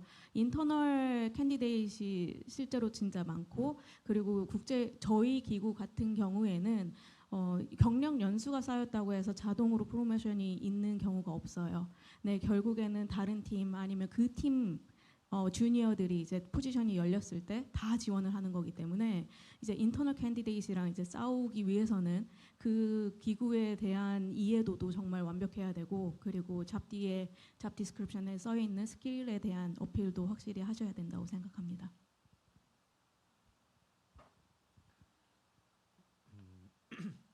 인터뷰에서 기억나는 질문은 뭐 팀마다 매우 다르긴 하지만 회사의 퍼포먼스가 좋은데 경영자의 자질이 좀 의심되는 회사 대 경영자는 훌륭한데 퍼포먼스가 조금은 안 좋은 회사, 둘 중에 어느 회사에 투자할 것인가에 대한 질문을 리스크팀에서 받았던 적이 있고 기억에 많이 남습니다. 사실 뭐 당연하겠지만 어떤 제 정답이 정해져 있는 게 아니라 리스크팀이기 때문에 제가 뭘 대답하던 간에 반대로 말하고 거기에 대해서 어떻게 대응하는지를 보기 위함입니다. 그러니까 팀마다 주요하게 생각하는 얘가 어떻게 대응할 것인지, 어느 정도로 논리적으로 자기의 생각을 풀어나갈 수 있는지를 시험하는 경우도 있기 때문에 감안하시면 좋을 것 같고, 인터뷰를 준비할 때 제 생각에는 업무에 대해서 잘 이해하는 게 좋은데 사실 업무에 대해서 잘 이해하기가 힘듭니다. 외부인으로서. 그럴 경우에 좀 도움을 받을 수 있는 거는 자기가 지원한 팀의 웹사이트를 보는 것도 중요하고, 저 같은 경우는 링크드인을 찾아봐서 그 팀에서 일하는 사람이 어떤 포스팅, 어떤 백그라운드로 이제 글을 쓰거나 이제 커리어를 쌓아왔는지를 좀 확인해보고, 이게 팔러스 쪽인지 인베스트먼트 쪽인지 아니면 어드바이저리 쪽인지 뭐 이런 감을 좀 잡으려고 했던 것 같습니다. 사실 TOR도 그렇고 잡 디스크립션도 외부인이 보기에는 그렇게 아주 상세하게 설명이 되어 있지는 않습니다. 사실 그걸 하나하나 들이파야 되거든요. 그 한 줄 한 줄에 의미하는 바가 무엇인지를 좀 이해하기 위해서는 회사에 대한 지식도 필요하고, 조직도를 보면서 이 롤이 어느 부서에서 나온 것인지, 그러면 나의 리포팅 라인은 누구고, 그러면 이 업무는 뭐 대략적으로 투자 중에서도 어떤 섹터로 하는 것이다라는 조금 이해가 될 겁니다. 그런 스터디를 좀 하시다 보면 기구에 대해서도 이해가 깊어지고 인터뷰에서도 조금 더 할 얘기가 생길 것 같습니다. 네, 카페이도 들어보도록 하겠습니다. 짧게 좀 제 그 인터뷰에 대해서 말씀드리면, what makes you unique, 아니면 how can you contribute to the team, 그러니까 이 팀에 어떻게 본인이 컨트리뷰트 하실 것인가를 굉장히 중요시하는 것 같고요. 제가 이제 저희 팀에서 굉장히 일화가 있는데, 저희 팀에서는 항상 디렉터가 인터뷰를 다 하고 나서 저희 팀을 다 앉혀놓고 그 인터뷰가 어땠는지를 다 물어보고, 그 사람이랑 너 7시간 비행기에 공항에 이제 갇혀 있어. 저희는 이제 개발도상국을 많이 출장을 다녔기 때문에 그럼 굉장히 지연되는 경우가 많았었는데, 그렇게 됐을 때 그 친구랑 7시간을 지연된 비행기 공항에 갇혔을 때 너 그 친구랑 같이 있을 수 있어 했을 때 놓으면 저희는 뽑질 않았습니다. 그래서 사실 굉장히 이 퍼스널한 그런 케미스트리, 그 인터뷰 룸에서의 그런 느끼는 그런 뭐 당연히 퀄리피케이션과, 그러니까 저희가 하는 게 로켓 사이언스가 아니라 저희 디렉터가 항상 얘기하는 게, 우리가 이렇게 뭐 파이낸셜 모델링 이러면 뭐 굉장히 뭐 이 무슨 모든 이런 스페시픽 너리지 우리가 require 하는 거를 다 써놓기도 했지만, 이런 거는 우리가 얼마만큼만 채워지면 가르칠 수는 있다. 하지만 이런 우리가 그 같이 있었을 때 느끼는 이런 서로의 감정과 교류와 이런 것들은 어떻게 변할 수가 없기 때문에, 그런 느낌이 안 드는 사람들은 노를 하자. 이래서 저렇게 해서 이제 뭐 뽑는 경우가, 저희는 7년을 제가 몸담았던 기관에서는 그랬습니다. 그래서 그런 거가 굉장히 그냥 막 너무 제가 아는 것만 어필하려고만 하는 것보다는 그래도 자기가 가진 그러니까 매력을 좀, 자기가 어떤 이렇게 인디비주얼로서의 그런 모습을 보여주는 게 좀 중요할 것 같다는 생각을 많이 했습니다. 네, 감사합니다.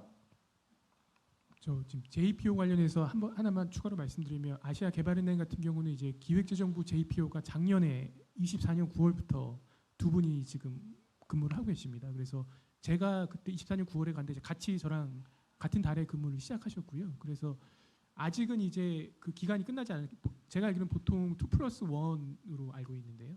그래서 아직 그 전환에 대한 거는 결정되지 않았지만 작년에 오신 두 분은 그 ICT 쪽하고 이제 클라이밋 체인지 쪽이 오셨고 올해 9월에는 이제 트랜스포트랑 퍼블릭 헬스 쪽으로 오셨습니다. 그래서 아마도 이 기획재정부 공고가 분야가 계속 바뀌면서 나오는 것 같거든요. 1년에 2명씩 JPO를 ADB에 파견하고 계셔서 그런 것들도 참고하시면 좋을 것 같고 그다음에 이제 저는 면접 관련해서 이제 갑자기 든 생각은 이 운이 참 제가 최선을 다 해도 운이 참 따라줘야 된다는 게 여기도 마찬가지라고 생각하는 게 저는 이제 어떤 분이 저희는 이제 디렉터라고 얘기를 하는데요. 디렉터가 채용의 의사결정은 상당히 큰 권한을 갖고 있고 대부분 결정하는 것으로 알고 있습니다. 근데 저는 한 7년 전에 저를 디렉터 밑에 프린시플이었던 분하고 면접을 봤었는데 이제 떨어졌었고요. 그다음에 그분이 디렉터로 승진하셔서 4년 전에 면접을 봤는데 제가 이제 승진 축하한다고 말씀드리고 이제 또 떨어졌습니다. 그런데 요번에 면접을 볼 때는 그분이 헤드로 승진하셨는데요. 헤드로 승진하시니까 면접에 안 들어오셨어요. 그래서 덕분에 제가 합격을 할 수 있었던 것 같습니다. 그래서 그런 운도 따라줘야 된다. 근데 다만 저는 어쨌든 계속 지원을 했었거든요. 그래서 주변에서는 너무 많이 지원하는 거 아니냐. 이미 블랙리스트에 올라갈 수 있다고 말씀하셨는데 실제로 올라가는지는 모르겠지만 어쨌든 제가 들어온 거 봐서는 많이 지원하는 게 분명히 근데 많이 지원하는 게 나쁘게 평가받을 수도 있습니다. 근데 하지만 어쨌든 저는 그런 부분들 메이크업하기 위해서 제가 선택한 건 이직이라는 거를 저는 좀 생각을 많이 했었고요. 근데 그 이직을 위해서는 그 원하시는 분야의 특정한 그 링크드인 프로필을 찾아보시면 되게 많이 찾을 수 있지 않습니까? 근데 저는 마지막까지 고민했던 거는 제가 목표로 하는 데서 회계법인 사람들을 회계법인의 인프라 재무자문 사람들을 계속해서 채용하는 걸 봤었고요. 그래서 저는 이제 정책금융기관 다니다가 이제 3년 전에 그 회계법인 재무자문으로 이직을 했었습니다. 그래서 그것 때문에 제가 합격한 건 아니겠지만 어쨌든 그런 노력들을 하다 보면 기회가 오지 않을까 싶습니다. 네, 답변 감사합니다. JPO 관련 정보는 기획재정부의 국제금융기구 정보 시스템에서 확인하실 수 있습니다. 방금 아까 여기 앞쪽 분이 손을 들어주셨는데 마이크를 넘겨주시면 질문을 들어보도록 하겠습니다. 여기 뒤에서 가져다 주고 계시네요. 여기 앞에 검은 자켓을 입으신.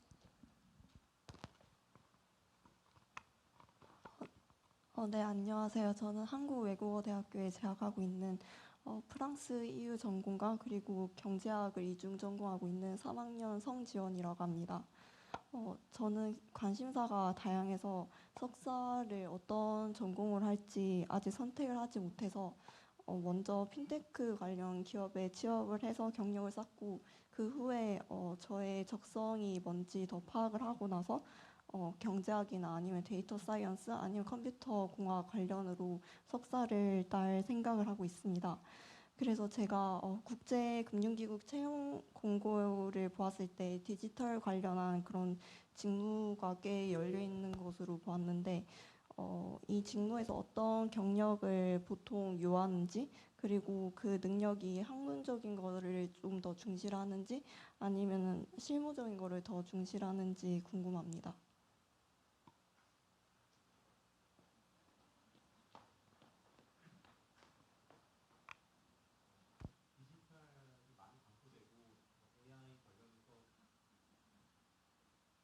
AI 관련해서 계속 이렇게 논의가 되고 있습니다. 모든 MDB가 다 똑같고 사실 EBRD에서도 월드뱅크나 ADB, AIB 다른 MDB IDB도 마찬가지인데 같이 저희가 주기적으로 이제 날리지 쉐어를 합니다. 이제 각자 이제 프레젠테이션 같이 짧게 뭐 어느 쪽에 관심이 있고 어느 쪽으로 이제 프로젝트를 하고 있고 이런 관심 공유를 하고 있어서 그런 쪽으로 관심이 있는 거는 확실한데 사실 MDB에서 추구하는 제 IT 쪽은 어떻게 보면 제 핀텍에서 원하는 그런 인재하고는 매우 다를 것 같긴 합니다.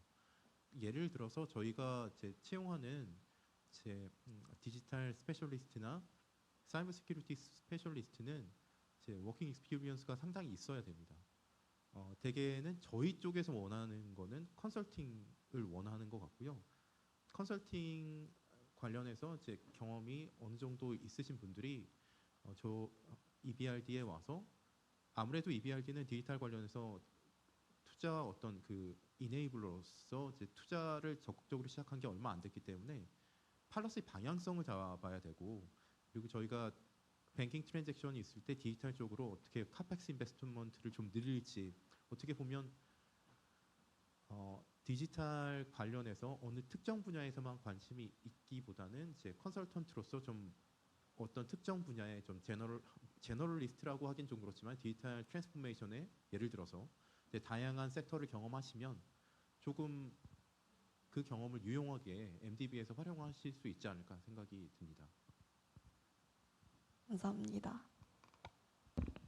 네, 저기 뒤에 손 드신 분께 마이크를 혹시 저 추가 질문하시죠.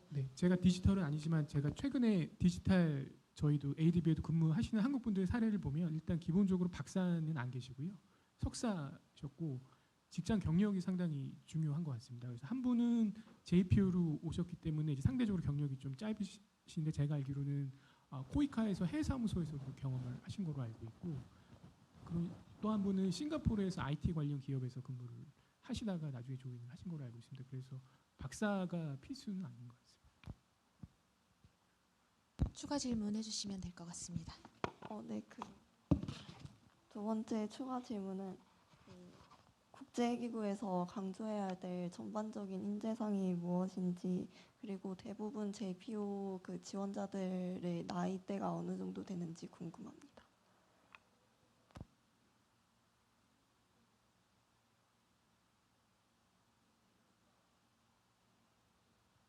저도 이제 개인적으로 JPO 나이가 한참 지나가지고 이게 구체적인 건 아마 공고를 한번 확인해 보시면 나이는 분명히 확인이 가능하실 텐데, 최근에 ADB의 기획재정부의 JP로 오신 분들은 30대 초중반이신 것 같고요. 그래서 대부분 한 분은 이제 아까 말씀드렸던 코이카에서 근무를 하셨고, 또 한 분은 저희 국제농업기구 로마에 위치한 국제농업기구에서 근무하시다가 오죠. 그런 식으로 다들 해외 혹은 국제 개발 관련된 경험들을 최소 5년 이상은 가지고 계신 걸로 생각됩니다.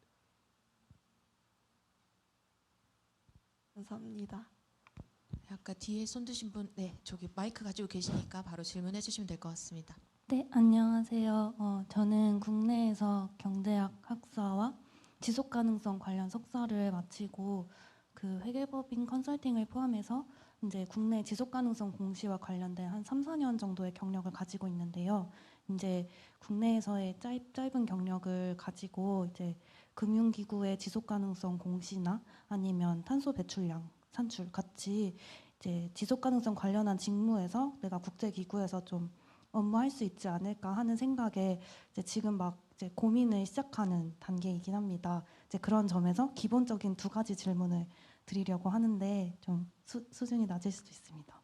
첫 번째는 국제기구에서 근무한다는 게 이제 한국에서 근무하고 있는 저의 삶과는 많이 다를 수도 있을 것 같다는 막연한 생각이 있는데 한국의 직장 경험이 있으시다고도 들어가지고 한국 직장 생활과 다른 점이 어떤 게 있는지, 특히나 뭐 장점이 물론 엄청 많이 있겠지만 한국에서 교육을 받거나 한국에서의 업무 경험만 있는 사람들은 이제 국제기구에 도전한다면 어떤 어려움에 이제 직면할 수 있을 것 같다는 걸 좀 각오하고 왔으면 좋겠다, 이런 말씀을 주실 게 있는지 궁금하고, 두 번째로는 대부분 잡 디스크리션 작지만 봤을 때는 석사와 경력을 요구함에도 불구하고 되게 계약직 포지션이 정말 많았던 것 같고, 주변에서 들어봐도 뭐 컨설턴트 1년 계약부터 시작하더라도 이제 계약직부터 시작하는 게 이 국제기구에서는 굉장히 흔한 일이다, 이렇게 이야기를 들었는데, 사실 나이가 조금 이제 그래도 30대인 한국인으로서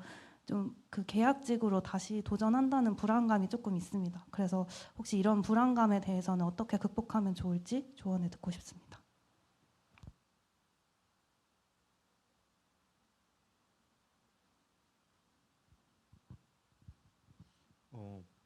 일단은 근무 경험을 가지고 한국에서 근무 경험을 가지고 이제 국제기구를 지원하시는 거는 굉장히 좋으신 것 같고요. 사실 경험 없이 지원하는 게 그리고 경험 없이 지원했을 때 성공할 확률이 상당히 적습니다. 뭐 3년 정도 석사를 이미 하셨고 그렇다고 하면 사실은 딱 좋은 시점이신 것 같고, 다만 이제 해외에서 경험을 아직 안 쌓으셨기 때문에 이제 해외에서 경험하는 거에 대한 약간 막연한 두려움, 그리고 계약직으로 시작하게 될 경우에 이제 정규직이실 것 같은데 이제 거기에 대한 약간 이제 걱정이 있으실 것 같습니다. 이제 저도 조인했을 때 EBRD에서 사실 처음에는 인턴으로 조인했었고 계약직이었습니다. 당연히 한국에서 정규직으로 꽤 오랫동안 일하다가 갑자기 계약직이 됐을 때 사실 엄청나게 큰 리스크였거든요. 그 비즈니스 스쿨 졸업하고 정규직 오퍼가 2개 있었고 리턴으로 기존에 다니던 회사를 다시 돌아갈 수도 있었는데 그거를 다 턴다운하고 다 이렇게 못 가겠다고 한 다음에 계약직을 간다는 게 사실 정상적인 사람이면 안 할 수도 있습니다. 근데 당시에는 그 무슨 자신감인지 모르겠는데 일단은 시작을 했고 굉장히 많이 후회했습니다. 그러니까 굉장히 심적으로 힘들고요.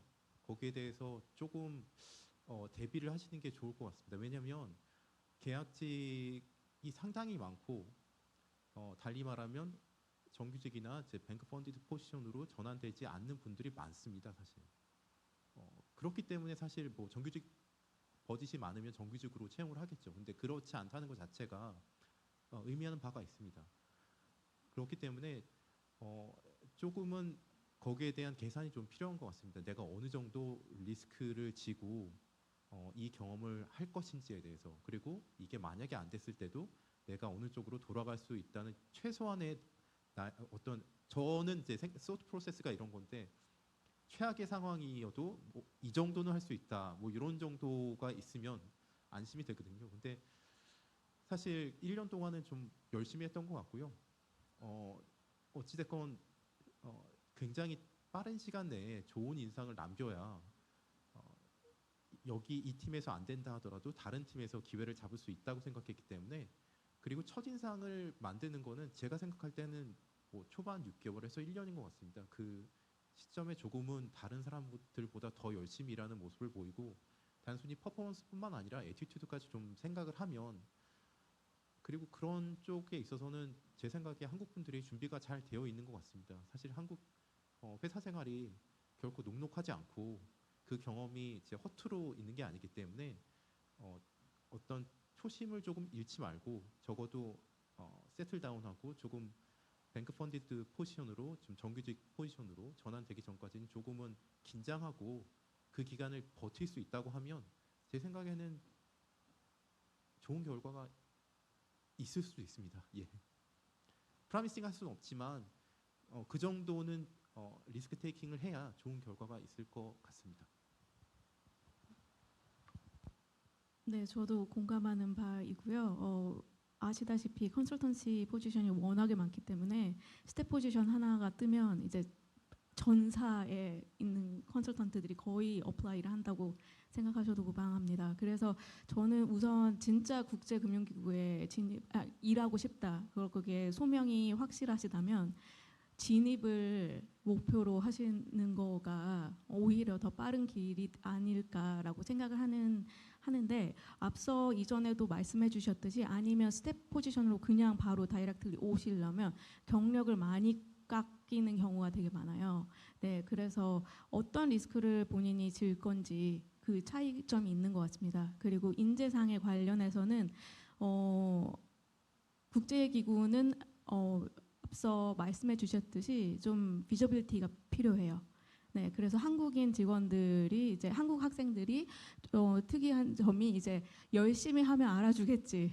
네, 라는 생각을 할 수도 있는 것 같아요. 그런 경향이 있는 것 같아요. 성실하게 네, 늦게까지 일하고 네, 그런 거에 있어서 이제 퍼포먼스에 반영이 되지 않을까라는 생각을 하실 수도 있는데, 되게 아이디얼한 그 상황에서는 그렇게 되겠지만, 네, 여기에서는 국제기구는 사실 평가가 되게 어려워요. 개개인의 역량 평가도 어렵고 되게 많은 일들이 동시다발적으로 일어나기 때문에 이제 자기가 어떤 일을 하고 어떤 거에 강점이 있고 어떤 걸 리드할 수 있는지 이 부분에 있어서 되게 어필하는 네, 그 부분이 좀 필요한 것 같습니다.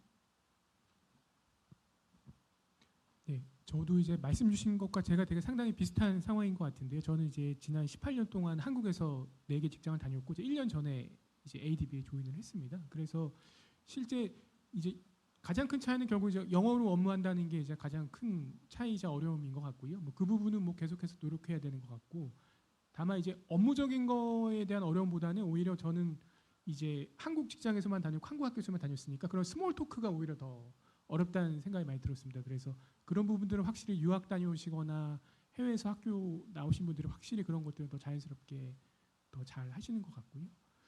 그리고 이제 두 번째 질문 주셨던 게 어떤 거였죠?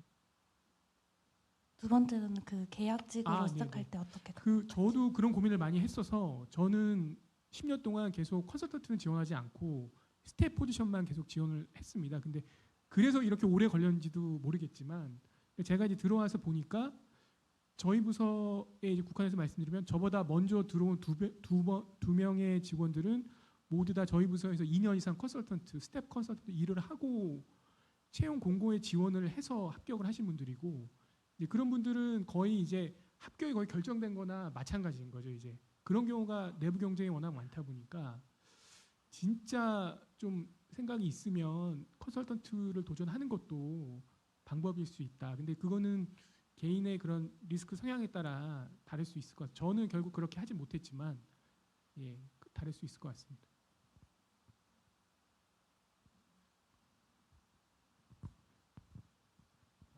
네, 한국 사람들이 와서 겪는 어려움이 아까 그 비저빌리티 말씀하셨는데 저도 딱 그 생각이 처음 들었고요. 그러니까 한국 사람들이 대체로 평은 잘 좋은 것 같습니다. 좀 성실한 사람들 많고 이렇게 막 묵묵히 하라는 거 뭐 잔말 안 하고 이렇게 잘 하고, 그래서 대체로 평은 좋은데 그 드리는 노력만큼 평가를 다 받지 못하는 안타까운 상황이 굉장히 많고, 그게 이제 왜냐면은 보면 이제 거기는 물론 이제 직급이 다 있고 나름 거기도 굉장히 그 좀 위계 질서가 빡빡하게 돌아가는 곳이긴 한데, 그렇다고 이제 주니어들이 말을 하지 말라는 뜻은 아니거든요. 오히려 사실 말을 더 하길 바라고, 가만히 앉아 있으면 몰라서 말 안 하는 걸로 생각하는 경우가 많기 때문에 되게 좀 치고 들어갈 줄 알아야 돼요. 그래서 그러니까 이렇게 가만히 앉아 있어서 자 이제 너가 한번 얘기해 볼래? 이렇게 이런 경우가 별로 없고, 내가 이렇게 나서서 해야 되는 경우가 굉장히 많습니다. 그래서 그런 걸 사람들이 보고 쟤 좀 말 좀 하네, 쟤 좀 뭐 좀 안 해라는 인상을 조금씩 갖기 시작하는 거거든요. 그래서 좀 그런 나설 줄 아는, 좀 그걸 또 물론 너무 나서는 것도 문제죠. 하지만 그 밸런스를 워낙에 한국 사람들이 좀 안 나서는 경향이 세다 보니까 좀 그런 적극성을 띠는 게 중요할 것 같습니다. 감사합니다. 네, 진솔한 답변 정말 감사드립니다. 시간 관계상 질문 하나나 2개 정도만 더 받아볼 텐데요. 마지막으로 질문하실 분 혹시 있으실까요?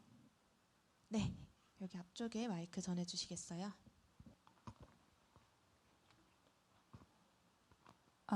안녕하세요. 저는 다른 질문해주신 분들과는 다르게 아직 학부 2학년인데요. 전공은 정치외교학이랑 신문방송, 그러니까 미디어 앤 커뮤니케이션을 하고 있습니다. 근데 이제 정치외교학 수업에서 국제개발협력이라는 수업을 들으면서 국제금융기구에 대한 파트를 들으며 관심이 생겨서 마침 이런 행사가 있는 것을 보고 오늘 오게 된 것인데요. 아직 갈 길이 멀지만 어떻게 하면은 저의 전공을 둘 다 살릴 수 있으면서 하면 좀 더 좋지 않을까라는 생각을 많이 하는데, 아무래도 금융기구이다 보니까 금융과 경제가 더 메인인데, 말해주신 것처럼 어떤 분야든 또 브로드하게 들어갈 수 있는 곳이라고 생각합니다. 근데 대체 어떻게 제가 거기에 들어갈 수 있을지 이런 고민들이 많았는데, 보통 커뮤니케이션 스페셜리스트나 그런 잡에 지원하는 분들한테 어떤 역량을 기대하는지, 또 어떤 롤을 해낼 수 있길 기대하는지, 뭐 그 외에도 또 저를 위해 해주실 수 있는 조언이 있다면 네, 감사하겠습니다.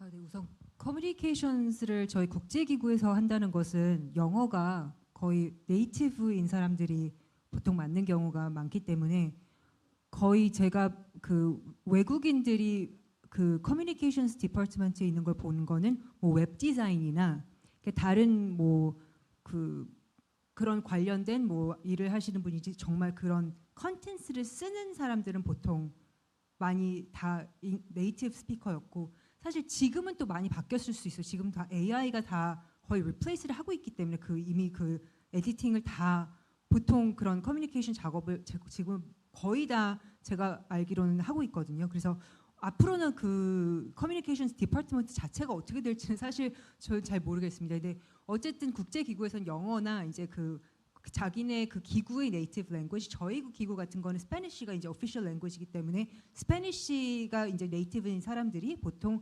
커뮤니케이션 그 애널리스트로 보통 와서 이제 거기서 커리어를 시작하는 경우가 많아서 이제 정말 뭐 영어가 네이티브거나 아니면 진짜 뭐 그런 국제기구의 그 one of the languages가 정말 official language면은 어드밴티지가 있는 것 같습니다. 그런 쪽으로 정말 살리고 싶으면. 근데 아까 저희가 다 말씀드렸듯이 그 내가 갖고 있는 걸로 인해서 어디를 찾을 생각보다는 그 정말 내가 어떤 소명을 갖고 있고 내가 어떤 디벨롭먼트 기구에 가서 정말 아까 처음에 그 저희 EBRD 계신 우리 분이 말씀드렸듯이 그 외교부에서 갈 수 있는 그 금융기구와 그 국제금융기구와 국제기구가 있습니다. UN 산하기구가 있고 국제금융기구가 있거든요. 그 둘 중에서 우선 나눠 보시고 그리고 그 이제 하는 일들이 굉장히 여러 개고 이제 그렇다 보니까 그런 것들을 내가 어떤 거를 이제 원하는지 너무 포괄적으로 내가 이거를 있는데 내가 할 수 있는 건 무엇일까라고 하면 사실 굉장히 막막하거든요. 저희가 정치 외교학과 커뮤니케이션을 배경으로 할 수 있는 건 무수하다고 생각합니다. 그리고 지금 2학년이시고 앞으로 갈 길도 너무 앞으로 정말 너무 너무 부럽고 정말 갈 길이 너무 부럽습니다. 근데 어쨌든 그런 지금 미래를 갖고 계신데 그런 커리어 파스를 지금 이렇게 그런 지금 시간을 익스플로어하는 지금 시간으로 이런 그 기구도 있고 오늘 이런 세션에도 와 보시고 이런 금융기구가 있고 또 UN 산하기구에서도 뭐 농업기구 아까 FAO라고 로마에 있는 뭐 그런 Food Agriculture Organization 뭐 그리고 또 뭐 UNHCR 그건 뭐 헬스 기구고 뭐 등등 그리고 아니면 진짜 금융 나는 돈으로 할 수 있는 파이낸스 쪽으로 가고 싶다 그러면 파이낸스 쪽인데 어떤 쪽인지 그런 걸 이렇게 세부적으로 해서 그쪽에서 이제 좀 추려 나가시는 작업을 점점 이제 뭐 1년, 2년 이렇게 공부를 하시면서 해가시는 게 좁혀 나가시는 게 조금 좋지 않을까 생각됩니다. 예, 그 조금 더 첨언해서 말씀드리면 결국 그 커뮤니케이션 팀은 제가 알기로는 거의 모든 국제기구가 있을 거예요. 여기서 아마 인원으로 따지면 저희 조직, 제가 속해 있는 국제기구가 이제 120명 정도니까 제일 작을 텐데 저희도 지금 커뮤니케이션 팀스가 되게 중요한 역할을 하고 있거든요. 아무래도 대외 창구기 때문에 저희 특히 고위급으로 올라갈수록 그 부분에 대해서 더 신경을 많이 쓰시고요. 당연히 기본적으로 영어는 완전 네이티브셔야 되고 그 기구를 대표해서 뭐 라이팅을 쓰든 아니면 다른 기자랑 중간에서 코디네이션을 많이 하기 때문에 그런데 제가 볼 땐 아무래도 여기가 저희가 지금 국제금융기구니까 커뮤니케이션은 기본이실 것 같고요. 거기다가 이쪽으로 오시려면 이 경제라든지 금융에 대한 배경 지식을 갖고 있으신 게 중요한 것 같아요. 당연히 저희가 소통하는 거는 저희 기구는 주로 뭐 블룸버그라든지 뭐 경제나 금융 관련된 그런 언론사랑 많이 소통을 하거든요. 그렇기 때문에 그 일을 하려면 기본적으로 언어가 되지만 이 부분에 이런 뭐 경제 금융 분야에 대한 백그라운드도 갖추고 있다는 걸 보여야 될 테고 그러려면 관련 뭐 수업을 들으시거나 아니면은 기회가 되시면 관련 기구에서 뭐 인턴이라든지 그런 경험을 쌓아 가시는 게 만약에 이제 국제금융기구 쪽으로 관심이 있다면 좀 더 다른 분들에 비해서 차별할 수 있는 좋은 포인트일 것 같습니다.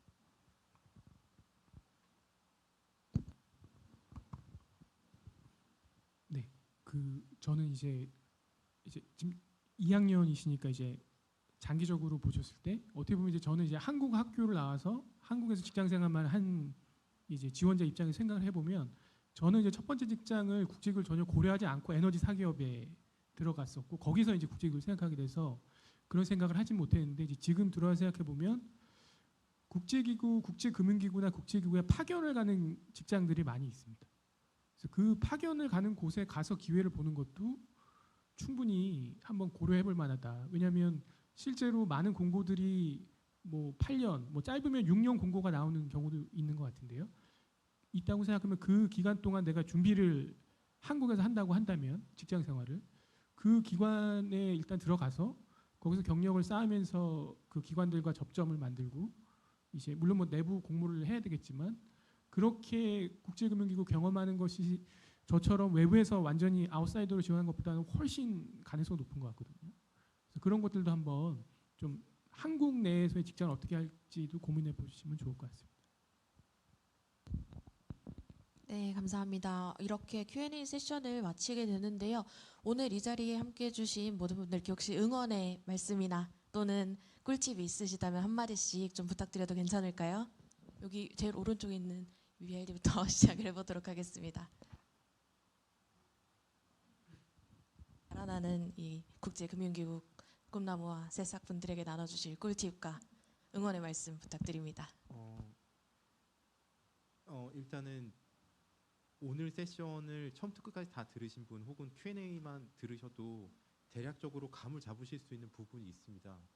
사실 여기 앉아 계신 분들도 다 처음부터 MDB 물론 이제 처음부터 계신 분도 있겠지만 사실 커리어의 중간 단계에서 조인하신 분들이 있거든요. 저도 마찬가지고 그런 경우에 지금 입장에서 제 지원자 입장에서 어떻게 준비하는 게 좋을지 뭐 넥스트 스텝은 뭐 그런 여러 가지 질문이 있으실 텐데 제가 드리고 싶은 말은 처음부터 MDB 혹은 뭐 국제기구를 생각했건 안 했건 제가 생각할 때 더 중요한 거는 내가 원하는 커리어가 있고 그리고 국제기구에 관심이 있다라고 하면 그 커넥팅 닷을 놓지 말고 계속 이어나간다면 언젠가 기회가 생깁니다.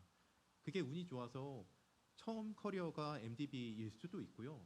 그게 아니다 하더라도 관심을 두고 계속 그 업무를 어떤 전문성을 계속 길러 나가시다 보면 인생의 어느 순간에 그게 너무 먼 미래가 아니었으면 좋겠고요. 어느 미드 커리어 단계에서 기회가 분명 있을 거라 생각하고요. 저도 그런 케이스로 들어왔기 때문에 그 관심을 혹은 그 커넥팅 닷을 놓지 말고 계속 어떻게 보면 추구해 나가셨으면 좋겠고 지금은 커리어를 뭐 시작하신 지 얼마 안 되셨거나 여전히 이제 익스플로링 하시는 분들이 많으실 텐데 많이 고민하시고 그리고 좀 많이 조금은 이제 내가 가고 싶은 부분을 준비해서 방향성을 잘 잡으시면 분명 기회가 있을 거라 생각합니다. 네, 다 공감하고요. 꿀팁은 몇 번 계속 반복해서 말씀드렸듯이 잡 디스크립션을 블랙 포인트 하나하나 다 뜯어 보시고 어떤 포인트에서 어떤 example을 자기가 가지고 있는지 구체화하시는 그런 준비 과정을 가지셨으면 좋겠습니다. 네, 저도 이제 말씀 주신 대로 그 채용 공고 TOR에 대한 원하시는 기관의 특정 TOR을 찾으셔서 이 스터디를 하시면 좋을 것 같고요. 그 다음에 링크드인을 통해서 뭐 한국 분이시면 뭐 학부 선배든 대학 선배든 그게 상관없이 그냥 한국 분이라면 아마 연락을 다 취하시면 다들 답변을 잘 친절히 해주실 거라고 생각을 하거든요. 저도 지금 생각해 보면 아주 초창기에 준비를 할 때 학부 선배님이 ADB에 근무를 하고 계셨고 많은 조언을 받았습니다. 그래서 그런 부분들이 상당히 큰 도움이 될 거라고 생각하기 때문에 모르는 분이라고 할지라도 연락을 미리 취하고 적극적으로 하시면 좋을 것 같습니다. 이 늦은 시간까지 이렇게 계셨다는 것은 진짜 좋은 일이 있으실 겁니다. 그러니까 열심히 끝까지 소명이 있으면 저도 제 1회 그 채용 설명회 출신입니다. 그렇기 때문에 좋은 일이 있으실 겁니다. 그러니까 화이팅 하시고요. 다 굿럭입니다.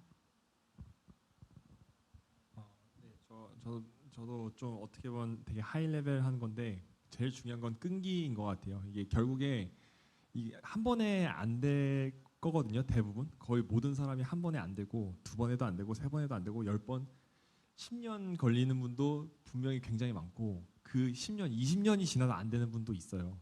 근데 그래서 결국에는 진짜 버티는 자가 이기는 거라고 생각이 들고 내가 그만큼 의지가 있으면 정말 끈기를 가지는 게 정말 중요하고 그리고 동시에 또 너무 한 곳에만 매몰돼서도 안 되는 것 같아요. 그러니까 그래서 제가 흔히 생각하는 것 중에 이렇게 꿈을 생각을 하면 어느 특정 나는 뭐 어느 기관에서 일하는 게 내 꿈이야라고 했을 때는 사실 그 기관에 못 갈 수도 있잖아요. 그러면 내 꿈이 안 이루어지는 게 되는데 내 꿈을 동사형으로 만들어서 아 나는 이런 일을 하고 싶어라고 한다면 사실 꿈을 못 이룰 수가 없어요. 그리고 그렇게 커리어를 꾸려 나갔을 때 내가 바랬던 그 기관도 분명히 가게 되는 결과가 충분히 있을 수 있고요. 그래서 어느 특정 기관보다도 내가 진짜 하고 싶은 일이 뭔지를 좀 이렇게 동사형의 구체적인 그런 형태로 생각해 보시면 좋을 것 같습니다.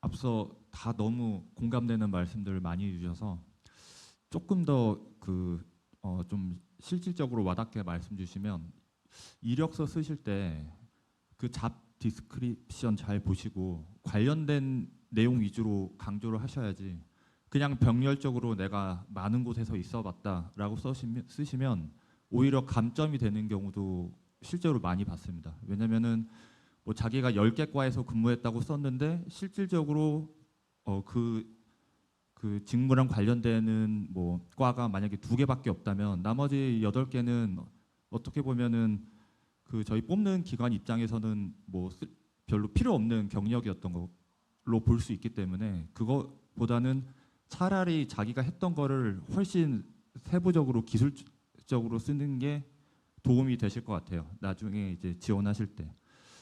그리고 오늘 첫 번째 세션에서 다 각 기관들이 발표를 많이 해주셨잖아요. 다 공통적으로 마지막에 뭐 이렇게 베네핏이나 이런 거에 대해서 많이 말씀 주셨는데 뭐 구체적인 뭐 보수라든지 그 정책은 기관마다 좀 차이가 있겠지만 일반적으로 봤을 때 제가 볼 때는 우리나라 한국 기관에 비해서는 국제기구가 근무 여건이 훨씬 좋은 것 같아요. 그래가지고 조금 준비하시다가 힘드실 때마다 그래도 충분히 제 생각에는 준비하셔서 될 만한 가치가 충분히 있습니다. 예, 자신 있게 말씀드릴 수 있으니까 예, 끈기를 갖고 열심히 준비하셨으면 좋겠습니다. 좋은 일 있으시기를 기원하겠습니다.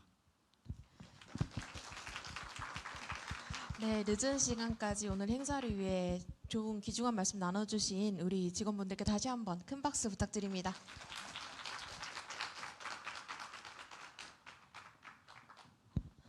네, 내일은 실제 면접 및 모의 면접이 있다고 알고 있는데요. 모든 참석자분들께 좋은 결과가 있기를 바라면서 오늘 채용 설명회 마치도록 하겠습니다. 감사합니다.